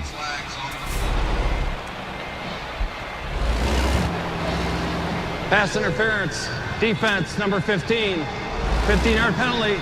Automatic. First down. But, Chris, that kind of goes back. I mean, you go back to a couple drives ago, they complete that pass to Barryon Brown, right? And you haven't used it, so when you do it, the DB starts to panic a little bit because he's kind of been lulled to sleep a bit. He's looking for other things, and so when you try to run past him because you haven't done it all game, you're either going to complete it like you did earlier, or he's going to have to commit the penalty. First down and 10. That infraction moves it up to the 43-yard line of the Tigers. Two receivers wide to the right, one to the left. Van Buren again unloads, goes up top near sideline, just out of the reach of Barryon Brown, and this time it's ruled incomplete. Will James on coverage. Just a little out of the reach of Brown. Brown initially looked at the official. Now looks like Coach Wilson also lobbying with the field judge, but he's showing no flags. He's showing him the Megatron up here, the Big Tron, where same thing. He grabbed him again, grabbed his jersey up on the shoulder That's the same guy, too. Pointed out. Yeah, Coach Wilson said, I know you missed it, but hey, look on that big screen. It's right there. Yeah, that's right. It's the same guy that called the pass interference on LSU right before the half, too. Second down and 10 after the incompletion. Empty backfield, Van Buren. Again, looking to throw this time underneath to Parker, but jumping the route and deflecting the pass is going to be Kentrell Webb, and it's incomplete. The former Tulane Green Wave made the way over with Coach Fritz to Houston, and that'll set up third down and 10 at the 43. And unfortunately, Jacob, this is starting to look like the last possession. You had a couple of plays, albeit aided by a defensive PI, but now you've got to convert on third and 10. Keep this thing going as we approach a minute 10 just remaining in the third quarter, down 28-21 to Houston here in Texas. Van Buren, single back will be Caden Durham. Van Buren again looking to throw, looking for Green. Green makes the catch at the 35, breaks away far side inside the 20. Grabbed by the ankles and pulled down near the Cougar 15-yard line. Jordan Allen made the stop, but Trey'Dez Green, another huge catch, 42 yards, and a Louisiana Blue first down for your Fighting Tigers. That play was made by Caden Durham. Caden Durham just had the pass protection of his life. He flat-backed the linebacker from Houston. They've been struggling at protection all game long at running back with Juwan Johnson and others. That play was made by Caden Durham. Longest catch of Green's career, and it sets up the Tigers first down and 10 at the 15. Inside the Capital One red zone, Van Buren spring to his left. Van Buren inside the 10, and finally dropped down around the 6-yard line. It'll be second down and a yard for the Tigers. Clock continues to roll, 14 seconds and counting here in the third quarter. Looks like LSU going to be satisfied to switch sides of the field. They got multiple substitutions. We're down to 6 seconds, and that should be the final play of the third quarter. LSU will head to the fourth and final quarter, trailing 28-21. Tigers put their four fingers in the air as they come to the near sideline and huddle up, looking at second down and 1 at the Cougars 6-yard line, trailing Houston 28-21. Fourth and final quarter coming your way next here on the LSU Sports Radio Network. Hey, college football fans. I know you'd do anything for a win on game day. And a nice cold Bud Light. Because whether you're tailgating in the parking lot or parked on the couch, sitting on your lucky stool at the bar, or standing in the fan section all game long, the clean, crisp taste of Bud Light turns a win into a win-win. And there's nothing easier to enjoy than that. Bud Light. Easy to drink. Easy to enjoy. Enjoy responsibly. Anheuser-Busch. Bud Light Beer, St. Louis, Missouri. When you shop Albertsons online or in our app, you can count on us to have freshly picked, high-quality ingredients ready for pickup or delivery in as little as 30 minutes. Plus, save $30 off your first online order and let Albertsons take the hassle out of shopping while racking up the savings. With free pickup or delivery, you will always get the same great prices, deals, and rewards as in-store. Shop online at Albertsons.com or in the app. Albertsons, fresh foods, local flavors. Wow, it's you, the Capital One Bank guy. That's what they call me. Mind if I get a selfie? Yeah, sure thing. Say no fees or minimums on your Capital One checking account. Wow, that's a keeper. So, where are you heading? I'm off to spread the good news that Capital One helps people keep more money in their wallet with no overdraft fees. Oh, you're the best Capital One bank guy. Hey, mind if I get a selfie? Sure. Say, Capital One, what's in your wallet? Terms apply. See CapitalOne.com/bank for details. Capital One N.A. member FDIC. Hi, I'm Kevin Falk, LSU Hall of Famer. My years at LSU were amazing. I've always loved celebrating with my teammates, especially when someone was serving up some delicious Manda salsa. For a lot of Tiger fans, it's just not game day without Manda in the mix. Serving top quality sausage and original seasoning is Manda's strong side, but it's Manda's flavor that's always got me running back for more. You get it? Running back for more. After 75 years, the flavor still says it all. Manda Fine Meats, the official smoked sauce of LSU Athletics. Fourth quarter coverage of LSU Fighting Tiger football. Presented by J&J Exterminating on the LSU Sports Radio Network. Powered by People's Health. 15 minutes to decide this annual Kinder's Texas Bowl here in Houston inside NRG Stadium. Fourth quarter action coming your way. The Tigers looking at 2nd and 1. The ball placed at the Cougars 6-yard line. They trail Houston 28-21. Gordy Rush, a Sunshine Sideline report during the timeout. Jacob Hester and I up here in the booth talking about what we feel is the worst rule in college football. And it really looked like Michael Van Buren was able to reach the 4-yard line. Yes. And again, it's all about safety. They want quarterbacks to slide, and then they have the rule that starts at the slide, which put it back at the 6. And I know we're talking about 2 yards, but we all know football's a game of inches. And now instead of 2nd down or 1st and goal from the 4, you're looking at 2nd and 1 at the 6. But the Tigers got to find a way to convert. You guys are absolutely right. A lot of inconsistency, and on those calls throughout college football all season long. And this day and age, with more and more mobile, dual threat quarterbacks that are going to run, they got to do something to clean that up. So the Tigers with an opportunity, knocking on the door here. Got to find a way to finish this one in the end zone. Ball placed as they switch sides of the field. The Tigers now will attack right to left as we look down on the playing surface. Ball just outside the Cougars 6-yard line. Johnson stays in at the running back. Van Buren in the shotgun, 2 wide to the right. Here's the snap. Van Buren sprinting to his right, looking, got a man wide open back of the end zone. Nobody on Kyle Parker. Nobody within 20 yards of Kyle Parker. Touchdown, Fighting Tigers. And the LSU Tigers are a point after away from tying it up once again. 28-27 our score. Damian Ramos on to try to add one more. Yeah, LSU's had their most success when they've got Michael Van Buren on the move, be it right or left. It hasn't really mattered. You like the play design there because I think all of us thought, okay, it's 2nd down and 1. You're going to try at least one run before maybe you go to the air. Houston thought the same thing. Kyle Parker, who's having a heck of a game. I mean, career high 7 catches already here in this contest. Easy pitch and catch. Certainly deserved to get a score tonight with his performance just far. 28-27. Damian Ramos trying to tie it up once again. Placement down, kick is up, and the kick is indeed good. We're tied, 28 all. We got 14:54 remaining in this one. Gordy, you had a great look at that. I tell you what, Jacob was right. Houston not ready for that play, really concentrating on Michael Van Buren. It looked like they had 11 at the line of scrimmage, and Parker just by his lonesome. And, it makes it hard for the linebackers and defensive backs. They had the same view I did, and you can't see Michael Van Buren behind that massive LSU offensive line. So you really don't see him pull up and throw the football. So a good call right there by Alex Atkins. 5 plays, 72 yards, 1:35 for your Tigers. Your LSU Online scoring drive. Driven to score, built to win. LSU Online, win where you are. So Aaron Burrell set to kick it back to the Cougars here. With 14:54 to go in this one. Makai Muse back deep for the Cougars.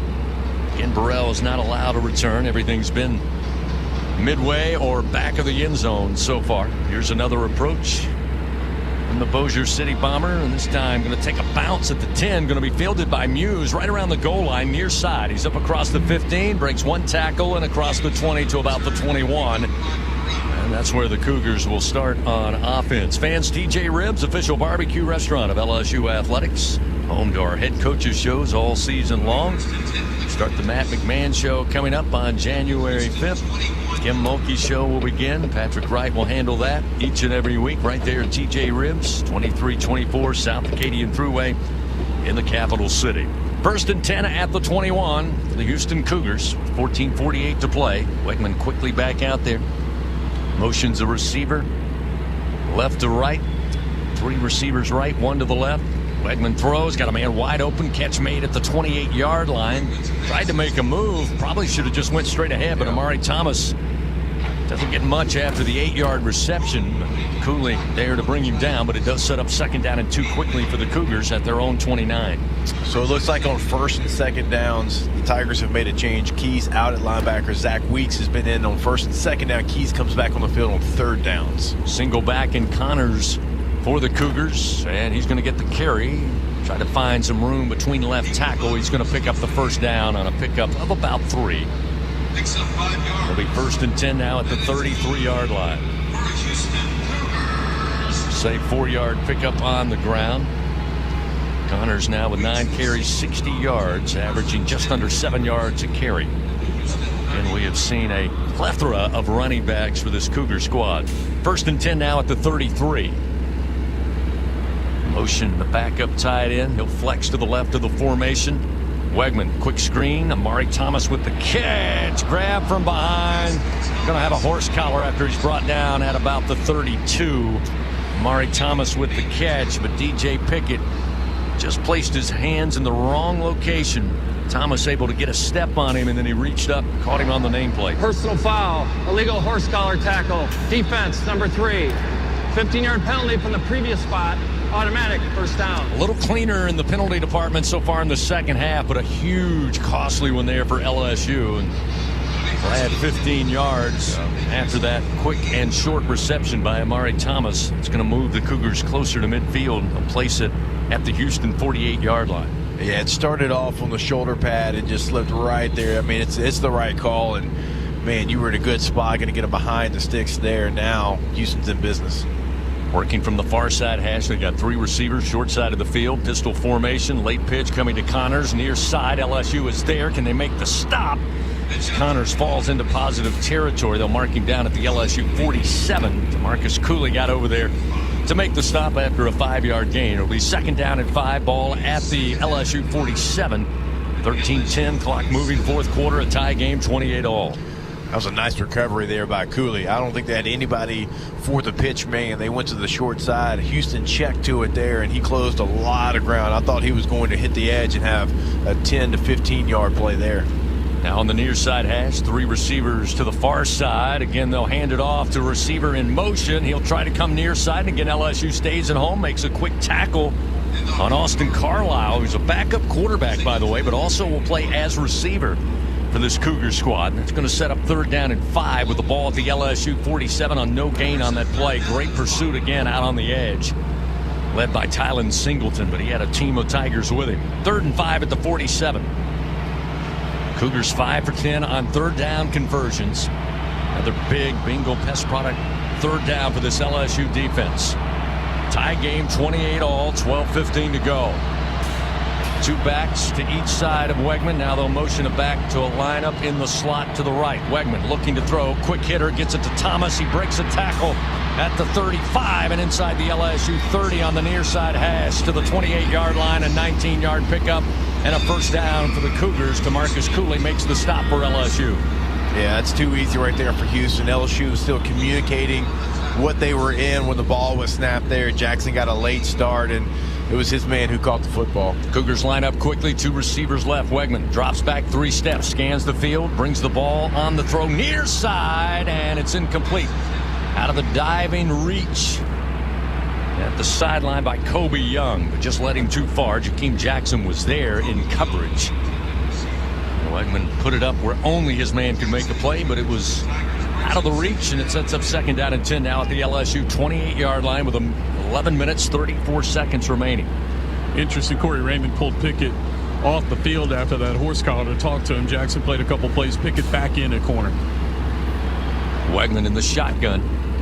2 receivers left. Going to give it off to Connors. Connors straight ahead. That's his way inside the 25 down to the 23-yard line. Picks up 5 before Patrick Payton slows him up. It'll be 3rd and 4 at the 22.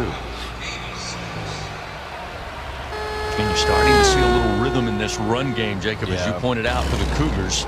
Saw it early in the first quarter. They kind of relied on Wegman on the scrambles running the ball as well as throwing to his tight ends. But they've got back to the run game, especially on this drive. 3rd down and 4 at the 22. Shotgun snap back to Connors. Straight ahead like a bullet. And inside the 20. Down to the 17-yard line. Enough for a first down. Devon Keys credited on the stop. And once again, the Cougars inside the red zone here. 1st and 10 at the LSU 17. Yeah, Keys has just got to engage quicker there. He's the lone linebacker, and he's just sitting and he's kind of watching and waiting and hopping. He's got to go engage right now. It's a downhill run play. Connors will empty out of the backfield. They'll bunch 4 receivers to the left, 1 receiver to the right. Quick screen set up for Thomas. A couple of lead blockers. Now tries to bounce it outside. Steps into the boundary inside the 10. They'll say he's out of bounds at the 7. Right at the first down sticks. So it's a first down for the Cougars. Amari Thomas again has had a well of a game. It's been Kozel the leading target, but Thomas now catching up with him. 7 catches, 66 yards.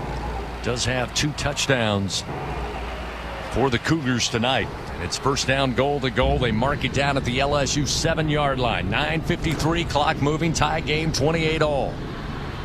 Motion, orbit motion. Thomas behind the quarterback. They'll set up on a swing screen near side. LSU was there, and they wrestle him to the ground. Big loss on the play back near the 15-yard line. Looks like they'll officially say a loss of 6 to the 13 of the Tigers. Amari Thomas on the catch, and a great tackle by DJ Pickett. Got his hands on him, and Jacob wouldn't let go.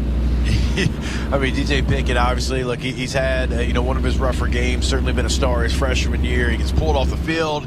Talked to by Corey Raymond, as Gordy mentioned, back on the field. It's good to see him make that play there. Bunch 3 receivers to the left. Now they'll motion the running back Butler out wide to the right. Wegman, designed run, downhill to his right, cuts back left, grabbed and falls forward. Back to the just shy of the 7-yard line. Great stop by Keys that time. Forced him back to his left and was able to trip him up. Gain of 5 yards. It'll be 3rd down, goal to goal. They mark it right at the LSU 8. 8:47, clock moving. Connors lines up as the running back to the right side of Connor Wegman. 3 receivers left, 1 short side of the field to the right. 4 Tigers at the line of scrimmage.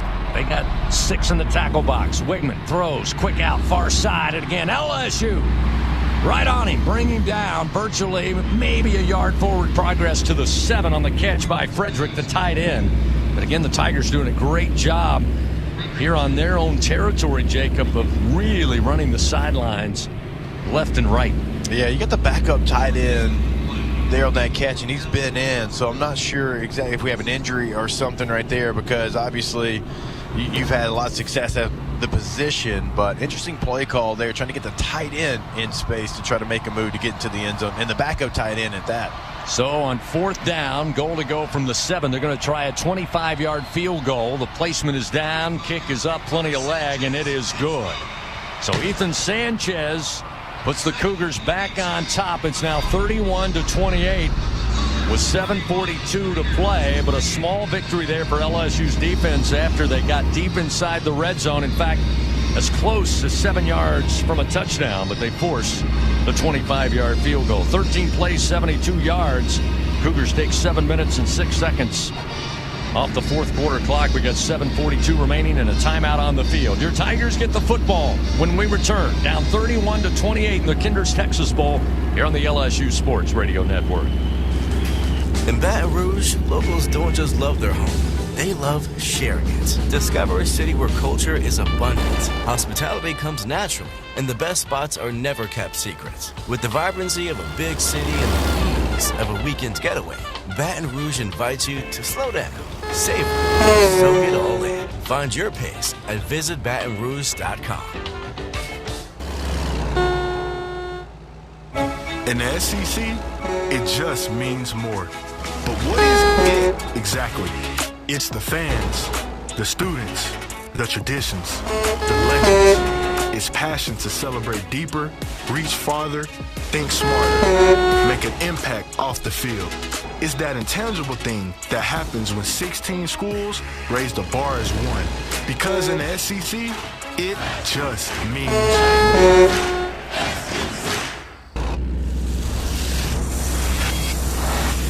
Half of the world's population depends on rice for 80% of their daily food needs.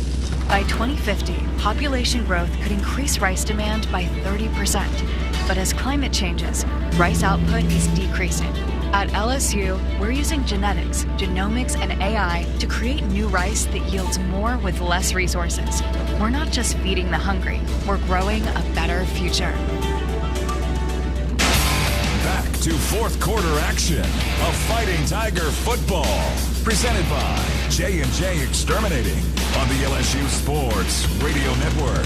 Powered by People's Health. 7:42 remains, fourth quarter. Houston with a 31-28 lead after a 25-yard field goal by Ethan Sanchez moments ago. It's the Cougars back on top. LSU set to get the football back. Fans, J&J Exterminating, Louisiana-owned, customer-focused, and results-driven for over 65 years. Call the local pros and get the shield. J&J Exterminating, yeah. LSU so far here in the second half been able to put together a couple of positive drives. Tied the game 28-all, down 21-14 at the break. A couple of scoring drives for the Tigers. Trades Green, his second touchdown of the night. Then Kyle Parker a few moments ago in the fourth quarter, or late third quarter, able to haul in his first touchdown catch of the night. Back deep will be Barryon Brown. Again, he got 2 kickoffs to start the game, and that's been it. They have short kicked and sky kicked since this. The time they'll squib it down the field inside the 20, and this time will make its way out of bounds inside the 15.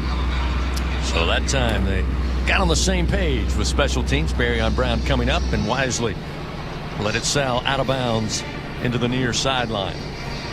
So the Tigers will have good field position to start this drive, down 3 points, 31-28.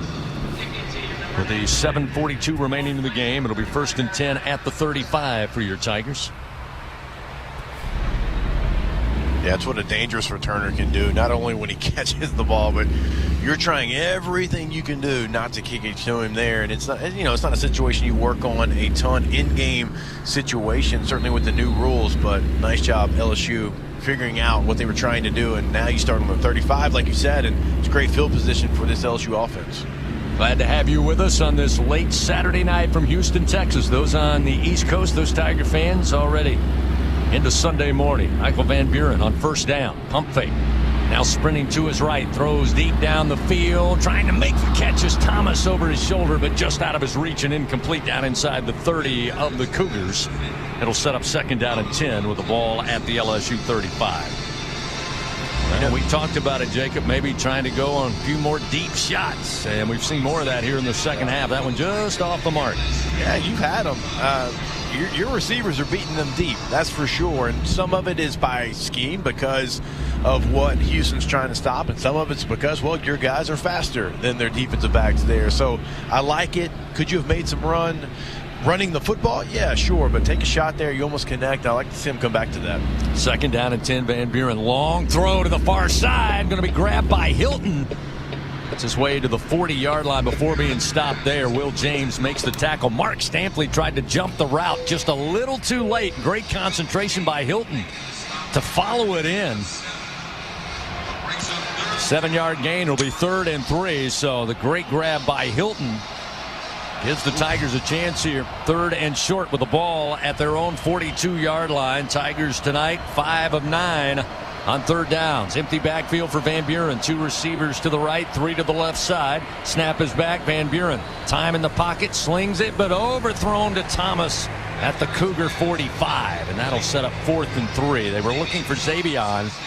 Had a little separation once again, but I think just the one defender in the vicinity may have forced the high throw by Van Buren. Yeah, it's tough. I mean, that's got to be a little bit better of a ball. Obviously, you're trying to keep it away from James, the defender there, but you got to give your receiver at least an opportunity to go make a play there. So the Tigers going to be forced to give the ball back here as Grant Chadwick appearing to line up for the punt, takes the snap. He'll let it go from the Tiger 30. Back deep, calling for the fair catch. Mekhi Muse will bring it in after a 40-yard punt. And the Cougars will take back possession. And they'll start at their own 19 with 6:50 remaining. Here in tonight's ball game, the Cougars lead by 3, 31-28. The defense going to be called upon once again. Looks like we have a timeout on the field, although we don't see the clock operator out there. Something go down with the timeout clock, but looks like we got a full timeout. We'll take one with them. 6:50 remaining in the game. Tigers trail 31-28. Cougars have the ball when we come back to the Kinder's Texas Bowl on the LSU Sports Radio Network. Some drinks come in a bottle, some in a can. Only one comes in a ball and brings the buzz. We're Buzz Balls, the ready-to-go cocktail that's shaped like a ball. Coincidence? We think not. Big flavor, big buzz, ready to go. Buzz Balls. It's a ball. It's a drink. It's a whole vibe. Please drink responsibly. Buzz Balls. Available in spirit, wine, and malt. 50% alcohol per volume. Buzz Balls LLC, Carlton, Texas. Introducing the December scratch-offs from the lottery. Show your parish pride with Parish Payout. Win up to $15,000. Uncover the right words and play green and gold crossword. Win up to $50,000. Let the good times triple. Play Flirt of Threes. Top prize $133,333. Play Cash 50, $100, and $500 scratch-offs with over $12.5 million in cash prizes. Must be at least 21 to purchase. Score big with MMR. Join the team at the largest privately owned open shop electrical and instrumentation contractor in the nation, headquartered right here in Baton Rouge. MMR is committed to positioning each team member for success. Whether you're a student seeking an internship, just starting your career, or already a seasoned professional, MMR offers a variety of positions just for you. Get in the game at MMR, where your future is bright. Kick off your career at mmrgrp.com/careers. MMR, a proud partner of LSU Athletics. Fourth quarter coverage of LSU Fighting Tiger football. Presented by J&J Exterminating on the LSU Sports Radio Network. Powered by People's Health. Tiger fans, work days work better with Cintas by your side. Keep your team protected, prepared, and looking great. Visit Cintas.com and get ready for the workday. 31-28 our score. Houston with a 3-point lead. 25-yard field goal here in the fourth quarter. The difference between these two teams, there's 6:50 remaining as the Cougars take back possession. LSU's drive stalls. They force yet another punt. Again, we've seen the Cougars rely on Connor Wegman in the first half running the football. So far on the ground, Houston quarterback 12 carries, 76 yards, averaging right at 6 yards per carry. Or I should say Connor Wegman 11 carries, 51 yards for 5 yards per carry. It's been Dean Connors here in the second half kind of taking over. He's got 12 carries, 76 yards for that 6.3 per carry average. And again, I got to believe, knowing Coach Willie Fritz here, still wants to get a little insurance up 3 with 6:50 to play, but also wants to see that clock move. First down and 10. Ball starts, and this drive starts at the 19 of the Cougars. Wegman out of the shotgun. Puts it in the belly of Connors, coming near side. He's got room up across the 30. Gets through a couple of defenders at the 35 and makes his way up to the 45-yard line before being bounced into the sideline by Carpenter and Pickett. 26-yard gain, and just add another heap of yards. 102 yards rushing now for Dean Connors. It's 1st and 10 now at the Cougar 45-yard line. He'll stay out there running back, 2 receivers to the left as they scrimmage from the near side hash. Now he's going to lead block for Connor Wegman, and Wegman trying to get to midfield, going to be shut down at the 48. Maybe his knee came down at the 48. Let's see where they mark it. Looks like the 49-yard line is where it'll be. A pickup of a little more than 4. We'll say a short 5.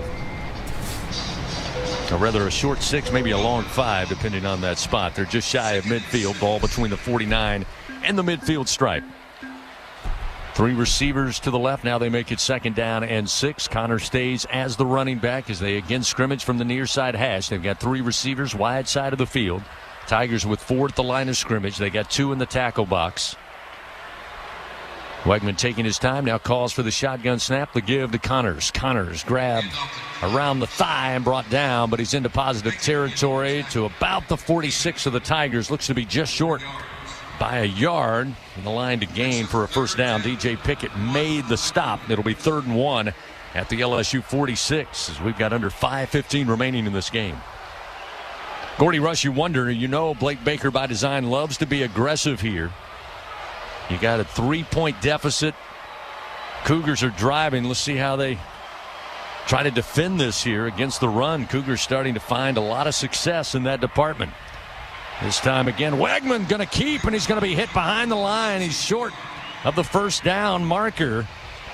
Devon Keys coming up, laying a blistering hit on the Houston QB, and it'll be 4th and a yard at the 46. I guess that helps, Gordy, if you make a stop like that. What a spot for Willie. I imagine he's going to let the clock run down. I can't imagine he's going to run a play here. Well, maybe I'm wrong, but the way that his defense has been playing, let's see. Now they line it up. Plenty of time on the play clock. Wegman in the shotgun on 4th and a yard. Snap back. He's looking to throw. Across the middle, he got his tight end. Catch made at the 45. They say he got to the 44, and it's a first down for the Houston Cougars. They go right back to old reliable Tanner Koziel, the tight end, the senior out of Bloomingdale, Illinois. As Koziel now slow to get up, but they say he reached the line to gain at the 44-yard line. It'll be 1st and 10 at the 44. Woodland and Spears got a pretty bruising hit on the tight end, and again, he is slow to get up.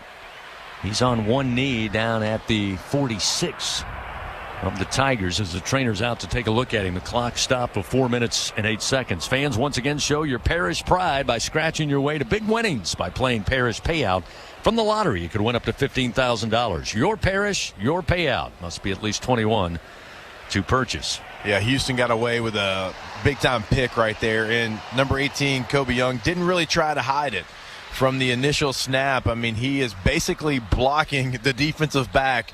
I mean, you can see on the replay if you're watching at home. I mean, there was no attempt to run a route. It was, I'm going to block the entire way for the tight end to come across the formation there. Houston very lucky they didn't make that call because, again, oftentimes that gets called even if you're trying to make it look like a route. Young did not do that in the slightest. I mean, he was blocking from the get-go there. So it'll be 1st down and 10 as Koziel helped up to the far sideline after being shaken up after picking up the first down. 4:08 remains. Both teams still with 3 timeouts. It's a Houston 31-28 lead. Dean Connors again staying as the featured back. Out of the shotgun is Wigman here. Here's the snap, give to Connors, waiting for a hole to emerge. It's not there, and it'll be dropped down. It appears for a loss back at the 45, a loss of a yard. Keys and Singleton there immediately to make the stop as we roll under 3 minutes and 45 seconds. It'll be 2nd down and 10 at the 44. Again, clock management going to be key here for LSU. Again, plenty of time here. Just got to get a stop, get the football back. But the drive needs to stall quick time here if you're LSU's defense. 15 on the play clock. Wigman lines them up. 2nd down and 10 at the 44. Twin backs to each side. Out of the shotgun. Here's the snap. Fakes the handoff. Wigman throwing on the wheel route. Catch over the shoulder is made inside the 25-yard line to Stacy Sneed. Huge first down for the Cougars. 24-yard pickup. 1st and 10 now at the LSU 20. The Cougars back to the red zone.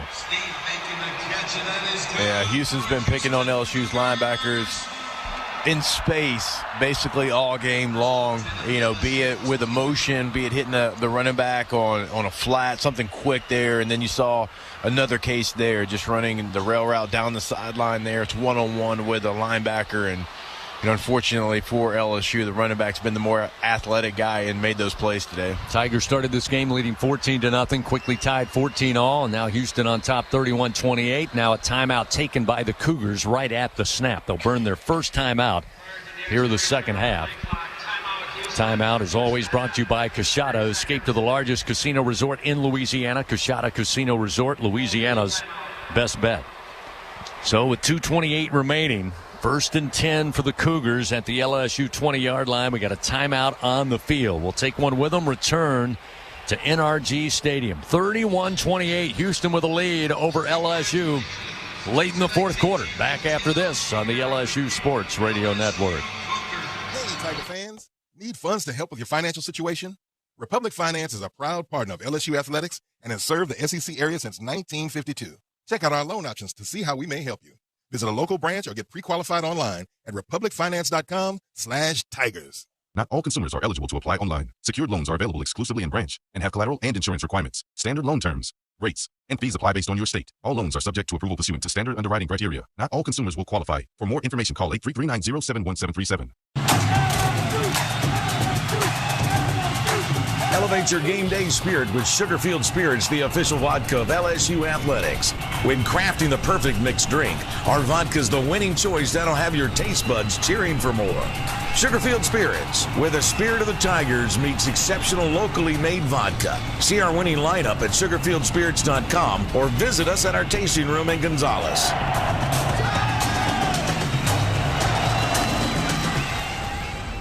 Trust isn't given.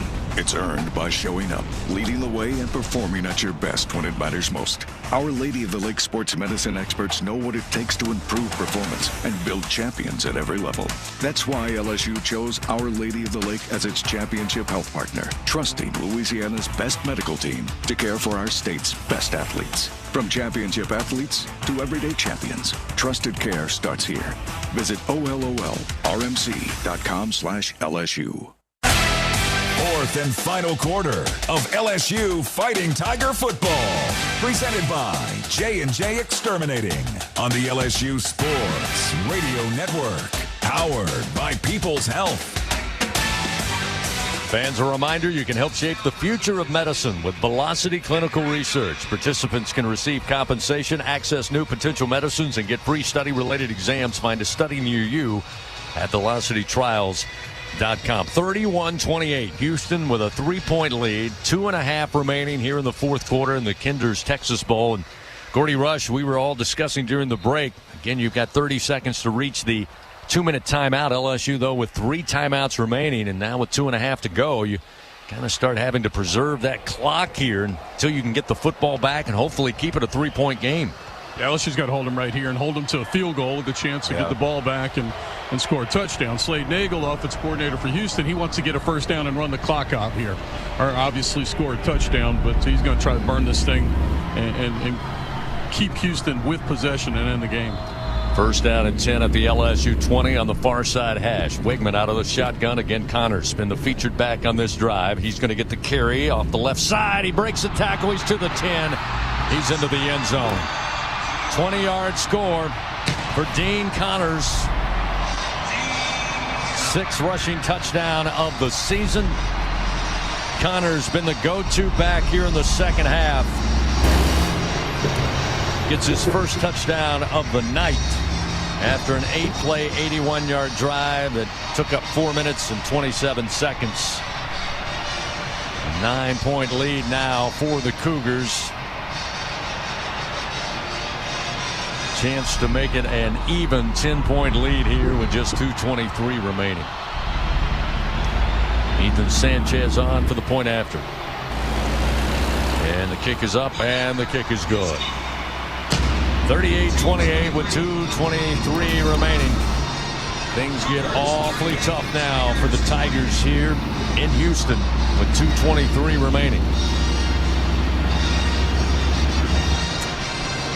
Yeah, that's one of those ones. I mean, you got to get off the block. We've said it all game long. At the second level, LSU's really struggled at that position right there in the middle of the defense, getting off blocks. And that's a good running back on the other side. We highlighted him in the starters here for the game. And Connors has been somebody who's played a lot of college football. He's been really good this entire season. And you got to find a way in those downs. You got 3 timeouts. You got the 2-minute warning, Chris. You got time to be able to stop them, hold them to a field goal that a touchdown would have won the game for you. So that's unfortunate there for the LSU defense in that situation. You got to find a way.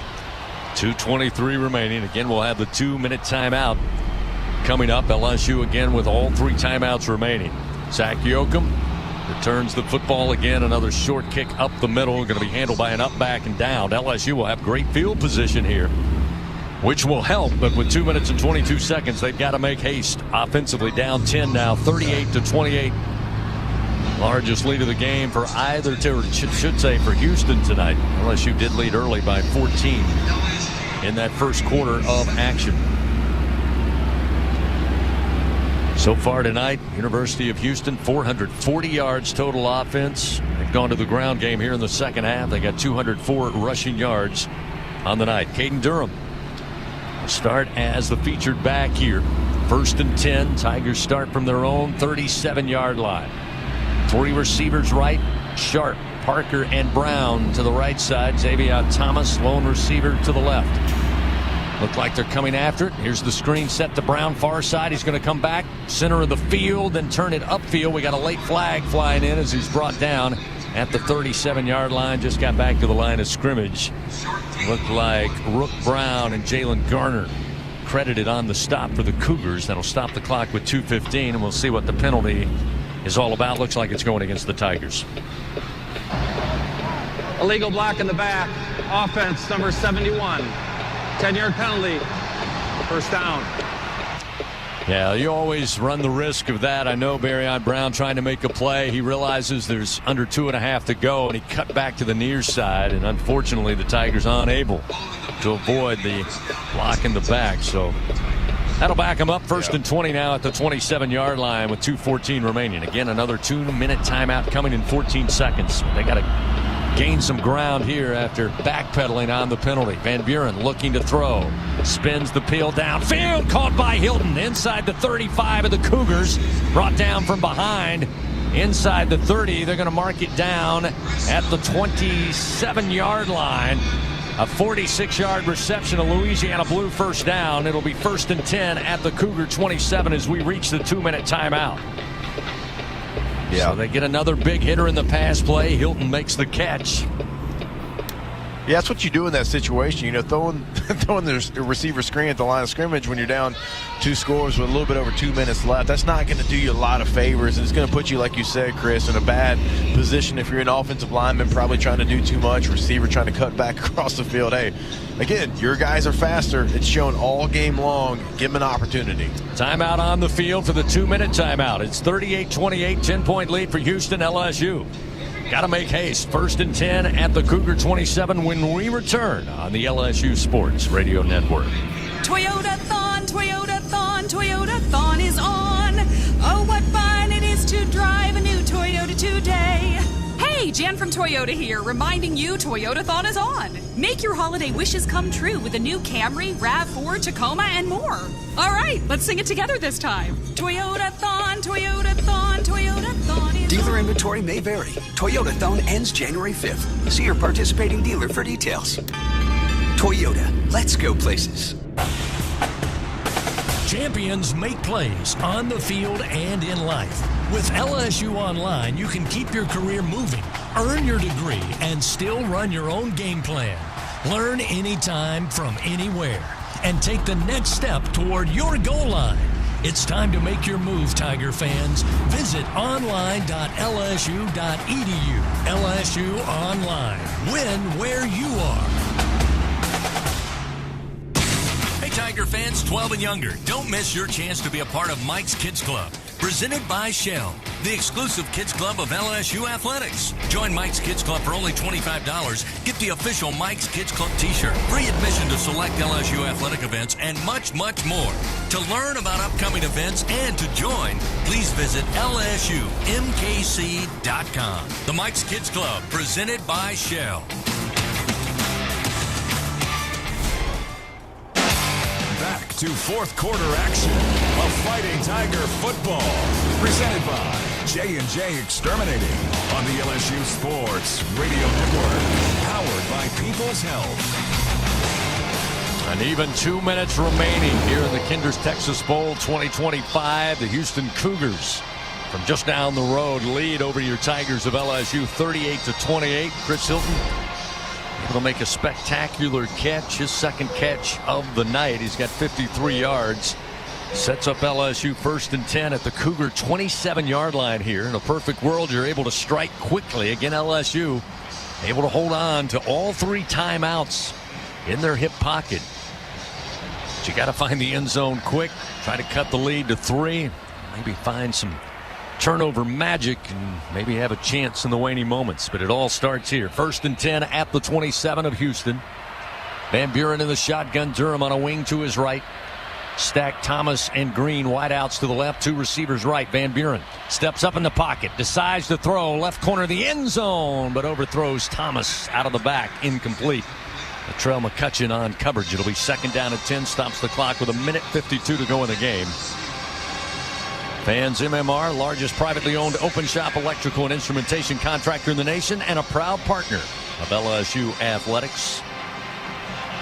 Tigers trying to find a miraculous way to pick up their 8th win of the season. Finish the 2025 campaign with a win and a bowl victory. But it's going to be awfully tough here. Got to find a way on 2nd down and 10 from the 27. Van Buren again in the pocket. Now trying to release and step up. And he's going to be caught and thrown back. They're going to reach the 30-yard line. He'll lose 3 as Carlos Allen with his second big defensive play. Had a deflection earlier in the first half, comes up with a huge sack here. And it'll be 3rd and 13 with the ball back at the Cougar 30. See, I'm not sure I would have taken my time out there. I know you had a sack there, but you take a couple more shots at the end zone, you're in your kicker's range as well. So get back on the ball as quick as you can, run another play, because now in this situation, I mean, it's, you know, you're going to have an onside kick situation. But if you save that time out there, get on the ball. Let's say you snap it at a minute 32 seconds, Chris, you still have an opportunity with all 3 timeouts. And so now it's going to take a little bit more for LSU to pull off this comeback. Yeah, Kraft and Blair, our spotter, mentioned it a moment ago before that first down play. So any thought to trying for the field goal if you can't score on the first down. Now again, 3rd and 13. Touchdown would be great, but you do have to work a little strategy here with 1:46, and the Tigers burn their first time out. Brought to you by Coshada Casino. 3rd and 13 with the ball at the Cougar 30. Van Buren flushed out of the pocket to his right, looking downfield, throws on the run, and the catch is made by Thomas at the 15. Somehow Van Buren able to needle it through 2 defenders hanging on Thomas, but he hauls it in for a 15-yard gain. It'll be 1st down and 10 now at the 15. Van Buren quickly takes the snap, looking towards the end zone. Diving, making the grab at the 1 into the end zone is Hilton. It's a touchdown, LSU. We had one official saying down at the 1. We had the far side official with a touchdown signal. Now they're going to get together and talk it over at the goal line here. We'll have to see who wins out. Looked like maybe he was down before crossing or breaking the plane. It was awfully close. Watching a replay here. Oh, we need to slow that up to see if his knee came down before he broke the plane. The ruling on the field is a touchdown. Look, I think that when play the knee is under hit, further review. He broke the plane. It looked like it did too, Gordy. I agree with you. I think it's a touchdown. So they'll take a look. We go under review once again, brought to you by Acme Oyster House. And I'm with you guys. I mean, bang, bang in real time. It looked like there was a chance maybe he was down. But now watching it a couple of times on replay, we see this one slowed up. Not the best view from the pylon cam, but maybe his left elbow, or rather his right elbow, just came down before that ball broke the plane. And that's what they're watching back and forth in the booth to our right. Replay official Rick Nelson and his team. I mean, you can slow it down and overthink this thing. For me, his elbow hits right there on the edge of the stripe. This should be a touchdown. Well, again, they're taking a look at it. Jason Nicholby leading this Big Ten crew. They've had their struggles tonight, I would say. I'd also say, Chris. Would you if we're concur? saying it? Yes. Yeah, okay. Well, we're on record for saying it. Just out of curiosity, are they talking to the booth in Chicago? Is that the Big Ten booth? They're on the phone now, so they have headsets, but now they got the old-fashioned telephone for you young people. It has a wire connected to the wall. And they are talking it over precisely here, and this one is taking a while, and we've seen multiple angles, multiple slow motion. And I think, Gordy, you nailed it. I think they're trying to determine if that right elbow came down after the ball broke the initial plane, the front plane of the goal line. I just don't know that you've seen a look that has said that it wasn't a touchdown. Yes. Now they're checking with everybody in the booth to say, do we have the right call? So maybe we'll get an initial. He's writing something down here, so I think we're going to have it. It's going to be on the 1-yard line. So now we get the call from Nickleby. Let's see. After review, the receiver's elbow was down with the ball at the 6-inch yard line. It'll be first down and goal for LSU at the right hash. Please reset the game clock to 1 minute and 30 seconds. 1-3-0, please. So after review, they take off the score down at the 6-inch yard line, which is the first time I've heard that called. But we'll give him. I better see it on the 6-inch line, too, not the 1-yard line. Make the spot. 6-inch line. 6-inch yard line. So it will be first and goal from the 6-inch yard line. Ball on the far side hash with 1:30. They add 3 seconds to the clock here, but LSU's got to punch it in. And the officials holding things up, talking to the front of the offensive line. Now coming back to talk to Michael Van Buren. And the Tigers got to be set. No miscues here. See if they can pound it into the end zone. Van Buren going to stay in the shotgun. Durham on a wing to his left. And it looks like timeout taken. No, they're going to explain something to Frank Wilson. I'm not sure the line judge. They're telling him to get on the line. I'm assuming this clock is going to start as soon as they blow the whistle. Well, they let it start. And you tell me, Jacob, almost need to throw the football here. I mean, I can't afford to. I can't afford to not get in, burn a timeout or anything here. That was what they were instructing both the Tigers and Cougars. Look, when we lay this down and he winds it, that clock's going to run. They put 1:30 back up there. First down, goal to go inside the 1. Snap to Van Buren, looking to throw far side to Nick Anderson. He was shoved out of bounds and couldn't hold on. It's incomplete. Stops the clock with 1:25. Jordan Allen was on coverage, and he was determined not to let Nick Anderson bring that in. So now second down, goal to go inside the 1-yard line of the Cougars with 1:25. I'm with Gordy because they're going to be in shotgun. Like, you don't want to get stopped in the backfield. But crazy idea. Get under center. Right now, yes. run the football from the 6-inch line as we were instructed by the official there. And Van Buren again going to line up in the shotgun. He's got Durham on a wing to his left. Put Thomas and Parker wide to the left. 2 lone receivers left side. And they will hand off Durham. Durham, right? No, it's going to be Van Buren that pulled. And he's going to be dropped back at the 3. Oh, Caden Durham walked in untouched, but he didn't have the football. Van Buren pulled, and he's dropped back at the 3. It'll be third down, goal to go from the 3. And they have to burn a timeout to conserve 1:20 in the fourth quarter. Jacob, I mean, it's a zone read. You got nothing to read down here. They're blitzing off the end. That ball has to be handed off.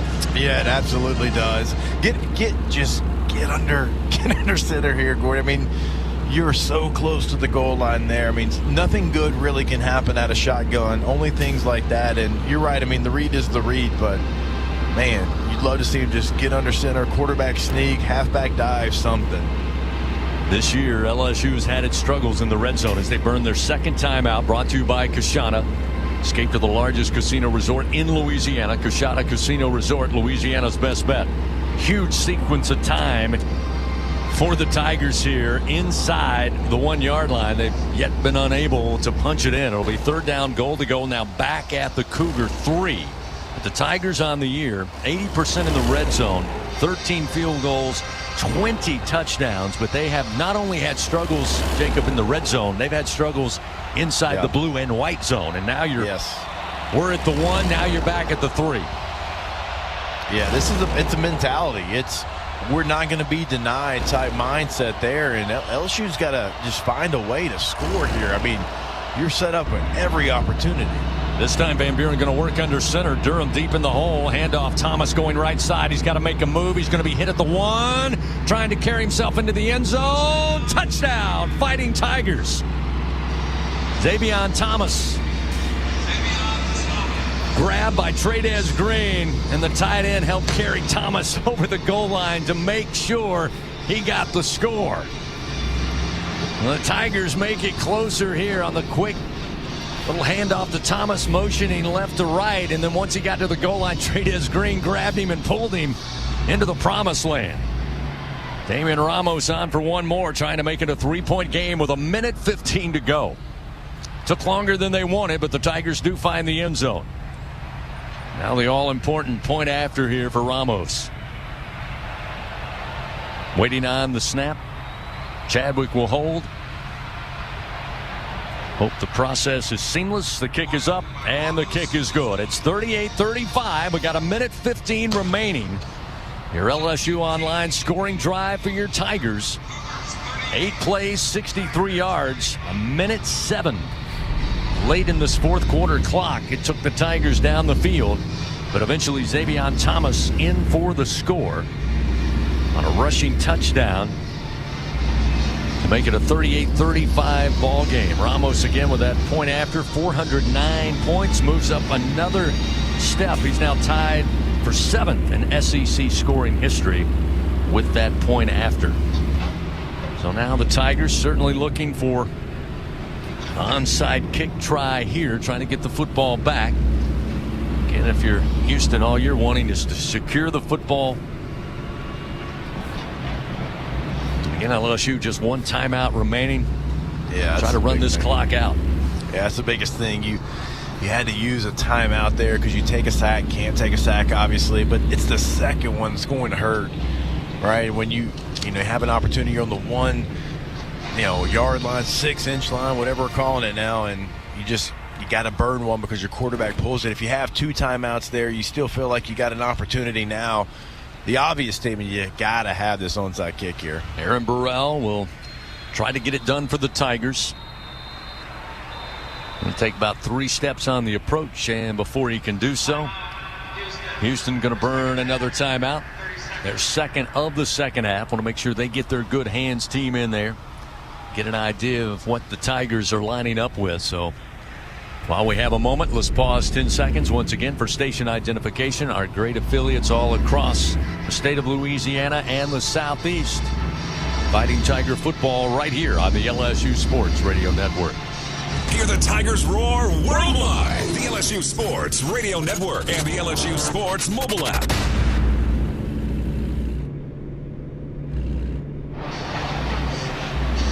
As we approach the midnight hour here in Houston, Texas, in Central Time Zone, 38-35, Houston with the lead. Tigers trying to make it interesting here with 1:15 remaining in the game. Aaron Burrell lines them up, set to try for the onside kick. Burrell, 3 steps. Onside kick coming near side. It appeared it was touched by a Tiger, and then going to be recovered by the Cougars. Latrell McCutcheon Sr. Had a pretty good bounce for the Tigers. LSU had several in the vicinity, but just took the bounce, allowed McCutcheon to cover it up and keep possession. Now we got a little jawing after the fact. Referees and coaches trying to separate the Tigers and Cougars here on the near sideline. Wow. Looked like Kyle Parker and Tamarcus Cooley were right there in the vicinity, and maybe they weren't sure had it gone 10 yards, but kind of the ball went right by them. Yeah, that was perfect by Burrell. I mean, the bounce you wanted. If Cooley picks up that ball, it's LSU football. I think you're right, though. I think he wasn't quite sure where he was, but if he picks that ball up, it's LSU football. So with 1:12 to go, Tigers with just 1 timeout remaining. Wegman going to get up under center in the victory formation. Takes a snap, takes the knee.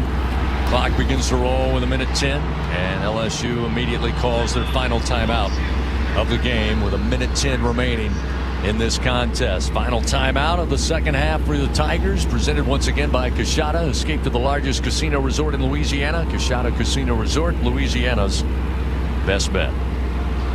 Now it's officially Sunday morning here in the Central Time Zone. Tigers need some kind of miracle here, as the Cougars going to be happy to line up in the victory formation with 1:10 to go. No more timeouts for the Tigers. By the way, Damian Ramos going to finish up his career, as we said, tied for 7th in SEC scoring history with 409 points. With that point after moments ago, 202nd career PAT, which is a LSU football program record. Certainly going to be big shoes to fill in the special teams department moving forward. Once again, Wegman and the Cougars line up in the victory formation. He'll take the snap and take the knee, and the clock begins to roll with 1:08. Cougar fans here at NRG Stadium in their celebration. The Tigers unfortunately fall to 2-2 all time here in the Texas Bowl. Houston en route, picking up the 10th win of the season. Coach Willie Fritz and company, they will finish the year at 10-3. As we mentioned earlier, 6-3 in Big 12 play is 34 seconds. Wakeman again will take a snap and take a knee, and that'll do it. Sidelines will disperse. Coach Frank Wilson, Coach Willie Fritz will meet at midfield. Tigers finish up a tumultuous and disappointing season. Unfortunately, they will finish the year at 7-6. Of course, they were 3-5 in SEC play. Both teams meet, shake hands. Tough game. Both teams with chances to get the win. Houston makes more plays. Got the running game going in the second half en route to a 38-35 victory. Horn sounds, and this one's in the books. The Houston Cougars are the Kinder Texas Bowl champions for 2025. Coming up, we crank up the Fighting Tiger post-game report. We'll have some final thoughts on tonight's game and the season from here in Houston before we send it back to the Capital One studios, and they'll put a bow on the year. That's Hunt Palmer, Marlon Favorite, and Brandon Taylor. Final tonight from NRG Stadium in Houston and the 2025 Kinder's Texas Bowl. Houston 38, LSU 35 on the LSU Sports Radio Network. Shell in Alabama history, down 17-0. You all know the narrative. We all know what you said. But none of that matters anymore because Kalen DeBoer is king. And he'll head to New Orleans with to Pasadena with a crown on his head. This is what it looks like. Oregon and Texas Tech, exciting matchup there among offenses. Bama and Indiana, Ole Miss, Georgia, Miami, and Ohio State. Winners move on to the semis. Connor O'Gara joins us, and it's beginning to look a lot like Christmas. Connor, happy Christmas and all the things that you're supposed to say, but I'm really eager to hear your reaction to the weekend and what's at the very top of your Christmas tree in terms of reaction or overreaction. Merry Christmas to you as well, Paul. Look, I think that I speak on behalf of Alabama fans everywhere saying, my God, were things bad during that 17-0 start, and my God, were things good to close out that game for the Tide, because if they get just smacked in that game, I don't think Kalen DeBoer is all of a sudden off to Michigan. If Bama loses that game, I'll let Jimmy Sexton and those decision makers behind closed doors figure out whether or not that's legit, but he does enter into a different space going into year 3 than what he will, obviously now, having won that game and earning at least a trip to the Rose Bowl to face top-seeded Indiana, which is just a weird sentence to say. But, I do think he would have gone into year 3 with people questioning, is he the guy long-term? Because to finish the season the way that Alabama would have, with potentially a loss against Oklahoma, the loss against Georgia, a lopsided loss against Georgia, it would have felt like, man, this team just didn't get better. And the Ryan Grubb edition was supposed to be the thing that kind of allowed Bama to troubleshoot and get out of some of these dud games. And instead, they could have been in that spot. That's no longer the case. So it felt like a lot changed. But I think it was more about the long-term future as opposed to the immediate future for Kalen DeBoer. Yeah, I think the university made it pretty clear he would have been safe either way. But the reaction would have been dreadful. And it was important, but I wonder as you look at it, Oklahoma, not really talking about them much, but they certainly blew one of the great opportunities in modern history. A great season just ended so badly for them. And it's too bad for Brent Venables because I think, and this is something I talked about with Dari Noka on my show last week. Oklahoma's already won the breakup with Lincoln Riley. I think you could put that to bed after OU got to the college football playoff. I understand it's a different expanded field compared to the one that Oklahoma got in with Lincoln Riley back in the 2010s. But, you get it to the playoff before Lincoln Riley did at USC, and you had a 10-2 season that needed some context too. I mean, it had half of their schedule coming against ranked teams this year. It was a gauntlet what OU had to get through to get to that point, to get to 10-2. And at the very least, at least you didn't have like a 7-point offensive dud in that game against Alabama, but it's a blown opportunity. It stinks for OU fans that, waited 6 years to see a college football playoff game to know that, hey, once again, they blew a 17-point lead. OU now owns the 2 biggest blown leads in the college football playoff history, with the first coming against Georgia in that Rose Bowl. And I think that moving forward now, there are questions about where this OU offense goes. Do they just run it back with Ben Arbuckle and John Mateer? It's still a great season. It's the type of season Brent Venables had to have with a new boss coming into Norman. But, yeah, it's a disappointing ending, and an opportunity was sitting right there, and they couldn't capitalize on it. And that is over now. Let me switch to another game that we thought would be a little bit different, but ended up in a slugfest defensive struggle. Another great start by Texas A&M down the drain. Your takeaway from Kyle Field on Saturday? Man, what a blown opportunity that was for A&M. 108,000 rocking Kyle Field. Finally get to the college football playoff. This moment that felt like it was a long time coming, and it was on the heels of this obviously historic 11-0 start. But you had a chance that was sitting right there. Your defense gave you opportunity after opportunity. The Miami kicking game gave you opportunity after opportunity, and you couldn't score a single touchdown. That's going to be a tough pill to swallow this offseason. And I don't know what offensive changes could be coming, because this team just did not put together enough offensive progress over the course of the year. And that's going to be the frustrating thing now as Colin Klein moves on to Kansas State. Maybe A&M fans will spin it as, all right, it's good that he's moving on to Kansas State and you'll get a new play caller. But, man, I want to give respect to Miami and Mario Cristobal and what they did to go on the road and win in that atmosphere, to have that type of defensive performance. Ruben Bain, in my opinion, should be the top pick in the NFL draft. I think he's that good. But A&M let an opportunity slip away, and those opportunities have been so few and far between, and that is a loss that will stink for a very long time.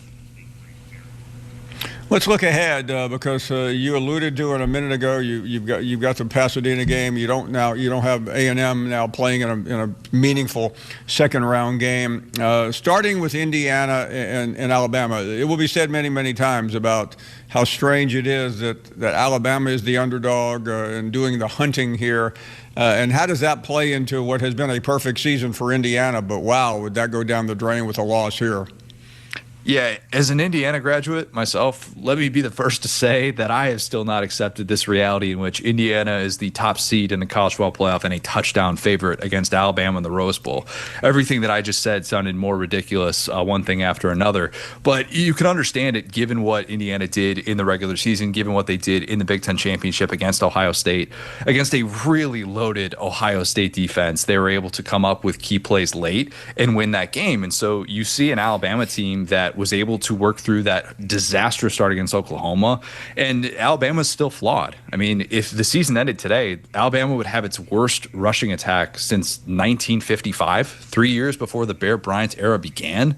That's what we're talking about here. They have struggled to run the football. They had, 28 rushing yards in that Oklahoma game, finally got a 30-yard run, first time since week 2 against Louisiana Monroe that they're able to do that. But this is an Indiana team that has looked much more complete, and that's why they're in this spot favored, and Alabama can now spin it as, hey, we're underdogs. You never get to do that if you're Kalen DeBoer. And maybe in some ways the pressure is off of Alabama, and you can say, hey, nobody believes in us. Indiana's got all the pressure, and we're just going to go out there and take care of business. Maybe Ty Simpson figured some things out, and maybe this Alabama defense that was really struggling to get a pass rush in the first part of that Oklahoma game, maybe they have the answers. But, yeah, it is a weird world that we're living in, but welcome to college football in 2025. In the other game, the All-SEC Sugar Bowl, seems appropriate. Georgia just sitting there waiting, and here comes Pete Golden's Ole Miss Rebels into New Orleans. What do you see? You did that on purpose. I could tell. That was just a nice little playful jab at your friend Lane. I could tell. Nothing wrong with that. Look, I think that this played out perfectly for Georgia. Absolutely perfect. Because I was wondering what the draw was going to be with them not getting the 2 seed, that going to Ohio State, and them getting the 3 seed. I think Georgia lucked out, honestly. Like, to get the winner of that game, and it's not to disrespect Ole Miss and Pete Golding, but Pete Golding did not have an answer for Georgia in that first matchup. I would expect them to be sitting there making adjustments, knowing that they need a new defensive solution, because Gunnar Stockton was brilliant in that first game. He didn't have an incompletion in the second half of that entire game, in which Georgia came back, overcame a 2-score deficit in the fourth quarter, and ultimately won that game, handed Ole Miss its only loss of the season. So I'm questioning what Ole Miss is going to look like, especially if Kejuan Lacey's banged up. This is different than a typical Lane Kiffin rushing attack, and I realize he's not coaching anymore, but it's still his ground game. They don't have another back that had 30 carries this season. Logan Diggs is second among running back carries with 29. So if Lacey's unable to go with the shoulder injury, that's advantage Georgia against a really improved run defense. So I don't think we're going to see anybody pick Ole Miss to win this football game, even though Ole Miss had a lot of success and had that, again, double-digit or 2-score lead in the fourth quarter at Georgia. But I think this is set up really well for the Dogs to take care of business. Connor, great to have you on. Merry Christmas to you and your family, and we will see you very, very soon. Connor O'Gara here to start us off on what should be a pretty memorable Monday afternoon, as we'll take phone calls. We'll do all the usual things here. Jamie Morrison, you may have heard that name. He's a national championship coach. A&M did have a big win over the weekend, and it was epic. And then the Archbishop drops by for the end of the show, Archbishop Joseph Marino. We'll talk to him and then let you join in the final hour as we work our way toward Christmas Day.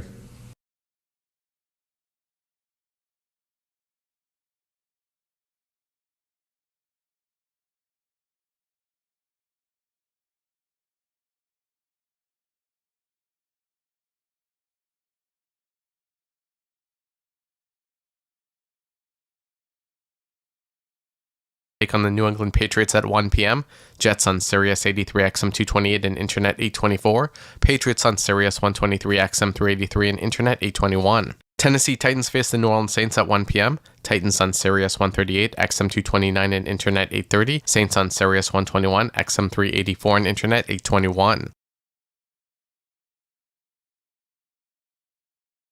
And Internet 823. Buffalo Bills host the Philadelphia Eagles at 4:25 p.m. Bills on Sirius 85 XM 225 and Internet 803. Eagles on Sirius 106 XM 380 and Internet 825. San Francisco 49ers face the Chicago Bears at 8:20 p.m. 49ers on Sirius 85 XM 225 and Internet 827. Bears on Sirius 81 XM 226 and Internet 805. National feed on Sirius XM and Internet channels 88. Spanish feed on Sirius 117 XM 227 and Internet 832. In NCAA College Men's Basketball, Boston College faces Le Moyne at 2 p.m. on XM and Internet 371. Kansas State faces UL Monroe at 2 p.m. on XM 391 Internet 981. Texas Tech faces Winthrop at 2 p.m. on Sirius 209 XM 198 and Internet 952. Georgia Tech faces Florida A&M at 2:30 p.m. on Internet 956. Colorado faces Northern Colorado at 3 p.m. on XM 392 Internet 982. SMU faces Cal State Fullerton at 3 p.m. on Internet 989. Portland faces Washington State at 5 p.m. on XM 388 Internet 978. Maryland takes on Old Dominion at 6 p.m. on Sirius XM and Internet channels 84. Oregon State takes on Santa Clara at 6 p.m. on XM 389 Internet 979. Oregon faces Omaha at 8 p.m. on XM and Internet 372. Pepperdine faces Gonzaga at 8 p.m. on Sirius XM and Internet channels 84. In NCAA College Women's Basketball, Georgia Tech takes on Wofford at noon on XM and Internet 371. Purdue faces Illinois at noon with the Purdue feed on Internet 984, Illinois on Internet 983. South Carolina hosts Providence at noon on Sirius XM and Internet channels 84. Providence faces Furman at 2 p.m. on Internet 985. Kentucky faces Hofstra at 2 p.m. on XM 388 Internet 978. Michigan State takes on Rutgers at 2 p.m. on Sirius 210 XM 193 and Internet 955. Ohio State faces UCLA at 2 p.m. with the Ohio State feed on Sirius 162 XM 195 and Internet 957. UCLA on Sirius XM and Internet channels 84. Texas takes on Southeastern Louisiana at 2 p.m. on Sirius 211 XM 190 and Internet 960. Arkansas faces Arkansas State at 3 p.m. on Internet 986. Chicago State takes on Clemson at 3 p.m. on Internet 990. Mississippi State faces Samford at 3 p.m. on Internet 987. Missouri takes on Kansas City at 3 p.m. on Internet 988. Scoreboard on SiriusXM 172 is your ultimate game day companion. Updated every 10 minutes with schedules for every live game across SiriusXM, NFL, NBA, MLB, NHL, NASCAR, and more. Plus, get the latest league headlines, injury updates, and key notes to stay in the know. I'm Frank Trachtenberg from SiriusXM Sports with news and notes from around the NFL. Indianapolis Colts quarterback Daniel Jones, who helped engineer an offense that was on a record trajectory through 8 weeks, suffered a season-ending Achilles tear in the first quarter of their Week 14 loss to the Jacksonville Jaguars. The Colts are now left in a daunting situation with a rookie backup quarterback under center and a brutal stretch run ahead of them as they try to keep their diminishing playoff hopes alive. Jones already had been playing through what was believed to be a hairline fracture in his left fibula, the opposite leg of the Achilles injury. Surprisingly, stepping in for Jones is Phillip Rivers, the longtime star quarterback who retired after the 2020 season, his 17th in the NFL, is rejoining the Indianapolis Colts on their practice squad. The news came one day after Rivers turned 44 years old, instantly making him the oldest active player in the NFL. Rivers will be reunited with his close friend and Colts head coach Shane Steichen. The two previously spent 6 seasons together in the Chargers organization, while Steichen was an assistant coach and Rivers was the team's franchise QB. Rivers is currently a semifinalist for the Pro Football Hall of Fame's class of 2026. Per the Hall of Fame, Rivers' signing to the Colts practice squad has no effect on his eligibility. However, if he signs to the Colts active roster, his eligibility clock would reset and he wouldn't be eligible again until at least 2031. Rookie quarterback Shedeur Sanders will remain the starting quarterback for the Cleveland Browns for the final 4 games of the season. Sanders, the 144th overall pick in this year's draft, started the previous 3 games. He is coming off the best game of his young career, accumulating 394 total yards and 4 touchdowns in the Browns' 31-29 loss to the Tennessee Titans. The defeat officially eliminated Cleveland from playoff contention. Sanders, a son of Pro Football Hall of Famer and Colorado football head coach Deion Sanders, began his career as the number 4 quarterback on the depth chart in Cleveland. The Browns, though, traded veterans Kenny Pickett and Joe Flacco, and fellow rookie Dylan Gabriel, who started 6 consecutive games, sustained a concussion against the Baltimore Ravens in Week 11, paving the way for Sanders to make his debut. Sanders became the first Browns quarterback since 1995 to win his first NFL start when he helped lead Cleveland to a 24-10 victory over the Las Vegas Raiders in Week 12. The Browns are 1-2 in games that Sanders has started. This season, he's completed 52.4% of his passes for 769 passing yards with 5 touchdowns and 3 interceptions. He's also rushed for 50 yards and 1 touchdown on 8 carries. For SiriusXM Sports, I'm Frank Trachtenberg. If you play fantasy sports, and really, who doesn't these days, SiriusXM Fantasy Sports Radio is the channel made just for you. It's 24/7 expert fantasy analysis for every sport, every season, and every kind of fantasy player. Whether you're fine-tuning your lineup or dominating your league, our hosts give you the edge with insider tips, injury updates, and smart strategy you can actually use. Be the genius of your fantasy league, only with SiriusXM Fantasy Sports Radio on SiriusXM Channel 87. The passing of Hall of Fame third baseman Brooks Robinson prompted a flood of memories from those who played with and against him during his 23 years with the Baltimore Orioles, where he established himself as one of the all-time greats at the hot corner.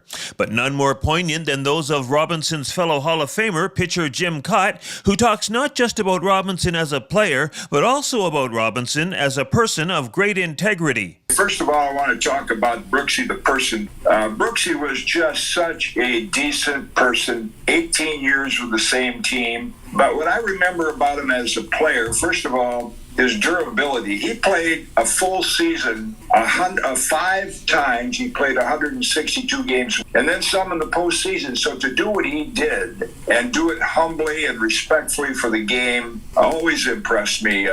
He was the guy I think that the Orioles pointed to, the way they behaved on the field. You didn't see any flash and dash as you saw from those home run trots. Quick trip around the bases, tip of the cap, go in the dugout, let's get ready to play the next inning. I love the articles that are coming out when it was written that Brooks didn't need a candy bar named after him because all the people in Baltimore named their kids after him. I think that I liken him to my teammate Harmon Killebrew, who kind of was the gold standard for players behaving and signing their name properly so you could read it. And Brooks is the same as Harmon. I think when you see the comments from his teammates and players even that he played against. That gives you some insight into how well he was respected in the game. And you mentioned his success against me. I always say when people say, who's the toughest hitter you ever faced, it was Al Kaline, because Al hit a lot of home runs, but Brooksy was there with the singles and doubles and always in clutch situations. You mentioned that 1970 World Series. I was at that series. And that may have been the first time that Brooks played on AstroTurf. You know, he did it on grass all those years, and they weren't finely manicured as some of the fields are today. And to do that, the show he put on AstroTurf that year really put him in the national spotlight, I think, and drew attention to how great a player he was. And, as you mentioned, he had a great series with the bat as well. Chris Mad Dog Russo and his team are unleashed, live and unfiltered, only on Mad Dog Sports Radio, Sirius XM Channel 82.